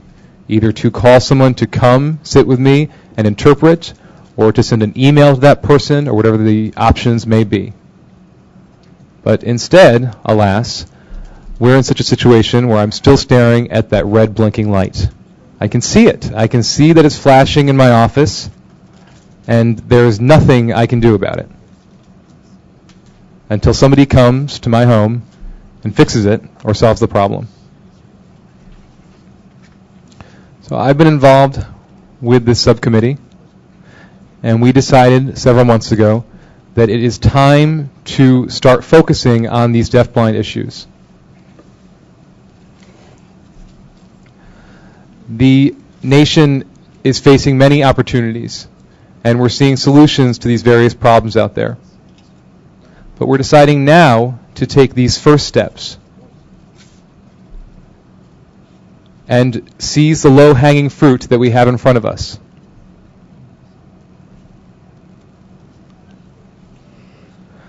We figure that this is the fastest solution until we can find a better system for everybody that ensures equal access. So we've been discussing with our committee and our working group.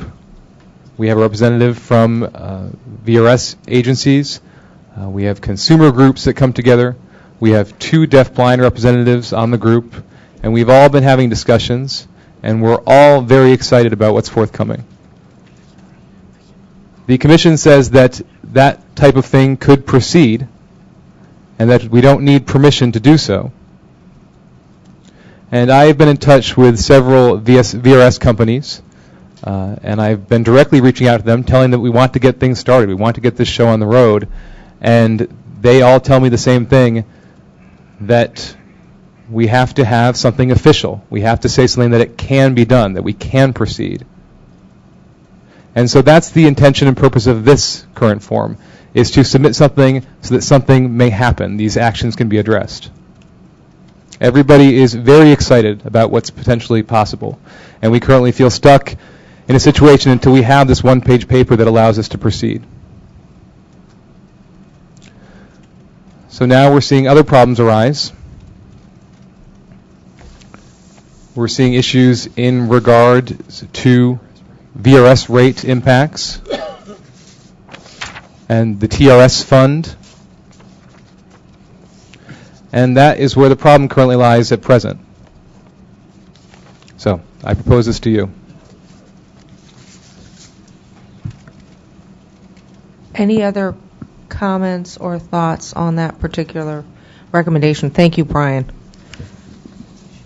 Okay, Christian, please.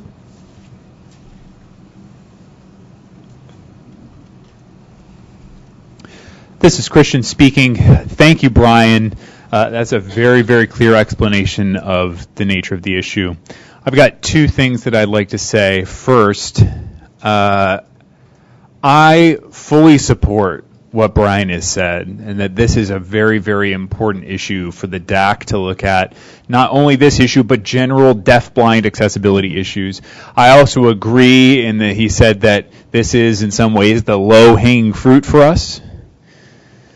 I really think that all of us have appreciated the DAC figuring out how to move forward, and if we could proceed with this type of recommendation, I think that it would be a big win for us. Second, the impact on the TRS fund. I don't know that there has been a financial analysis that has been done, but in my role in a research group, we have often studied how the TRS fund has developed over time.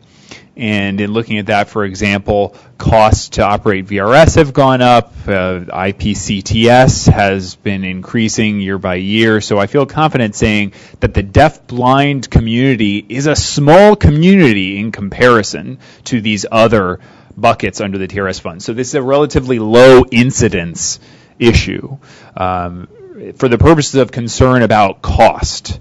For example, if you compare the potential cost of this low incidence, small community to the overall cost of both VRS and IPCTS, I mean, it's staggering, the difference. It's so trivial as compared with the overall size of the fund and the cost of those two services. So I truly encourage you all to think about figuring out some way that we could get past this roadblock, get past this obstacle, and vote on this recommendation. Oh, Claude, please.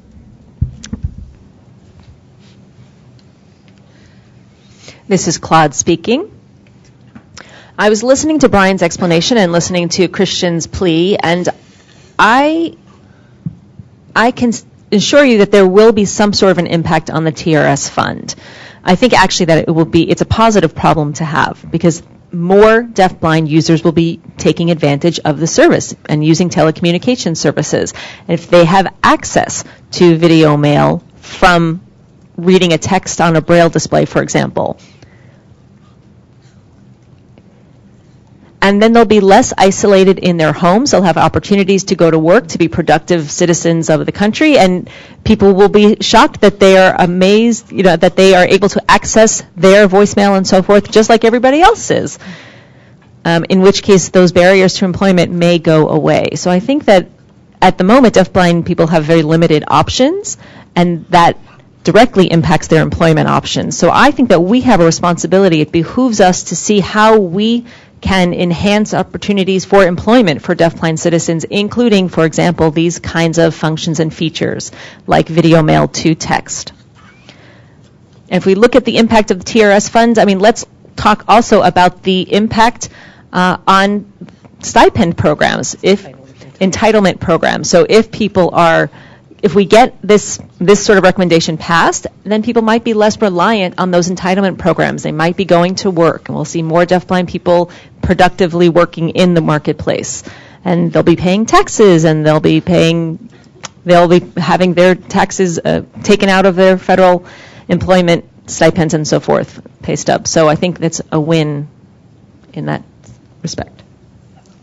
And I think I'll entertain one more question because of time. Any questions or comments? Okay, that was a very helpful discussion, and I think... Oh, go ahead, Brian. This is Brian. I think it's also important to mention that we had consumer representatives in the group discussing this recommendation. We had industry, that is VRS representatives, as part of this group discussing the recommendation. And we had the FCC in the room, so to speak, advising us on this recommendation. And we have relied on them to let us know if we hit something that was truly a barrier or a full stop for such a recommendation. And if the FCC had said, I think that this will be a big problem, I think this is going to have an undue impact on the TRS fund, they would have let us know. So I just wanted to make sure that I submitted that. It's important that everyone be aware of that when considering this. Okay, and Marcia, I think for this it was a discussion, not pushing forward for the recommendation. And we should move on to the next one. Is that correct? Thank you. Yes, we, as I mentioned, had a number of recent discussions, had the impression that it would be very helpful to put this issue in front of the DAC, but not vote on it today. And the same with the remaining recommendation that we have. So I just want to make sure that everybody who wanted to speak to this issue had the chance to. And it seems that, I think we have. Okay. So then let me get to the last of our recommendations that we would ask the DAC again to consider and discuss today. And that is mobile device support for hardwired connectivity to Braille displays. And again, I'd like to call on our Relay ED colleague Brian Unashko to summarize the issue, please.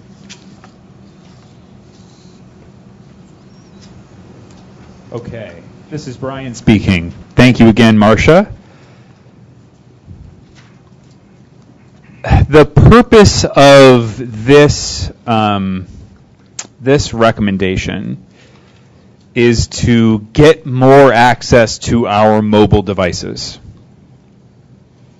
Currently, if you use a refreshable Braille display to access your mobile device, the only option you have for connecting that to your device is the wireless Bluetooth connection. But the standard for most people who use refreshable Braille devices is a USB hardwired connection directly into one's device. So you can use USB for nearly any device that is out there that you want to connect to your Braille display, except for your cell phone or mobile device, which does not support such a hardwired connection. It's a simple wire, and that wire provides a lot of comfort and reliability, a lot of independence for the deafblind consumer trying to use their mobile device. If for some reason you unpair your Bluetooth connection between your mobile device and your refreshable Braille display, I have no way to fix that unless I ask a sighted person to join me to do it, because I use the refreshable Braille display to access the device that I need to pair it with. 95% of all of the problems that occur with a USB-based refreshable Braille display, I can solve by myself. Deaf-blind individuals can solve those type of problems with a wired connection by themselves and have a lot of comfort and experience doing so. So it seems like a very simple concept, but I think that this is where we get into some disagreement, and this came out before we submitted this recommendation, in that we realized that we needed to clean up some of the language that exists here, because some of the language points specifically to areas of technology that give an unfair amount of attention to certain things. And I certainly understand that objection, and we can discuss that more, analyze that issue more, and I'm very happy that CTIA brought this issue to our attention and opened up this for us to be able to talk to them and work with industry partners to see if we can find a way to solve this problem, as well as a few other problems that also exist. Another thing I'd like to add, another statement, there's some information that I found out about last weekend based on some of our previous discussions. We focused, and one mistake we made was focusing too much on the Bluetooth issues. And we forgot that there's a whole other category here, which is that many people have Braille displays with no Bluetooth at all. So there are some being sold today, a refreshable Braille display that has no Bluetooth connection capability. And most of the standard Braille devices that are sold, let's say, before 2010, 2011, only offered USB hardwired connections to those devices. And those things can cost $8,000 to $9,000 a piece. And they can last for a good 15 or 20 years if they're properly cared for, and most deafblind people already have them and are reticent to toss one out and buy a new one simply because Bluetooth is now the mode to connect it. So you're more inclined to buy a new phone than you are to buy a new refreshable Braille display, I can tell you that. I think that it's important that we add further into this discussion about backwards compatibility issues with some of those Braille displays that don't support Bluetooth, rather. But I do support the withdrawal of this recommendation for full consideration and vote, and I support the continuation of the discussion of this issue. Matt, myself, and others, I think, have had a very positive conversation, a positive relationship on this issue, and I want to thank Matt for all of his work with me on that. And this is Susan, and I want to say that I really appreciate the input from the deafblind members, particularly with Brian, really raising the visibility of this very important issue. And I appreciate the industry's involvement. One of the wonderful things about the DAC is it really gives us a forum for reaching across from different organizations in different worlds, really to understand and to start to address some issues that we may not even have been aware that have been problems. So I'm wondering if there's other comments. Julie? Is my mic on? This is Julie Carney with the Consumer Technology Association, and thanks to Matt and to Brian and the group for the positive discussion. The CTA would be interested in also convening the entire group who was interested in continuing the discussions and working towards solutions that will help the community to communicate in a way that uses technology most effectively. Matt and I haven't decided how we'll convene the group. I don't know, Matt, we know who's on the list, but if there are others who are not on the list, if you could communicate to both Matt and to me, that would be great. And thanks to everyone for their hard work. And Everett? I'd like to echo that everything that's said by... I think you're not on the mic. I'm talking. Oh, there it you goes. go. Okay. I'd like to say that everything that I've heard from the group all sounds good, and I want them to keep working towards this, because we have a lot of deafblind individuals in our state that we're working with. One of the things that I think is hopeful on the horizon is that there is a device that's being released. It's a lower cost refreshable Braille display, and I think that will help in making products like that more affordable for individuals. So, and in the sake of time, we'll take two more questions. Christian and then Elliot. Or comments? This is Christian speaking. Thank you. I'm very happy to hear that we've gotten to some agreement to move forward with this. I want to put out one point of clarification because I worked on part of this recommendation as well, and it was partly my request that we address some of those concerns from industry, so I just wanted to add some clarification. I put in the language asking for industry standards. I want to clarify that I did not mean by that to imply creating a new standard.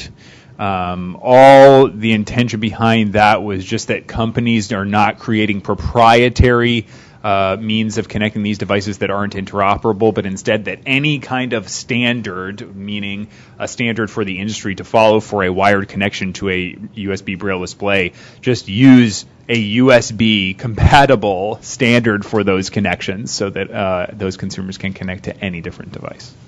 Thank you. And Elliot?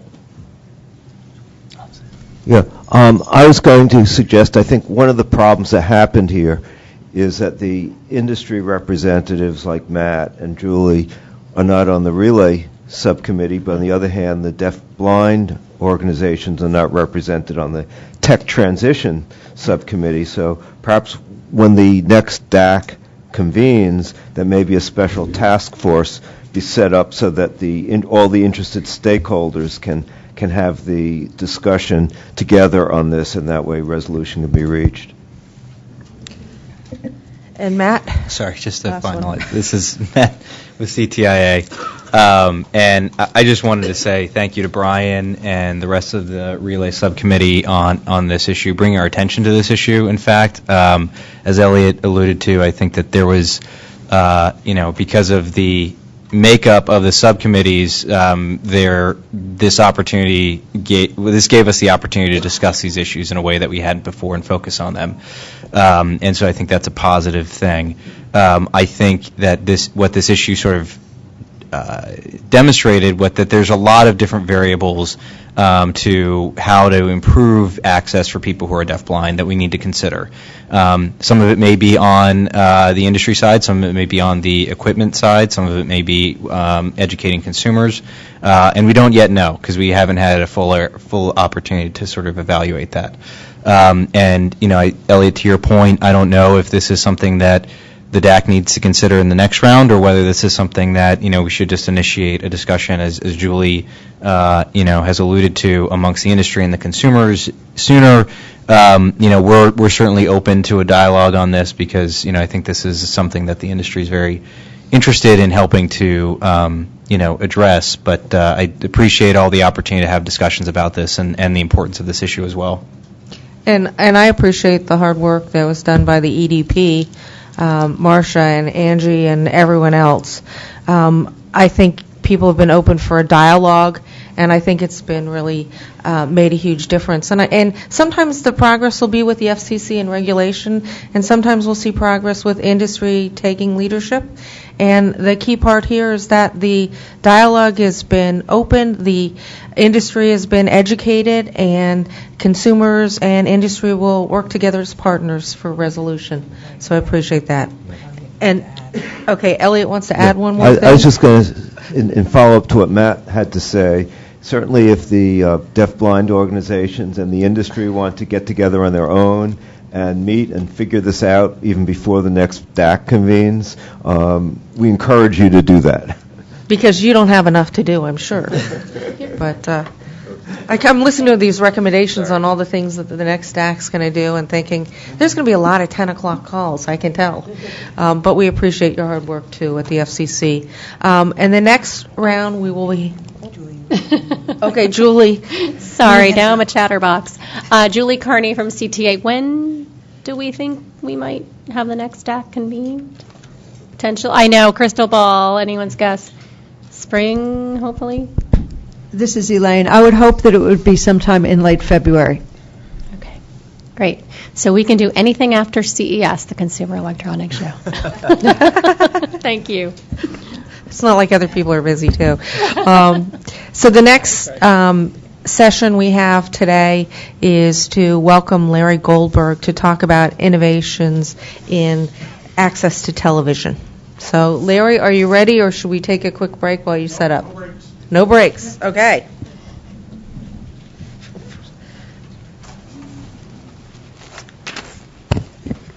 Just going to wake up my computer here. Okay, let's take a 5-minute break. 5 minutes, really come back. Okay. You too.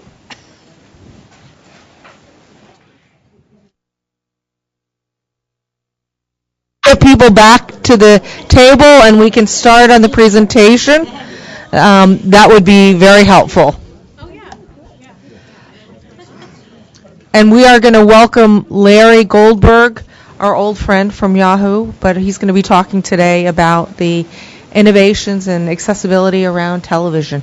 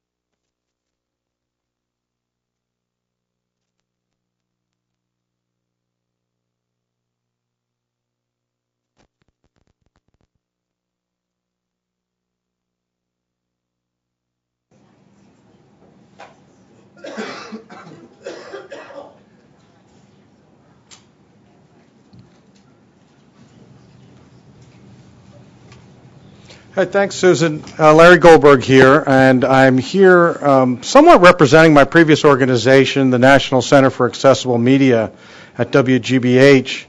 And both my presentation and Phil McLaughlin's afterwards called The Future of Television, but actually we're going to be showing some technologies that are available immediately today, and they're relevant to some of the issues that have come up in discussions in the DAC over the past 2 years. So the technology I'll be showing was developed by WGBH and National Center for Accessible Media and IBM Japan over the past few years. So we all know that video description, even with the potential expansion being considered by the FCC, will still be limited. Mostly the amount of video description available will be on entertainment programs on broadcast and cable TV.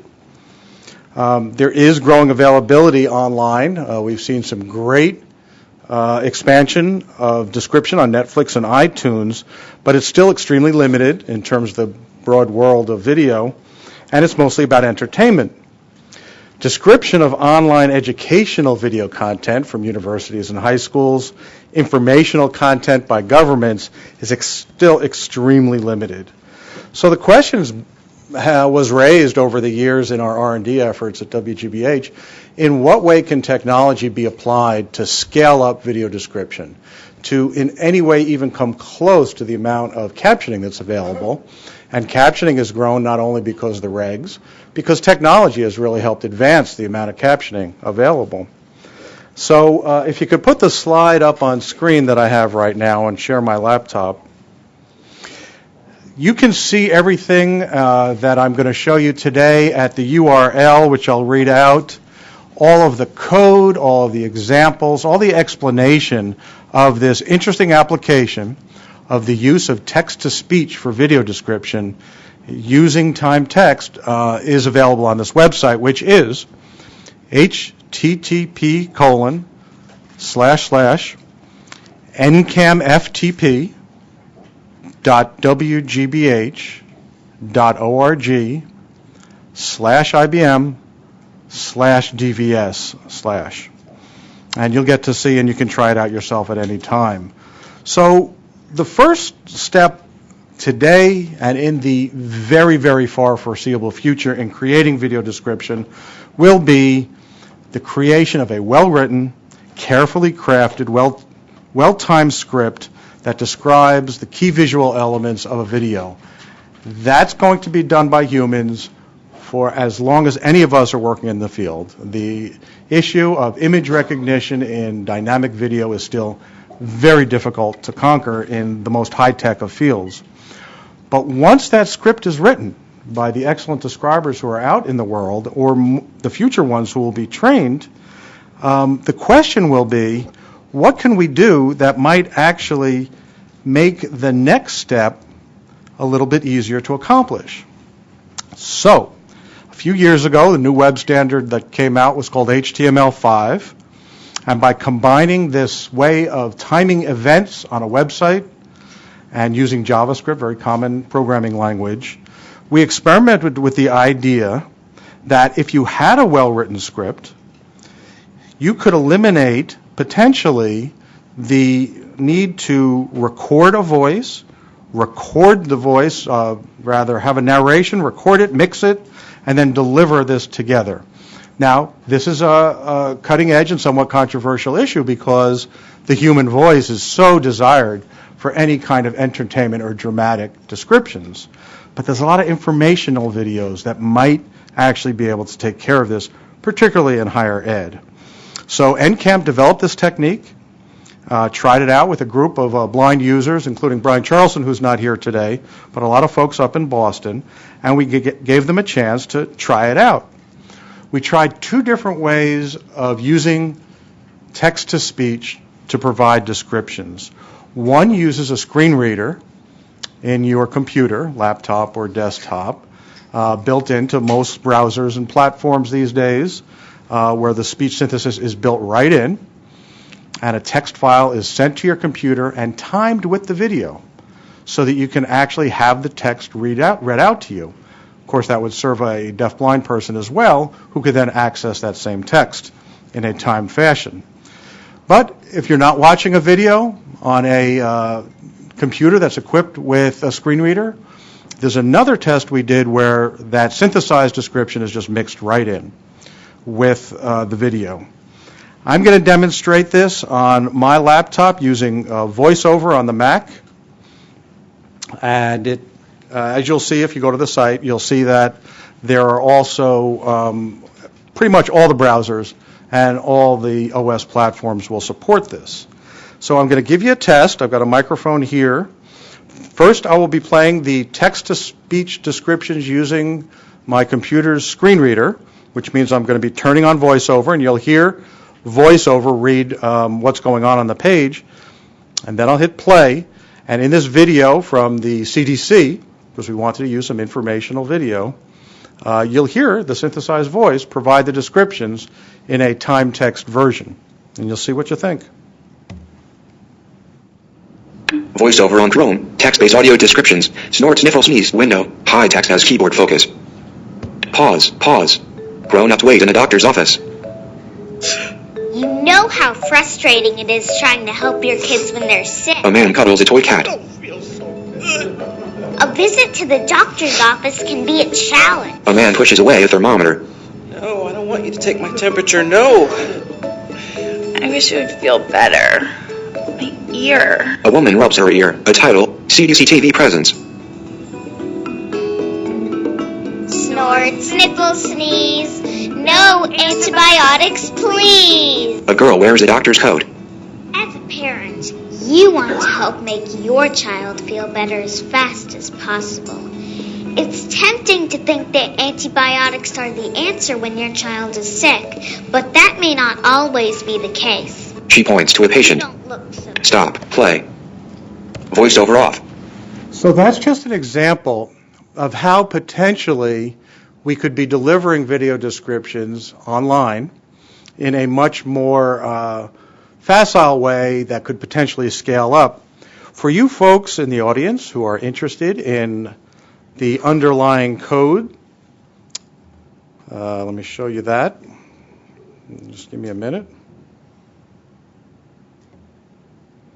Here is the HTML code. And for any of you who actually write HTML, it's simply time codes and those lines of description. And those work just like the captions.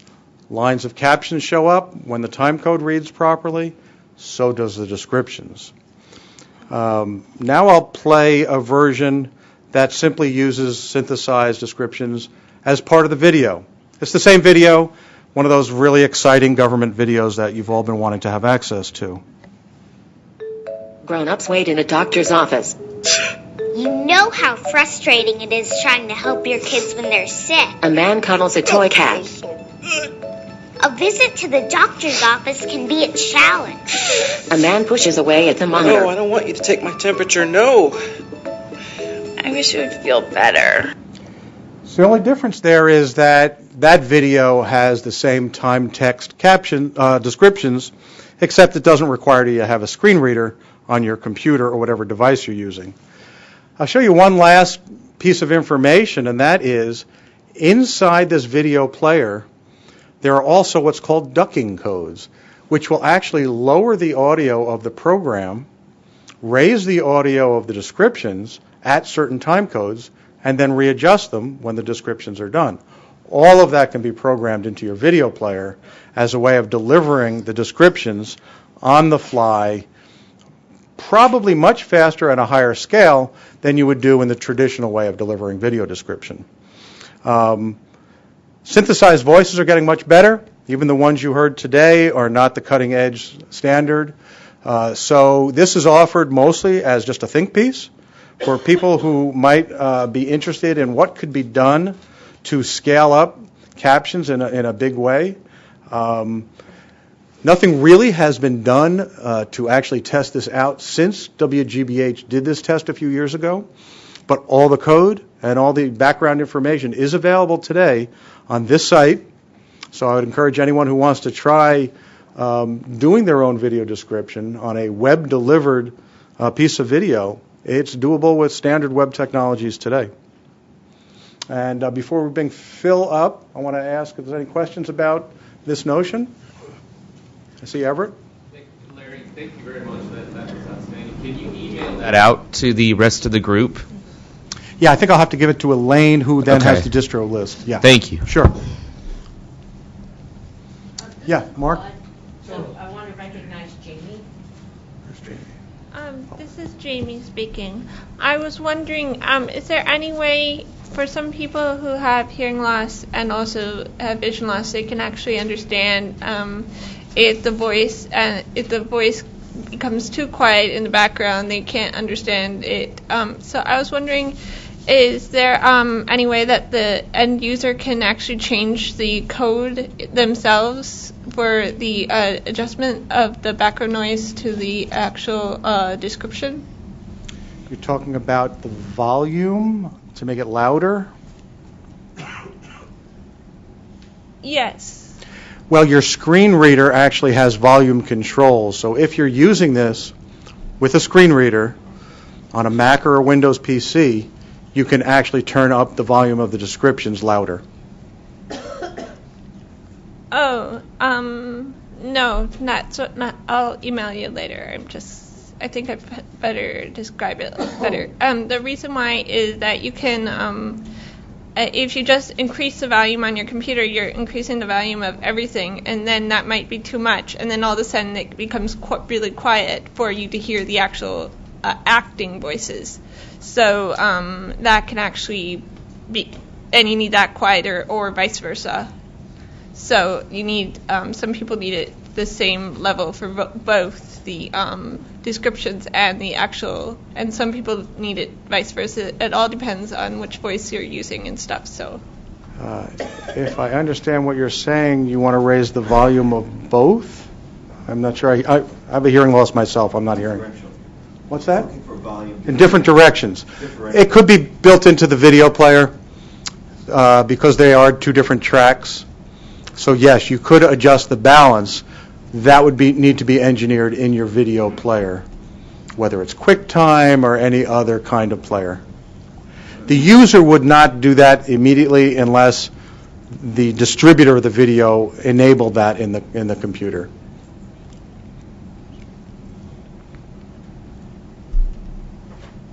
okay, this is Jamie. Thank you. I'll ask more questions later. Okay. But Mark, you had a question? Tony, actually. Oh, right next to you. Sorry. Tony Stevens with the American Council of the Blind. Hold on. Is this on? Yeah. Okay, sorry, y'all. Very cool, Larry. You answered one of the questions in the sense of, is it actually passing through multiple tracks? I had a clarification, two things. First, a clarification. What was the primary difference between the male voiceover voice and then Suri? Was one mix already, was one autonomously using voiceover and the other was mixed in, a separate audio track baked in the video? Yeah, the first one was actually using the voices from VoiceOver on my Mac, so you could choose any voice you want, male, female, fast, slow. The second one, the description track was pre-produced and delivered as audio files, so you couldn't alter those at all. Right. So as long as a person can just get the time codes for different points, I mean, they could sort of, this could be kind of a homegrown solution for a lot of the independent media artists, you think? Yes, it could be, and there's actually tools being developed so you can write your own descriptions for your own video, right, and use the time codes for that.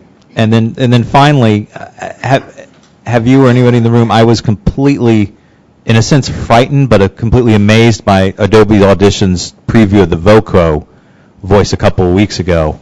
I don't know if anybody else heard that, where it was literally where they can take text. Yes. So Adobe Audition, which is kind of a popular broadcast editing software platform, in the Adobe suite, had released something they're calling Voco a few weeks ago, which is basically can take the human voice. You could basically use, instead of Suri, Alec Baldwin, let's say, take any person and completely manipulate their voice where the inflection and everything is. I was recently on the in-flight entertainment working group for the Department of Transportation in their air carrier access negotiated rulemaking.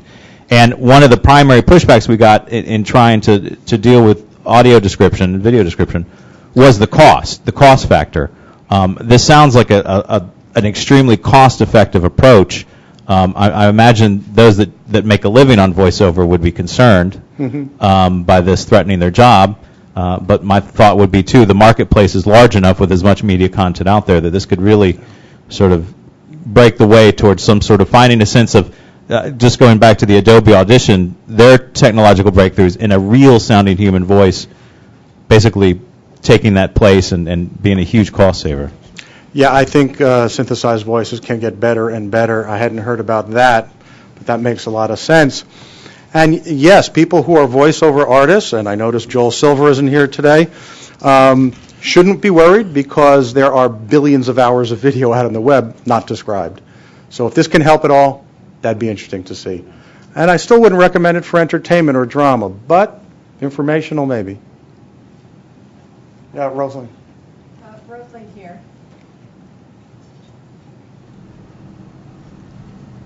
Speak. Waiting for the camera to move around. Thank you very much. Yes. I was thinking about the application of the text-based video description along with the text-based captions, and finally having a mechanism to make video programming accessible to people who are deafblind completely by giving them access to potentially a text-based caption file along with the integrated text-based video description, something that's currently not available on our regular TV programming, but may become available over the internet. So it's very promising. Yeah, if I could get that picture of my laptop up on screen again. This file looks exactly like a closed caption file. Yeah. You could integrate the two. Yep. And with the same time codes, feed them to a Braille display, for instance. Yeah, Yep. Makes a lot of sense. Tim? Tim Creedon, Access Board. So one of the questions that I get, and technical assistance, people ask me about making multimedia accessible.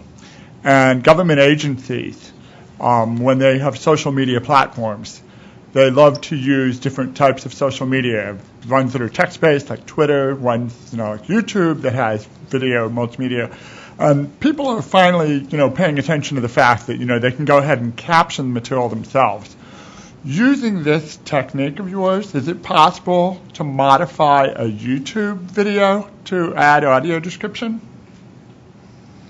YouTube would have to enable that, but as a little bit of an ad for the National Center for Accessible Media, their new do-it-yourself captioning tool called Cadet is captioning and description editing tool, and you'll be able to write codes just like this for both captions and descriptions.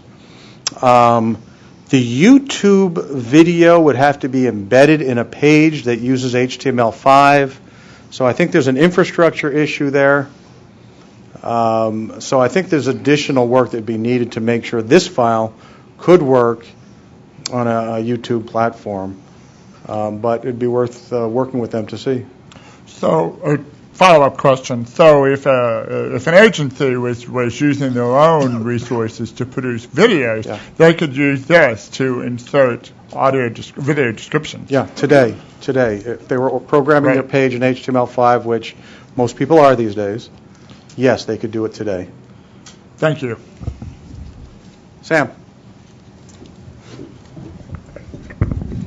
Hi, this is Sam. I wanted to first address Tim's question about YouTube, describing YouTube videos. There actually is a site already which allows you to record an audio description track for YouTube videos and supplement YouTube videos. It's called youdescribe.org, youdescribe.org.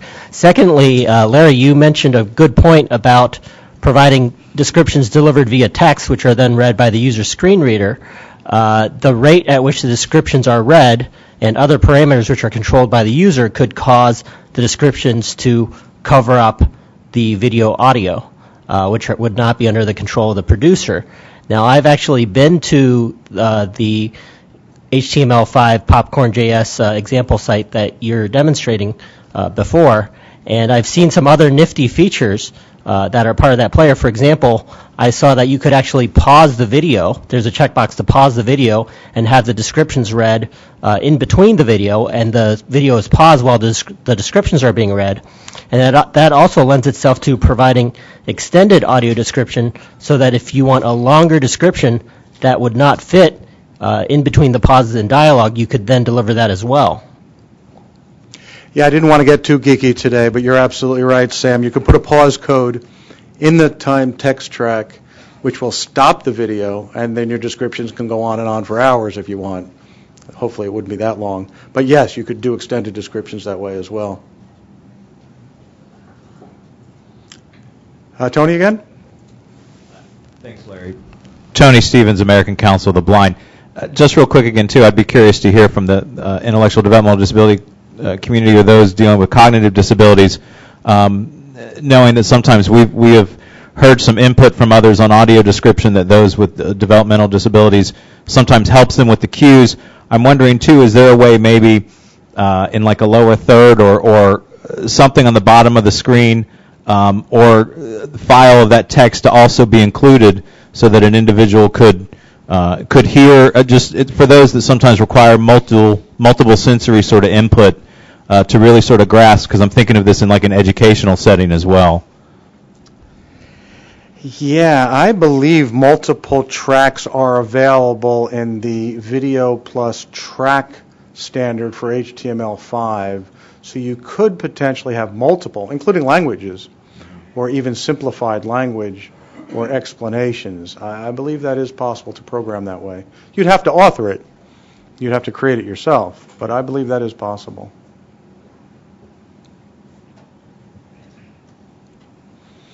Well, I understand that a commissioner is going to be here. Perfect time for a break.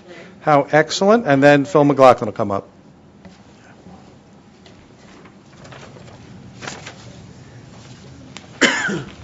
We would like to invite somebody to the front.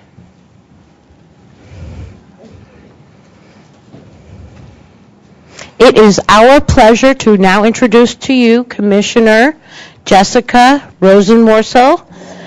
Please know that she is a true advocate and friend of this national disability community and has supported us on numerous disability accessibility issues since she began here. So please join me in welcoming her, Commissioner Rosenworcel.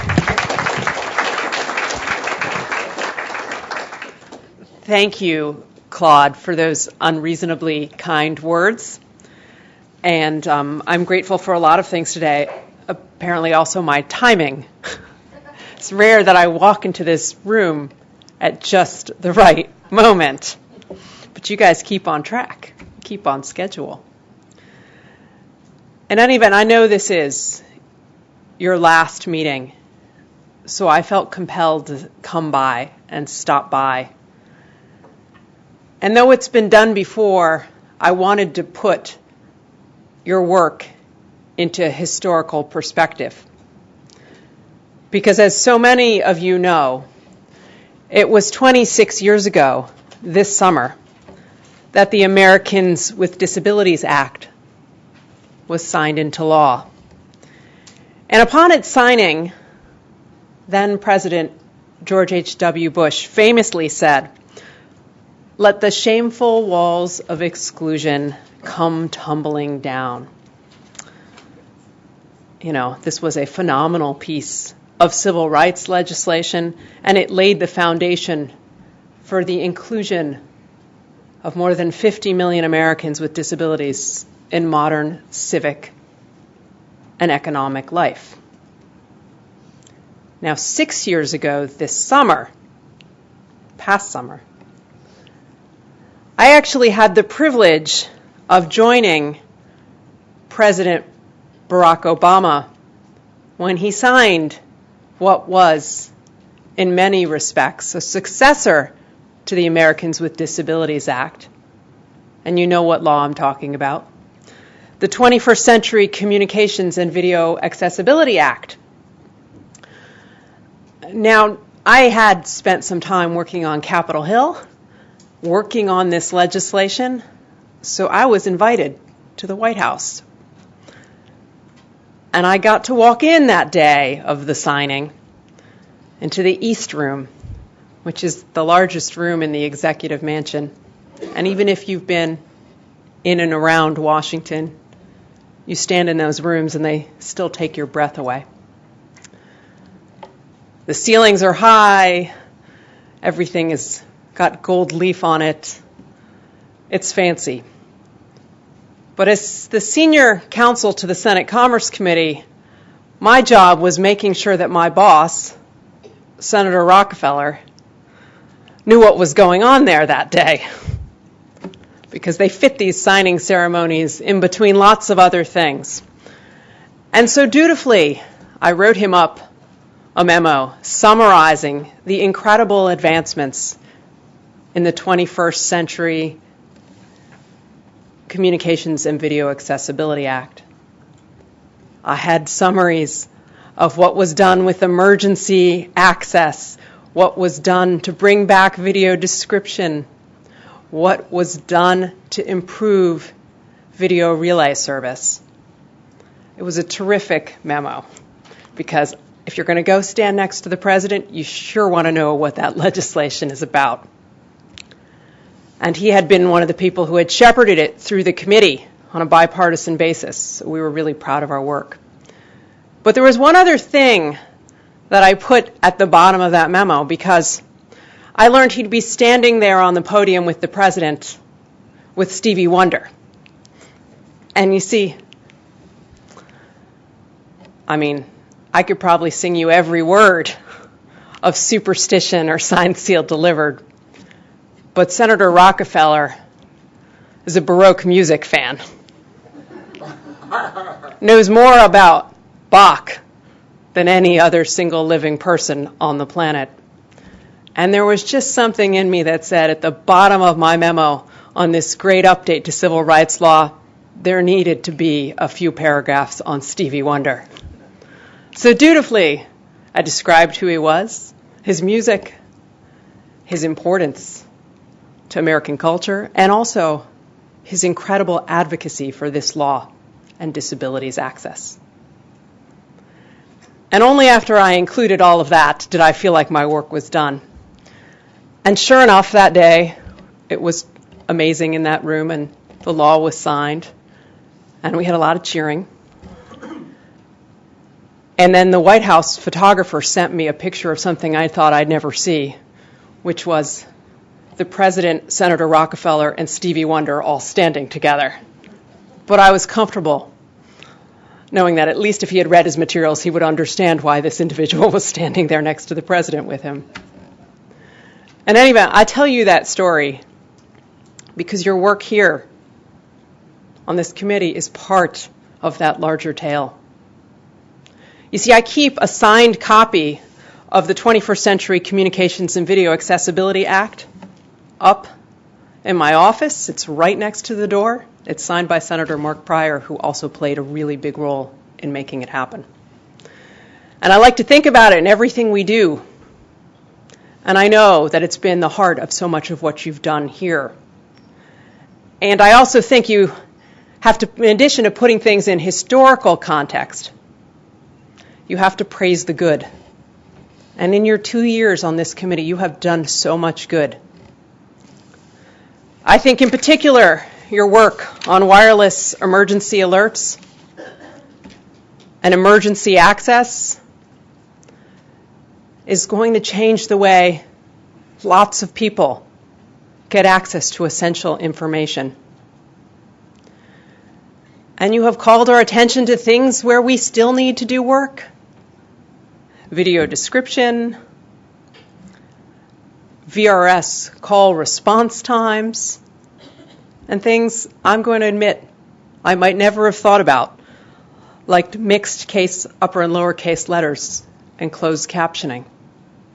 And plus, with your help, we are on the cusp of really moving from TTY to real-time text, moving from clunky and complicated ways of communicating that represent the old analog era into technology that fully represents the digital age.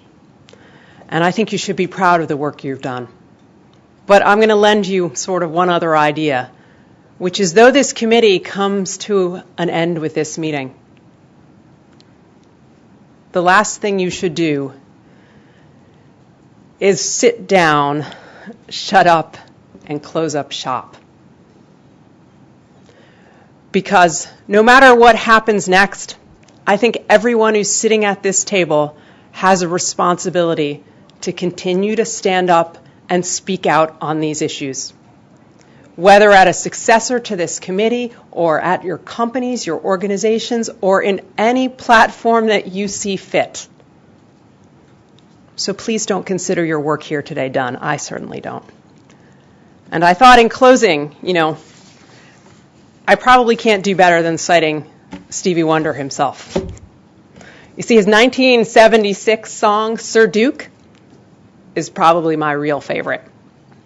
And I'd sing it for you, except I have an absolutely awful voice, and I will spare you my vocal musings, but just instead recite my favorite lyric, and it's this one. Music is a world within itself, with a language we all understand, with equal opportunity for all to sing, dance, and clap hands. Because to me, that's what accessibility is all about. And for your work, it's about taking the technologies of the digital age and making sure that they are available in a language we all understand, with equal opportunity for all to create, participate, and take a stand. Thank you so much for the work you've done.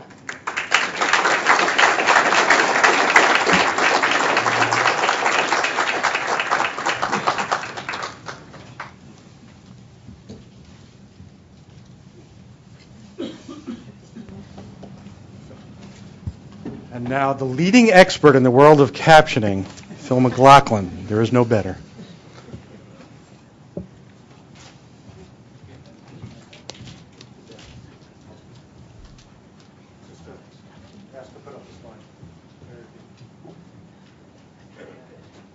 Okay, can I get that slide up that Larry's computer there?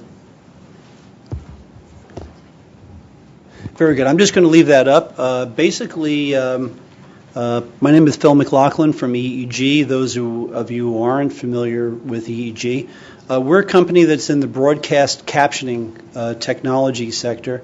We're a very long-term vendor in this. We've been involved in doing broadcast captioning since 1981. So from that standpoint, one of the things that came to light recently is that we heard that there was interest from the DAC in other, like in other ways of transporting captioning other than in video, particularly untethered captioning. And a kind of a call went out to people in the industry to ask whether there was any application of this currently, whether people were doing work in this sort of thing.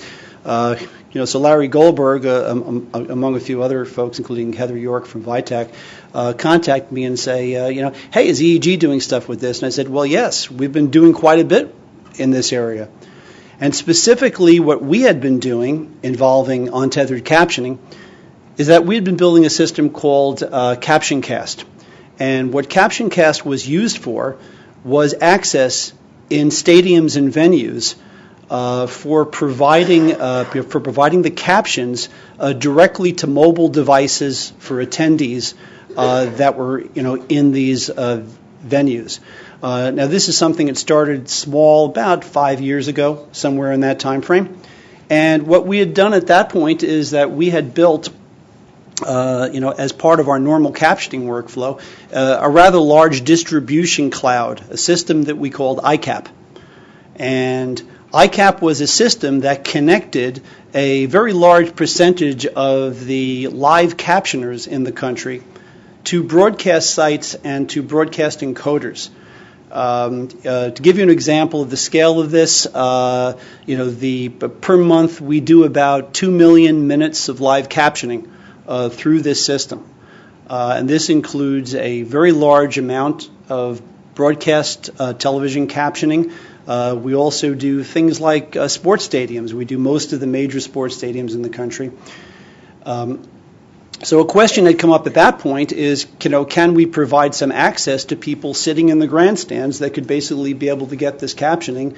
And what we did is we built ICAP, which was an ability to take the cloud-based distributed captioning and basically also repurpose that data so it was available directly, on basically as a web URL. And by using an ordinary web browser that would exist on mobile devices, we were able to avoid having any cost involved in it for the people who were using this service and the facilities. Just recently, this was providing access to a large number of people at Levi Stadium for Super Bowl 50. So this is something that's used quite a bit. So primarily at this point, my feeling was to get an idea of how this type of thing could work. It would be fun just to come down and put a demo up. That URL that we have up there, the intended use of that is to bring this up on your smartphone. For example, on here, I have this up on my smartphone where I brought up this site up here, and I've got the captioning that's coming out on a web browser on my phone. And this would be the way someone would be using this at a small facility. I mean, at a venue or a sports stadium. Well, obviously the use of this type of technology is not limited to this type of stadium or venue access. We also could be taking data like this and using it for other purpose. There's no reason why this same feed that's taken out couldn't be presented to a refreshable Braille display for deaf-blind use. And this is something that has not been explored at this point, but I think that the DAC has expressed some interest in looking at things like this, which is the reason why I thought it would be useful for people to see this. This technology generally, when we're looking at these things, we'd be asking questions of impact, cost, what it costs to implement something like this. If you have a system, if you have in place a broadcast channel or a network or a local station that is currently using an ICAP connectivity for providing their captioning, there's actually very little cost or difficulty to have this put into a CaptionCast feed. Fundamentally, it really requires asking us to do it. We typically don't provide these feeds out there without permission because it's not our data.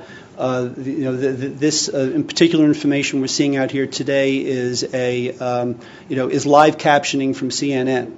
Is what the particular demo that I'm showing here today is. And I think very often it's just good to experience that. So that's pretty much what I had to say. I figured we just wanted to go and give a demo of this and explain that these technologies are out there and they are being used. Do you have any questions?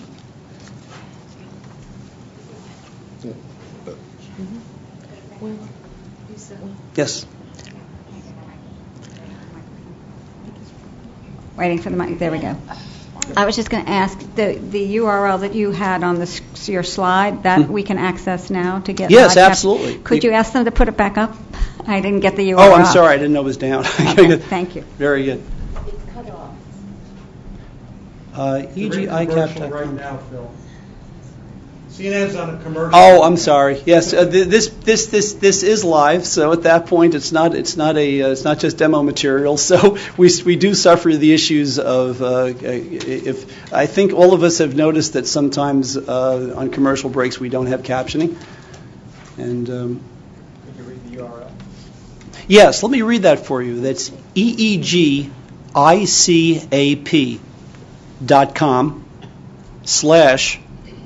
CaptionCast, one word. That's CaptionCast.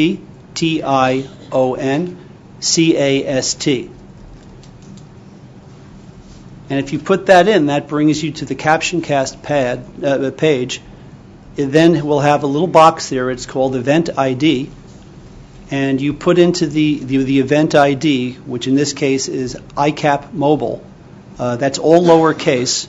It unfortunately is case sensitive. And that is ICAPMOBILE.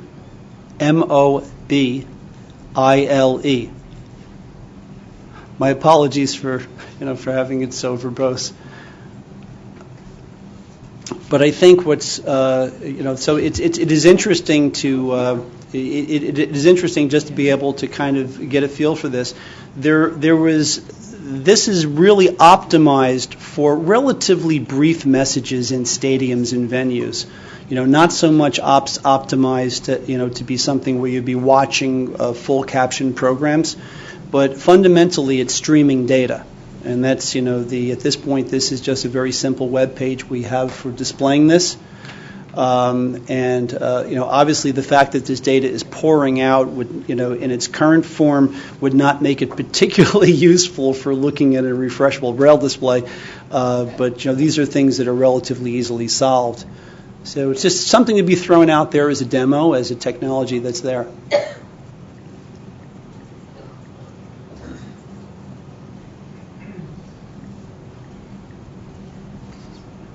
A question? Yes.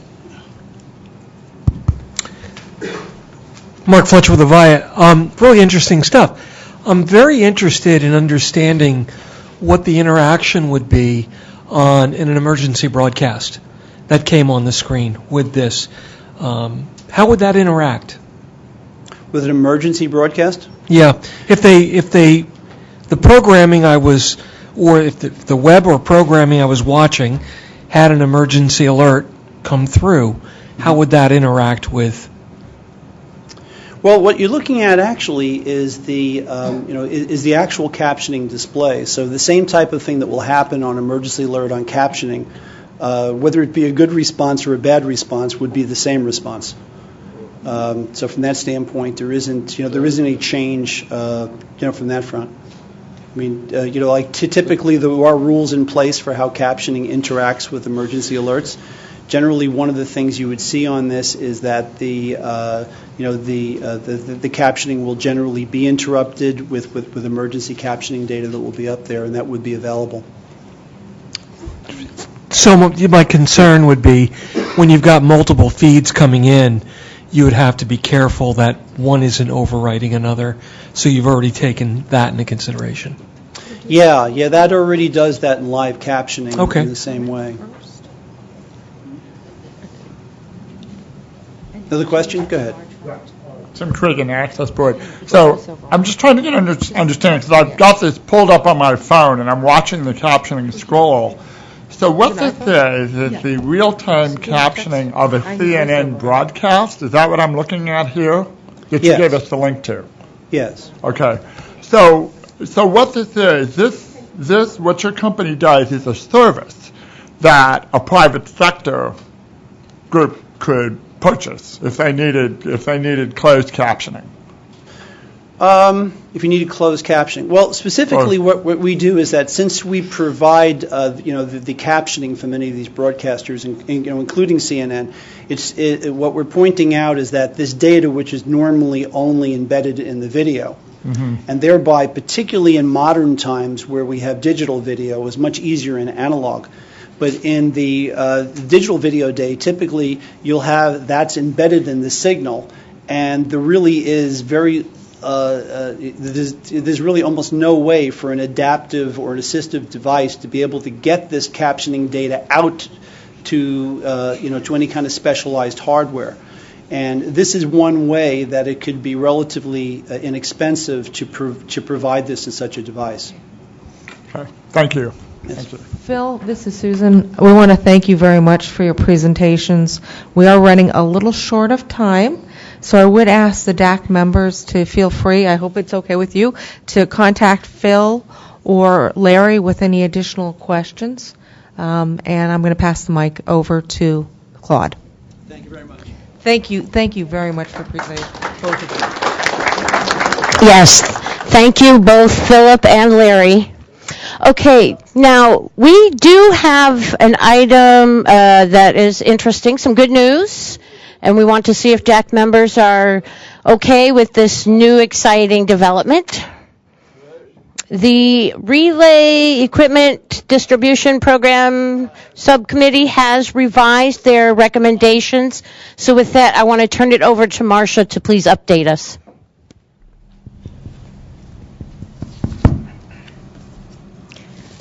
This is Marcia Brooks. Well, it ain't over till it's over. We have had some conversations that have continued on our recommendation that we discussed earlier for voicemail to text services. We've come up with an amendment on the 10th part of the recommendation that we seem to have consensus on from the relay providers and industry. I realize I probably need to read the whole recommendation now because we're going to ask for a vote.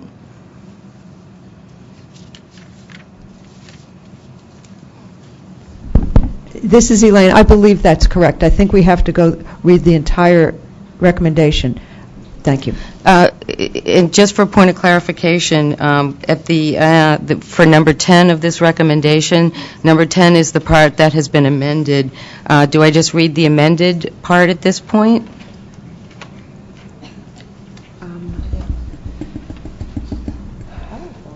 Yeah, I would say that everybody has received this recommendation in their email. So read the paragraph number 10 when you get to that as amended. Okay. Does everybody understand that? So Marcia is going to be reading the entire recommendation, but paragraph 10 is going to be different from what you have already received. Okay, thank you. Number 1, whereas deafblind consumers of video phones may be unable to independently use video phones without physically present interpreters to communicate via video communications. Number 2, whereas a visually accessible video usually requires a deafblind person to specifically request accommodations during a call, such as use of background panels, skin contrast clothing, and signing in specific space and pace. Number 3, whereas deafblind consumers may be unable to view the content of a video mail until such interpreter is present. Number 4, whereas video relay service, VRS, interpreters or video phone to video phone, VP to VP callers, may be unable to leave messages that are visually friendly for low vision deafblind consumers. Number 5, whereas voicemail to text services are readily available, but video mail to text services are not readily available. Number 6, whereas in the absence of video to text services, deafblind consumers do not currently have functionally equivalent access to telecommunications. Number 7, whereas providing an option of video mail to text services similar to the voicemail to text service available to audio communication consumers would enhance functional equivalency for deafblind consumers.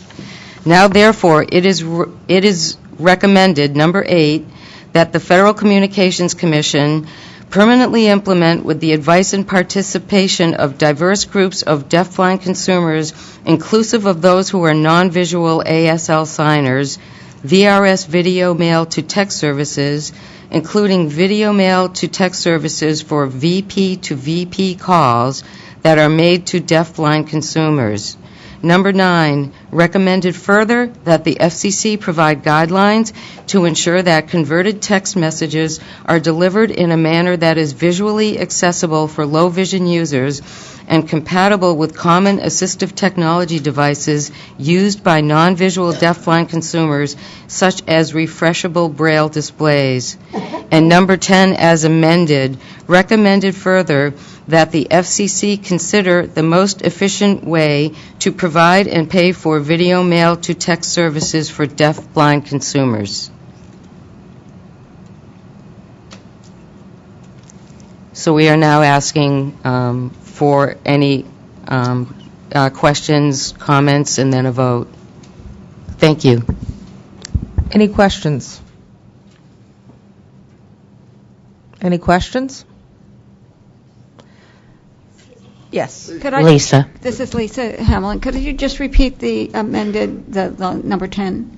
Sure. This is This is Marcia.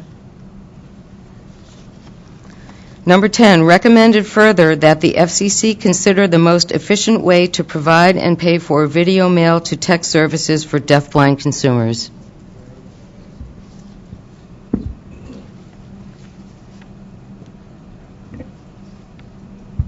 Okay, should we go for a vote then? Sure. And my understanding, just for clarification, Elaine, the abstentions are not counted in the total? The majority is from the folks that are... That's right. That's great, okay. That's right, and the ex officio members do not abstain, they just don't vote. Okay. All right, so if we're calling for the vote, AT&T, while we support the intent of this, would abstain because we don't have the expertise or approval at this point.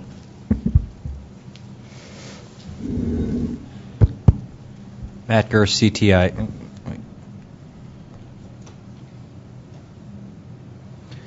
Matt Gurr, CTIA, abstain. Julie Carney, Consumer Technology Association, abstain.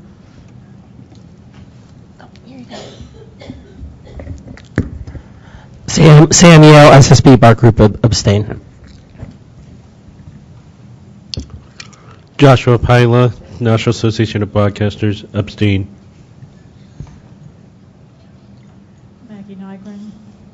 Maggie Nygren, AAIDD, abstain.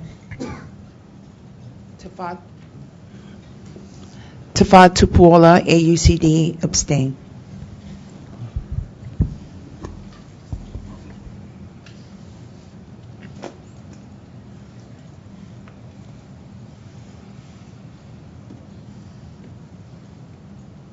This is Hannah Thompson, Consumer Representative, abstain. Tom Litkowski, Comcast, abstain.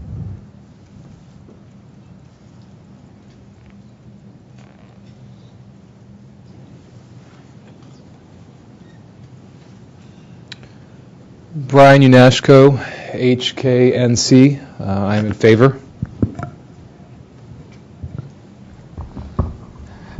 Everett Bacon, National Federation of the Blind, and I vote yes. Jocelyn Hunter, Columbia Lighthouse for the Blind, we vote yes. Helena Mitchell, Wireless RERC, yes. Lisa Hamlin, Hearing Loss Association of America, votes yes. One Pipler, Consumer, yes. Brenda Kelly Fry, National Association for State Relay Administration, votes yes. Jamie Taylor, Deafblind Citizens in Action, votes yes. Sonny of DSA, and I vote, and of course.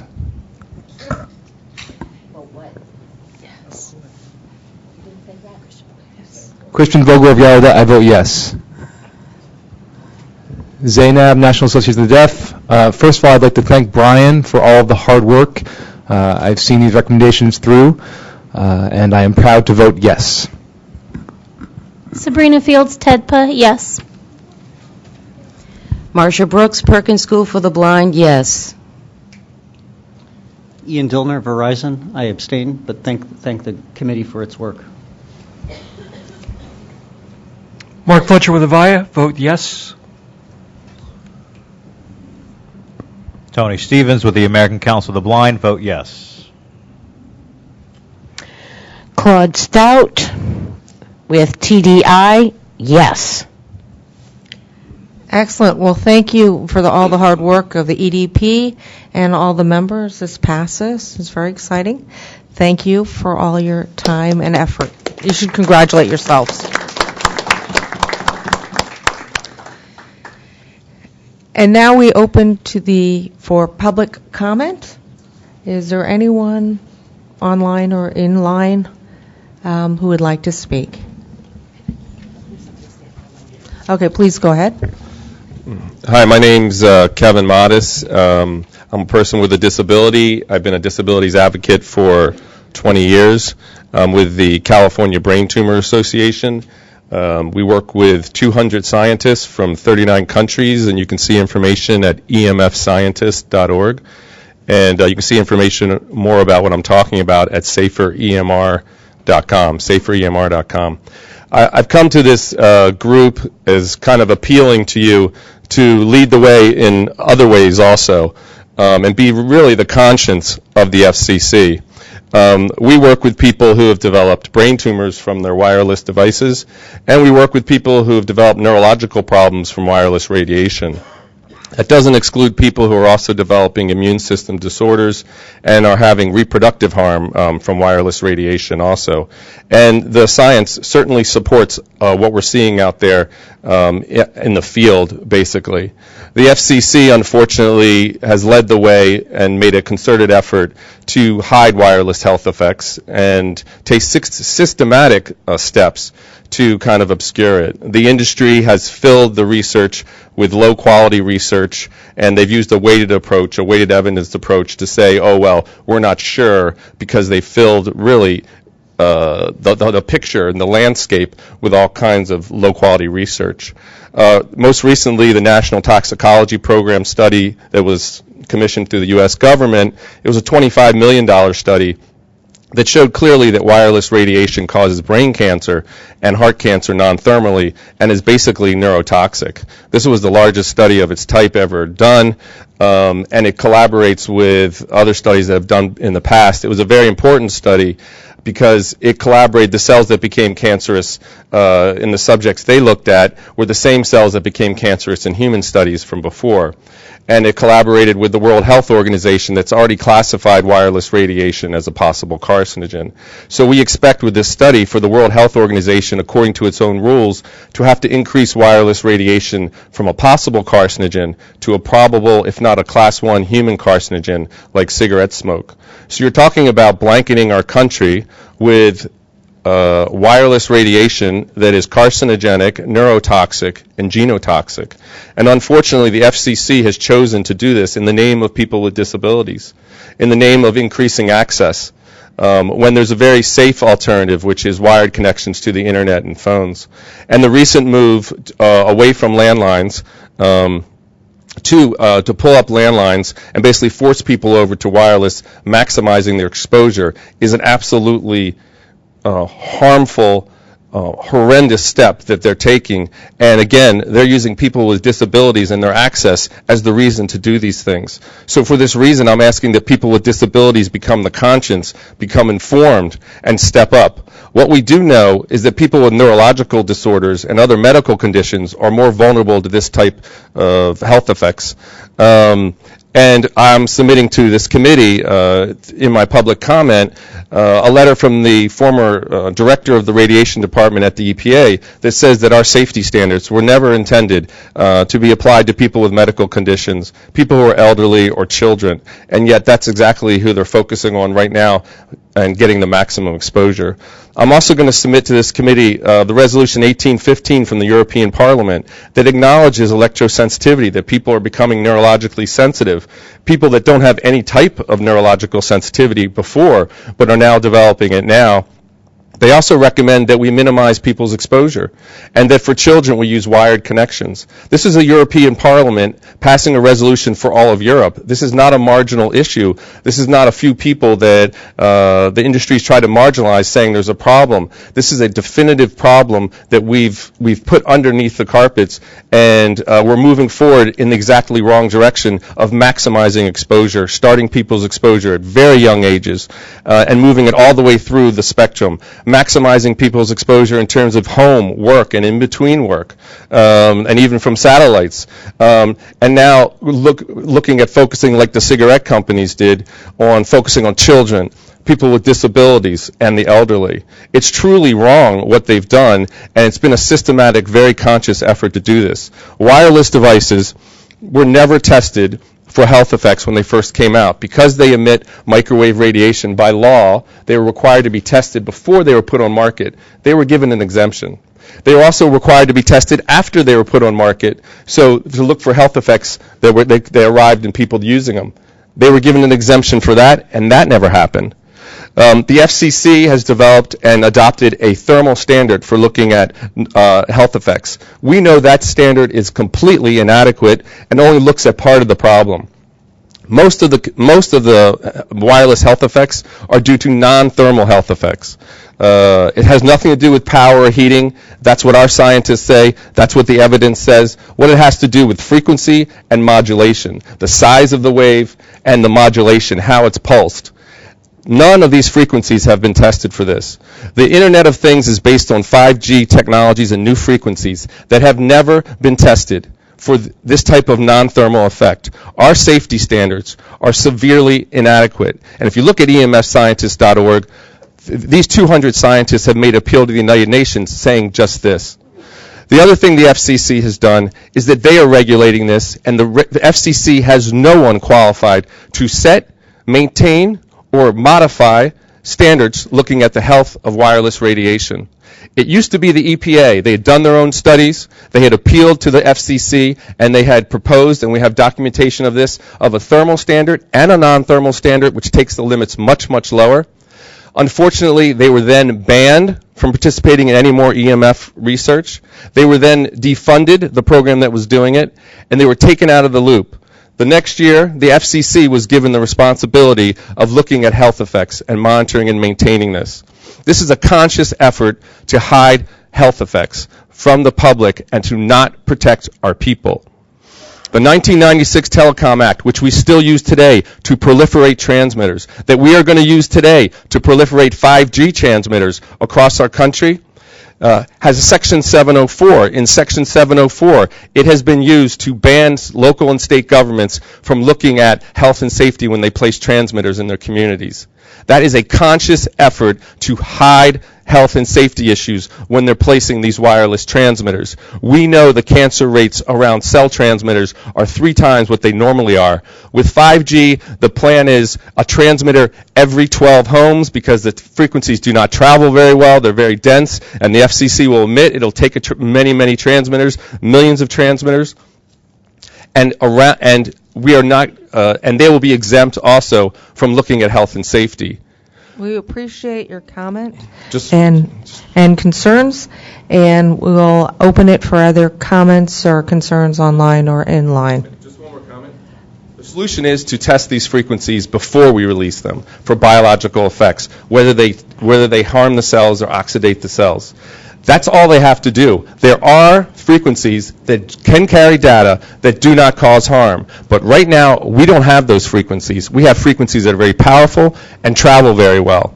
But they are truly, truly very harmful, and we need this committee to take action. This committee to be the conscience of the FCC and to demand that we have a sensible way of proliferating this wire relation, that we test it before we roll it out. It only makes sense. Ask any scientist, but the scientists and the cellular biologists are being ignored. We are going with engineers and physicists that only believe in heating as the health effect, and I can give you thousands of studies to show that basis for a safety standard is completely and absolutely incorrect. Well, thank you for sharing your comment and also your website. Okay, go ahead. Hi, this is Elaine Gardner. Thank you very much for your comments. We've received a number of emails on the same issue, and we do thank you for this. There is an open proceeding, an open rulemaking on this. It's out of our Engineering and Technology Bureau, ET 13-84. This is before another bureau right now. With a new administration coming in, I think right now is a difficult time for us to comment on this, but we do really appreciate your comments, and and we will look at the emails on this, and thank you very much. Thank you. 4 years since they haven't looked at that, but they've had 4 years they've been able to expand wireless exposure a great deal. So where are their priorities? It's pretty obvious. Thank you for your comments. We appreciate it. And there's more information available on your website, so thank you for sharing.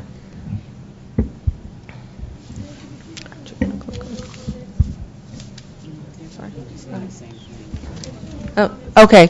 Can you please come to the mic? And because of time restrictions, we ask that you keep your comments to about 3 minutes. Thank you. Thank you. I was just going to echo that thought. Karen, thank you. Member of the public, you have a couple of moments. Thank you very much. Hi, how are you? My name is Aliyah Solomon. I'm a mother of two. I don't really work for any organization. And I walked here in the rain and the cold because I feel like I represent many voices that don't really get to have a chance to come here and express the concerns about the wireless radiation that is causing them health problems and health issues that many people either know that these are directly coming from their wireless devices, or they don't know, such as someone like myself. I used to wake up at night, not like at 1 o'clock or 2 o'clock in the morning, for absolutely no reason, no alarm, none of these issues, just would wake up for no reason, and then I couldn't go back to sleep, so I would have insomnia issues. My second issue, and this is for my cell phone, by the way, I'm speaking about my cell phone, the radiation that was causing my, issues in my body. The second issue, headaches. I would get these constant headaches, especially when I would come out, let's say I was going to work or I was going somewhere and I'm coming back, I would notice all the headaches that I would get from my cell phone.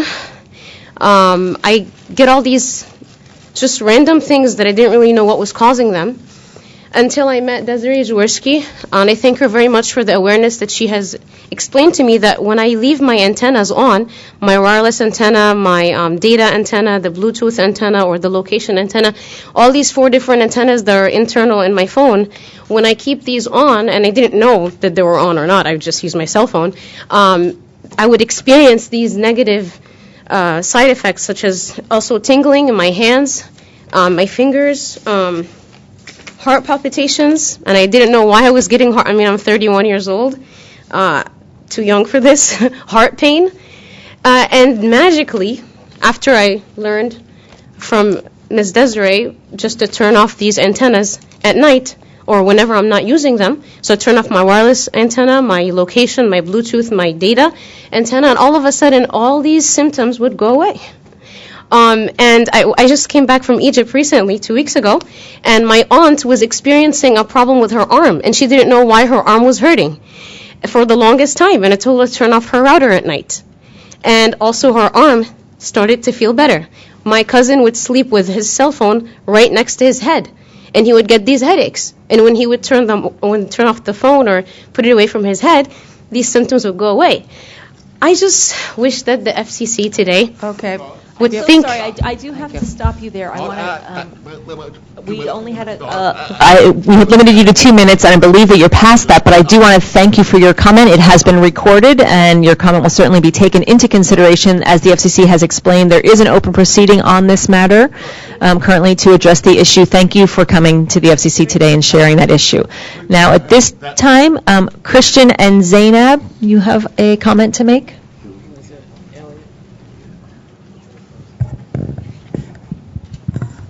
This is Zainab from the National Association of the Deaf speaking. I have a comment from Blake Reed, who is watching online. Hello, Blake.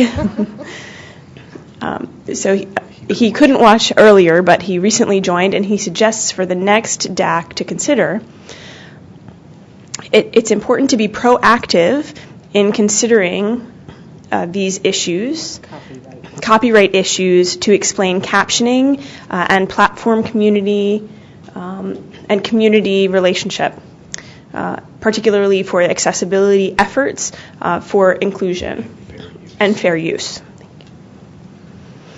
So thank you, Blake, for that suggestion. Thank you, Zainab, for delivering those comments. Christian? This is Christian. I have another topic for consideration at the next DAC for particularly Tech Transition Subcommittee with regards to the Internet of Things and telecommunications services, telecommunications relay services. The opening of these systems to ensure that the Internet of Things is compatible with a number of different relay service providers, because there are currently some concerns that those systems are not all interoperable among the different services. Thank you, Christian. I do see one more member of the public. You have the final word, but please, you must keep your comments to 2 minutes, and we will cut you off at the end. Initially, you'd said 3 minutes. Can we make it 3? No, 2 minutes. 2 minutes. Right, at first you said 3. I'm reading for Desiree Jaworski. She's the executive director of the Center for Safer Wireless. She has laryngitis right now and cannot speak. The Center for Safer Wireless is a nonprofit organization created to educate the public about the science showing harm from wireless radiation and to help them live more safely in this wireless world. The U.S. National Toxicology Program recently released preliminary results from the $25 million study on wireless radiation that it was contracted to do by the U.S. government. The study showed a significant number of gliomas and schwannomas in the results of exposed rats. This is consistent with what other studies have shown from exposure to wireless radiation. Although these results are worrisome, what is even of greater concern is the number of people who contact us because they are being physically impacted when they are using wireless devices or are near routers or cell towers. I had severe insomnia after having a router installed near my bedroom. By turning it off at night, I could sleep again. People complain of headaches when using cell phones and cordless phones. Some people experience pain or tingling in their hands. They carry cell phones in their pockets not knowing that they shouldn't be on their bodies. People who have used behind-the-neck headphones have complained of heart pain that goes away when they stop wearing them. Insomnia, tinnitus, heart palpitations are common complaints that go away when a person greatly reduces their exposure to wireless radiation. There are people who are so sensitive they experience extreme body weakness and disorientation along with the other disorders. These people are becoming unwillingly confined to their wired homes, unable to come out of the constant exposure to wireless radiation. They are frightened at the thought of landlines being disconnected and that they can no longer use the corded phone. This will lead to further isolation for them. The Internet of Things is a nightmare for the people who are sensitive to wireless radiation.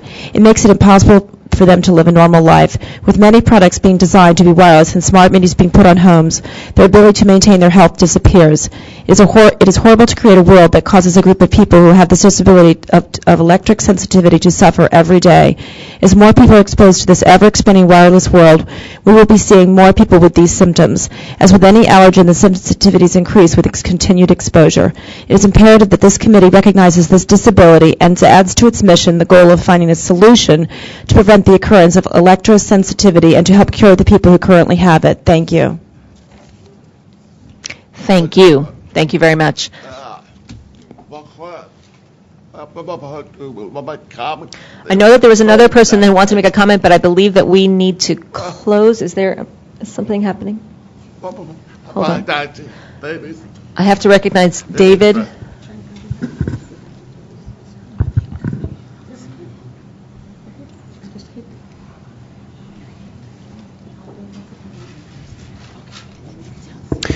Thank you, Claude. I just wanted to take a short moment to thank the members of the Relay Technology Working Group.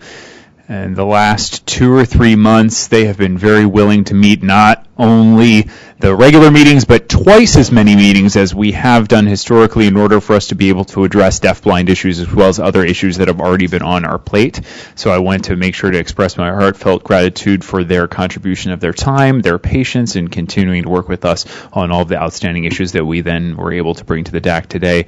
I also want to make sure to thank the FCC for providing us with the resources, captioning for phone bridges and what have you in order to make sure that all that extra work that we are doing is possible. It means a lot to so many of us. I wanted to again say thank you. Thank you, David. Dr. Mitchell, you will have the very last word. I want to thank those 3 speakers because I'm Helena Mitchell, head of the Wireless RERC, which is the Rehabilitation Engineering Research Center. And we are also really concerned about 5G and the effects of potential radiation of wireless devices. So it may not be in the domain of the FCC, even though you have an open rulemaking and you all should make sure you file in it, but it might also be a question for CDC. Because when I was at a couple of conventions, I always asked the wireless providers of 5G, what are they going to do? And their thing is sell product.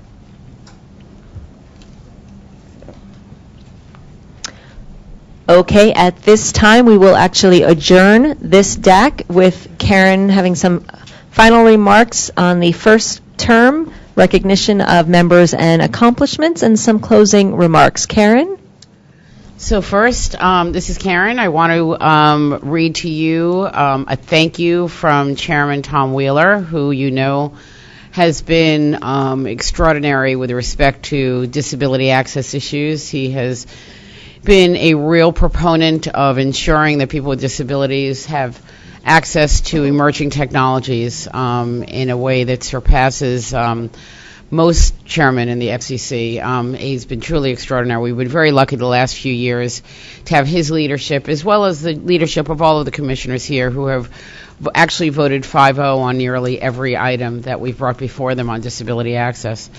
Chairman Wheeler says that while my work takes me out of town on this last meeting of your remarkable term, I wanted to personally thank each of you for the very real and important contributions you have made as representatives on this committee. In these fast-changing times, it is critical that the Commission continue its work to ensure disability access to technological advances, while at the same time making sure that new barriers are not created.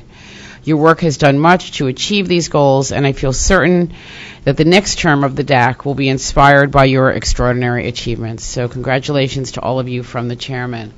And now I would like for Elaine. Elaine has been running around getting the cake ready, and we have some really fun statements on the cake that Elaine came up with, and I wanted her to let you know what they are and what the logistics are will be now for the cake and some honors that we have to give to you. Hey, thank you. Yeah, running around, that's me.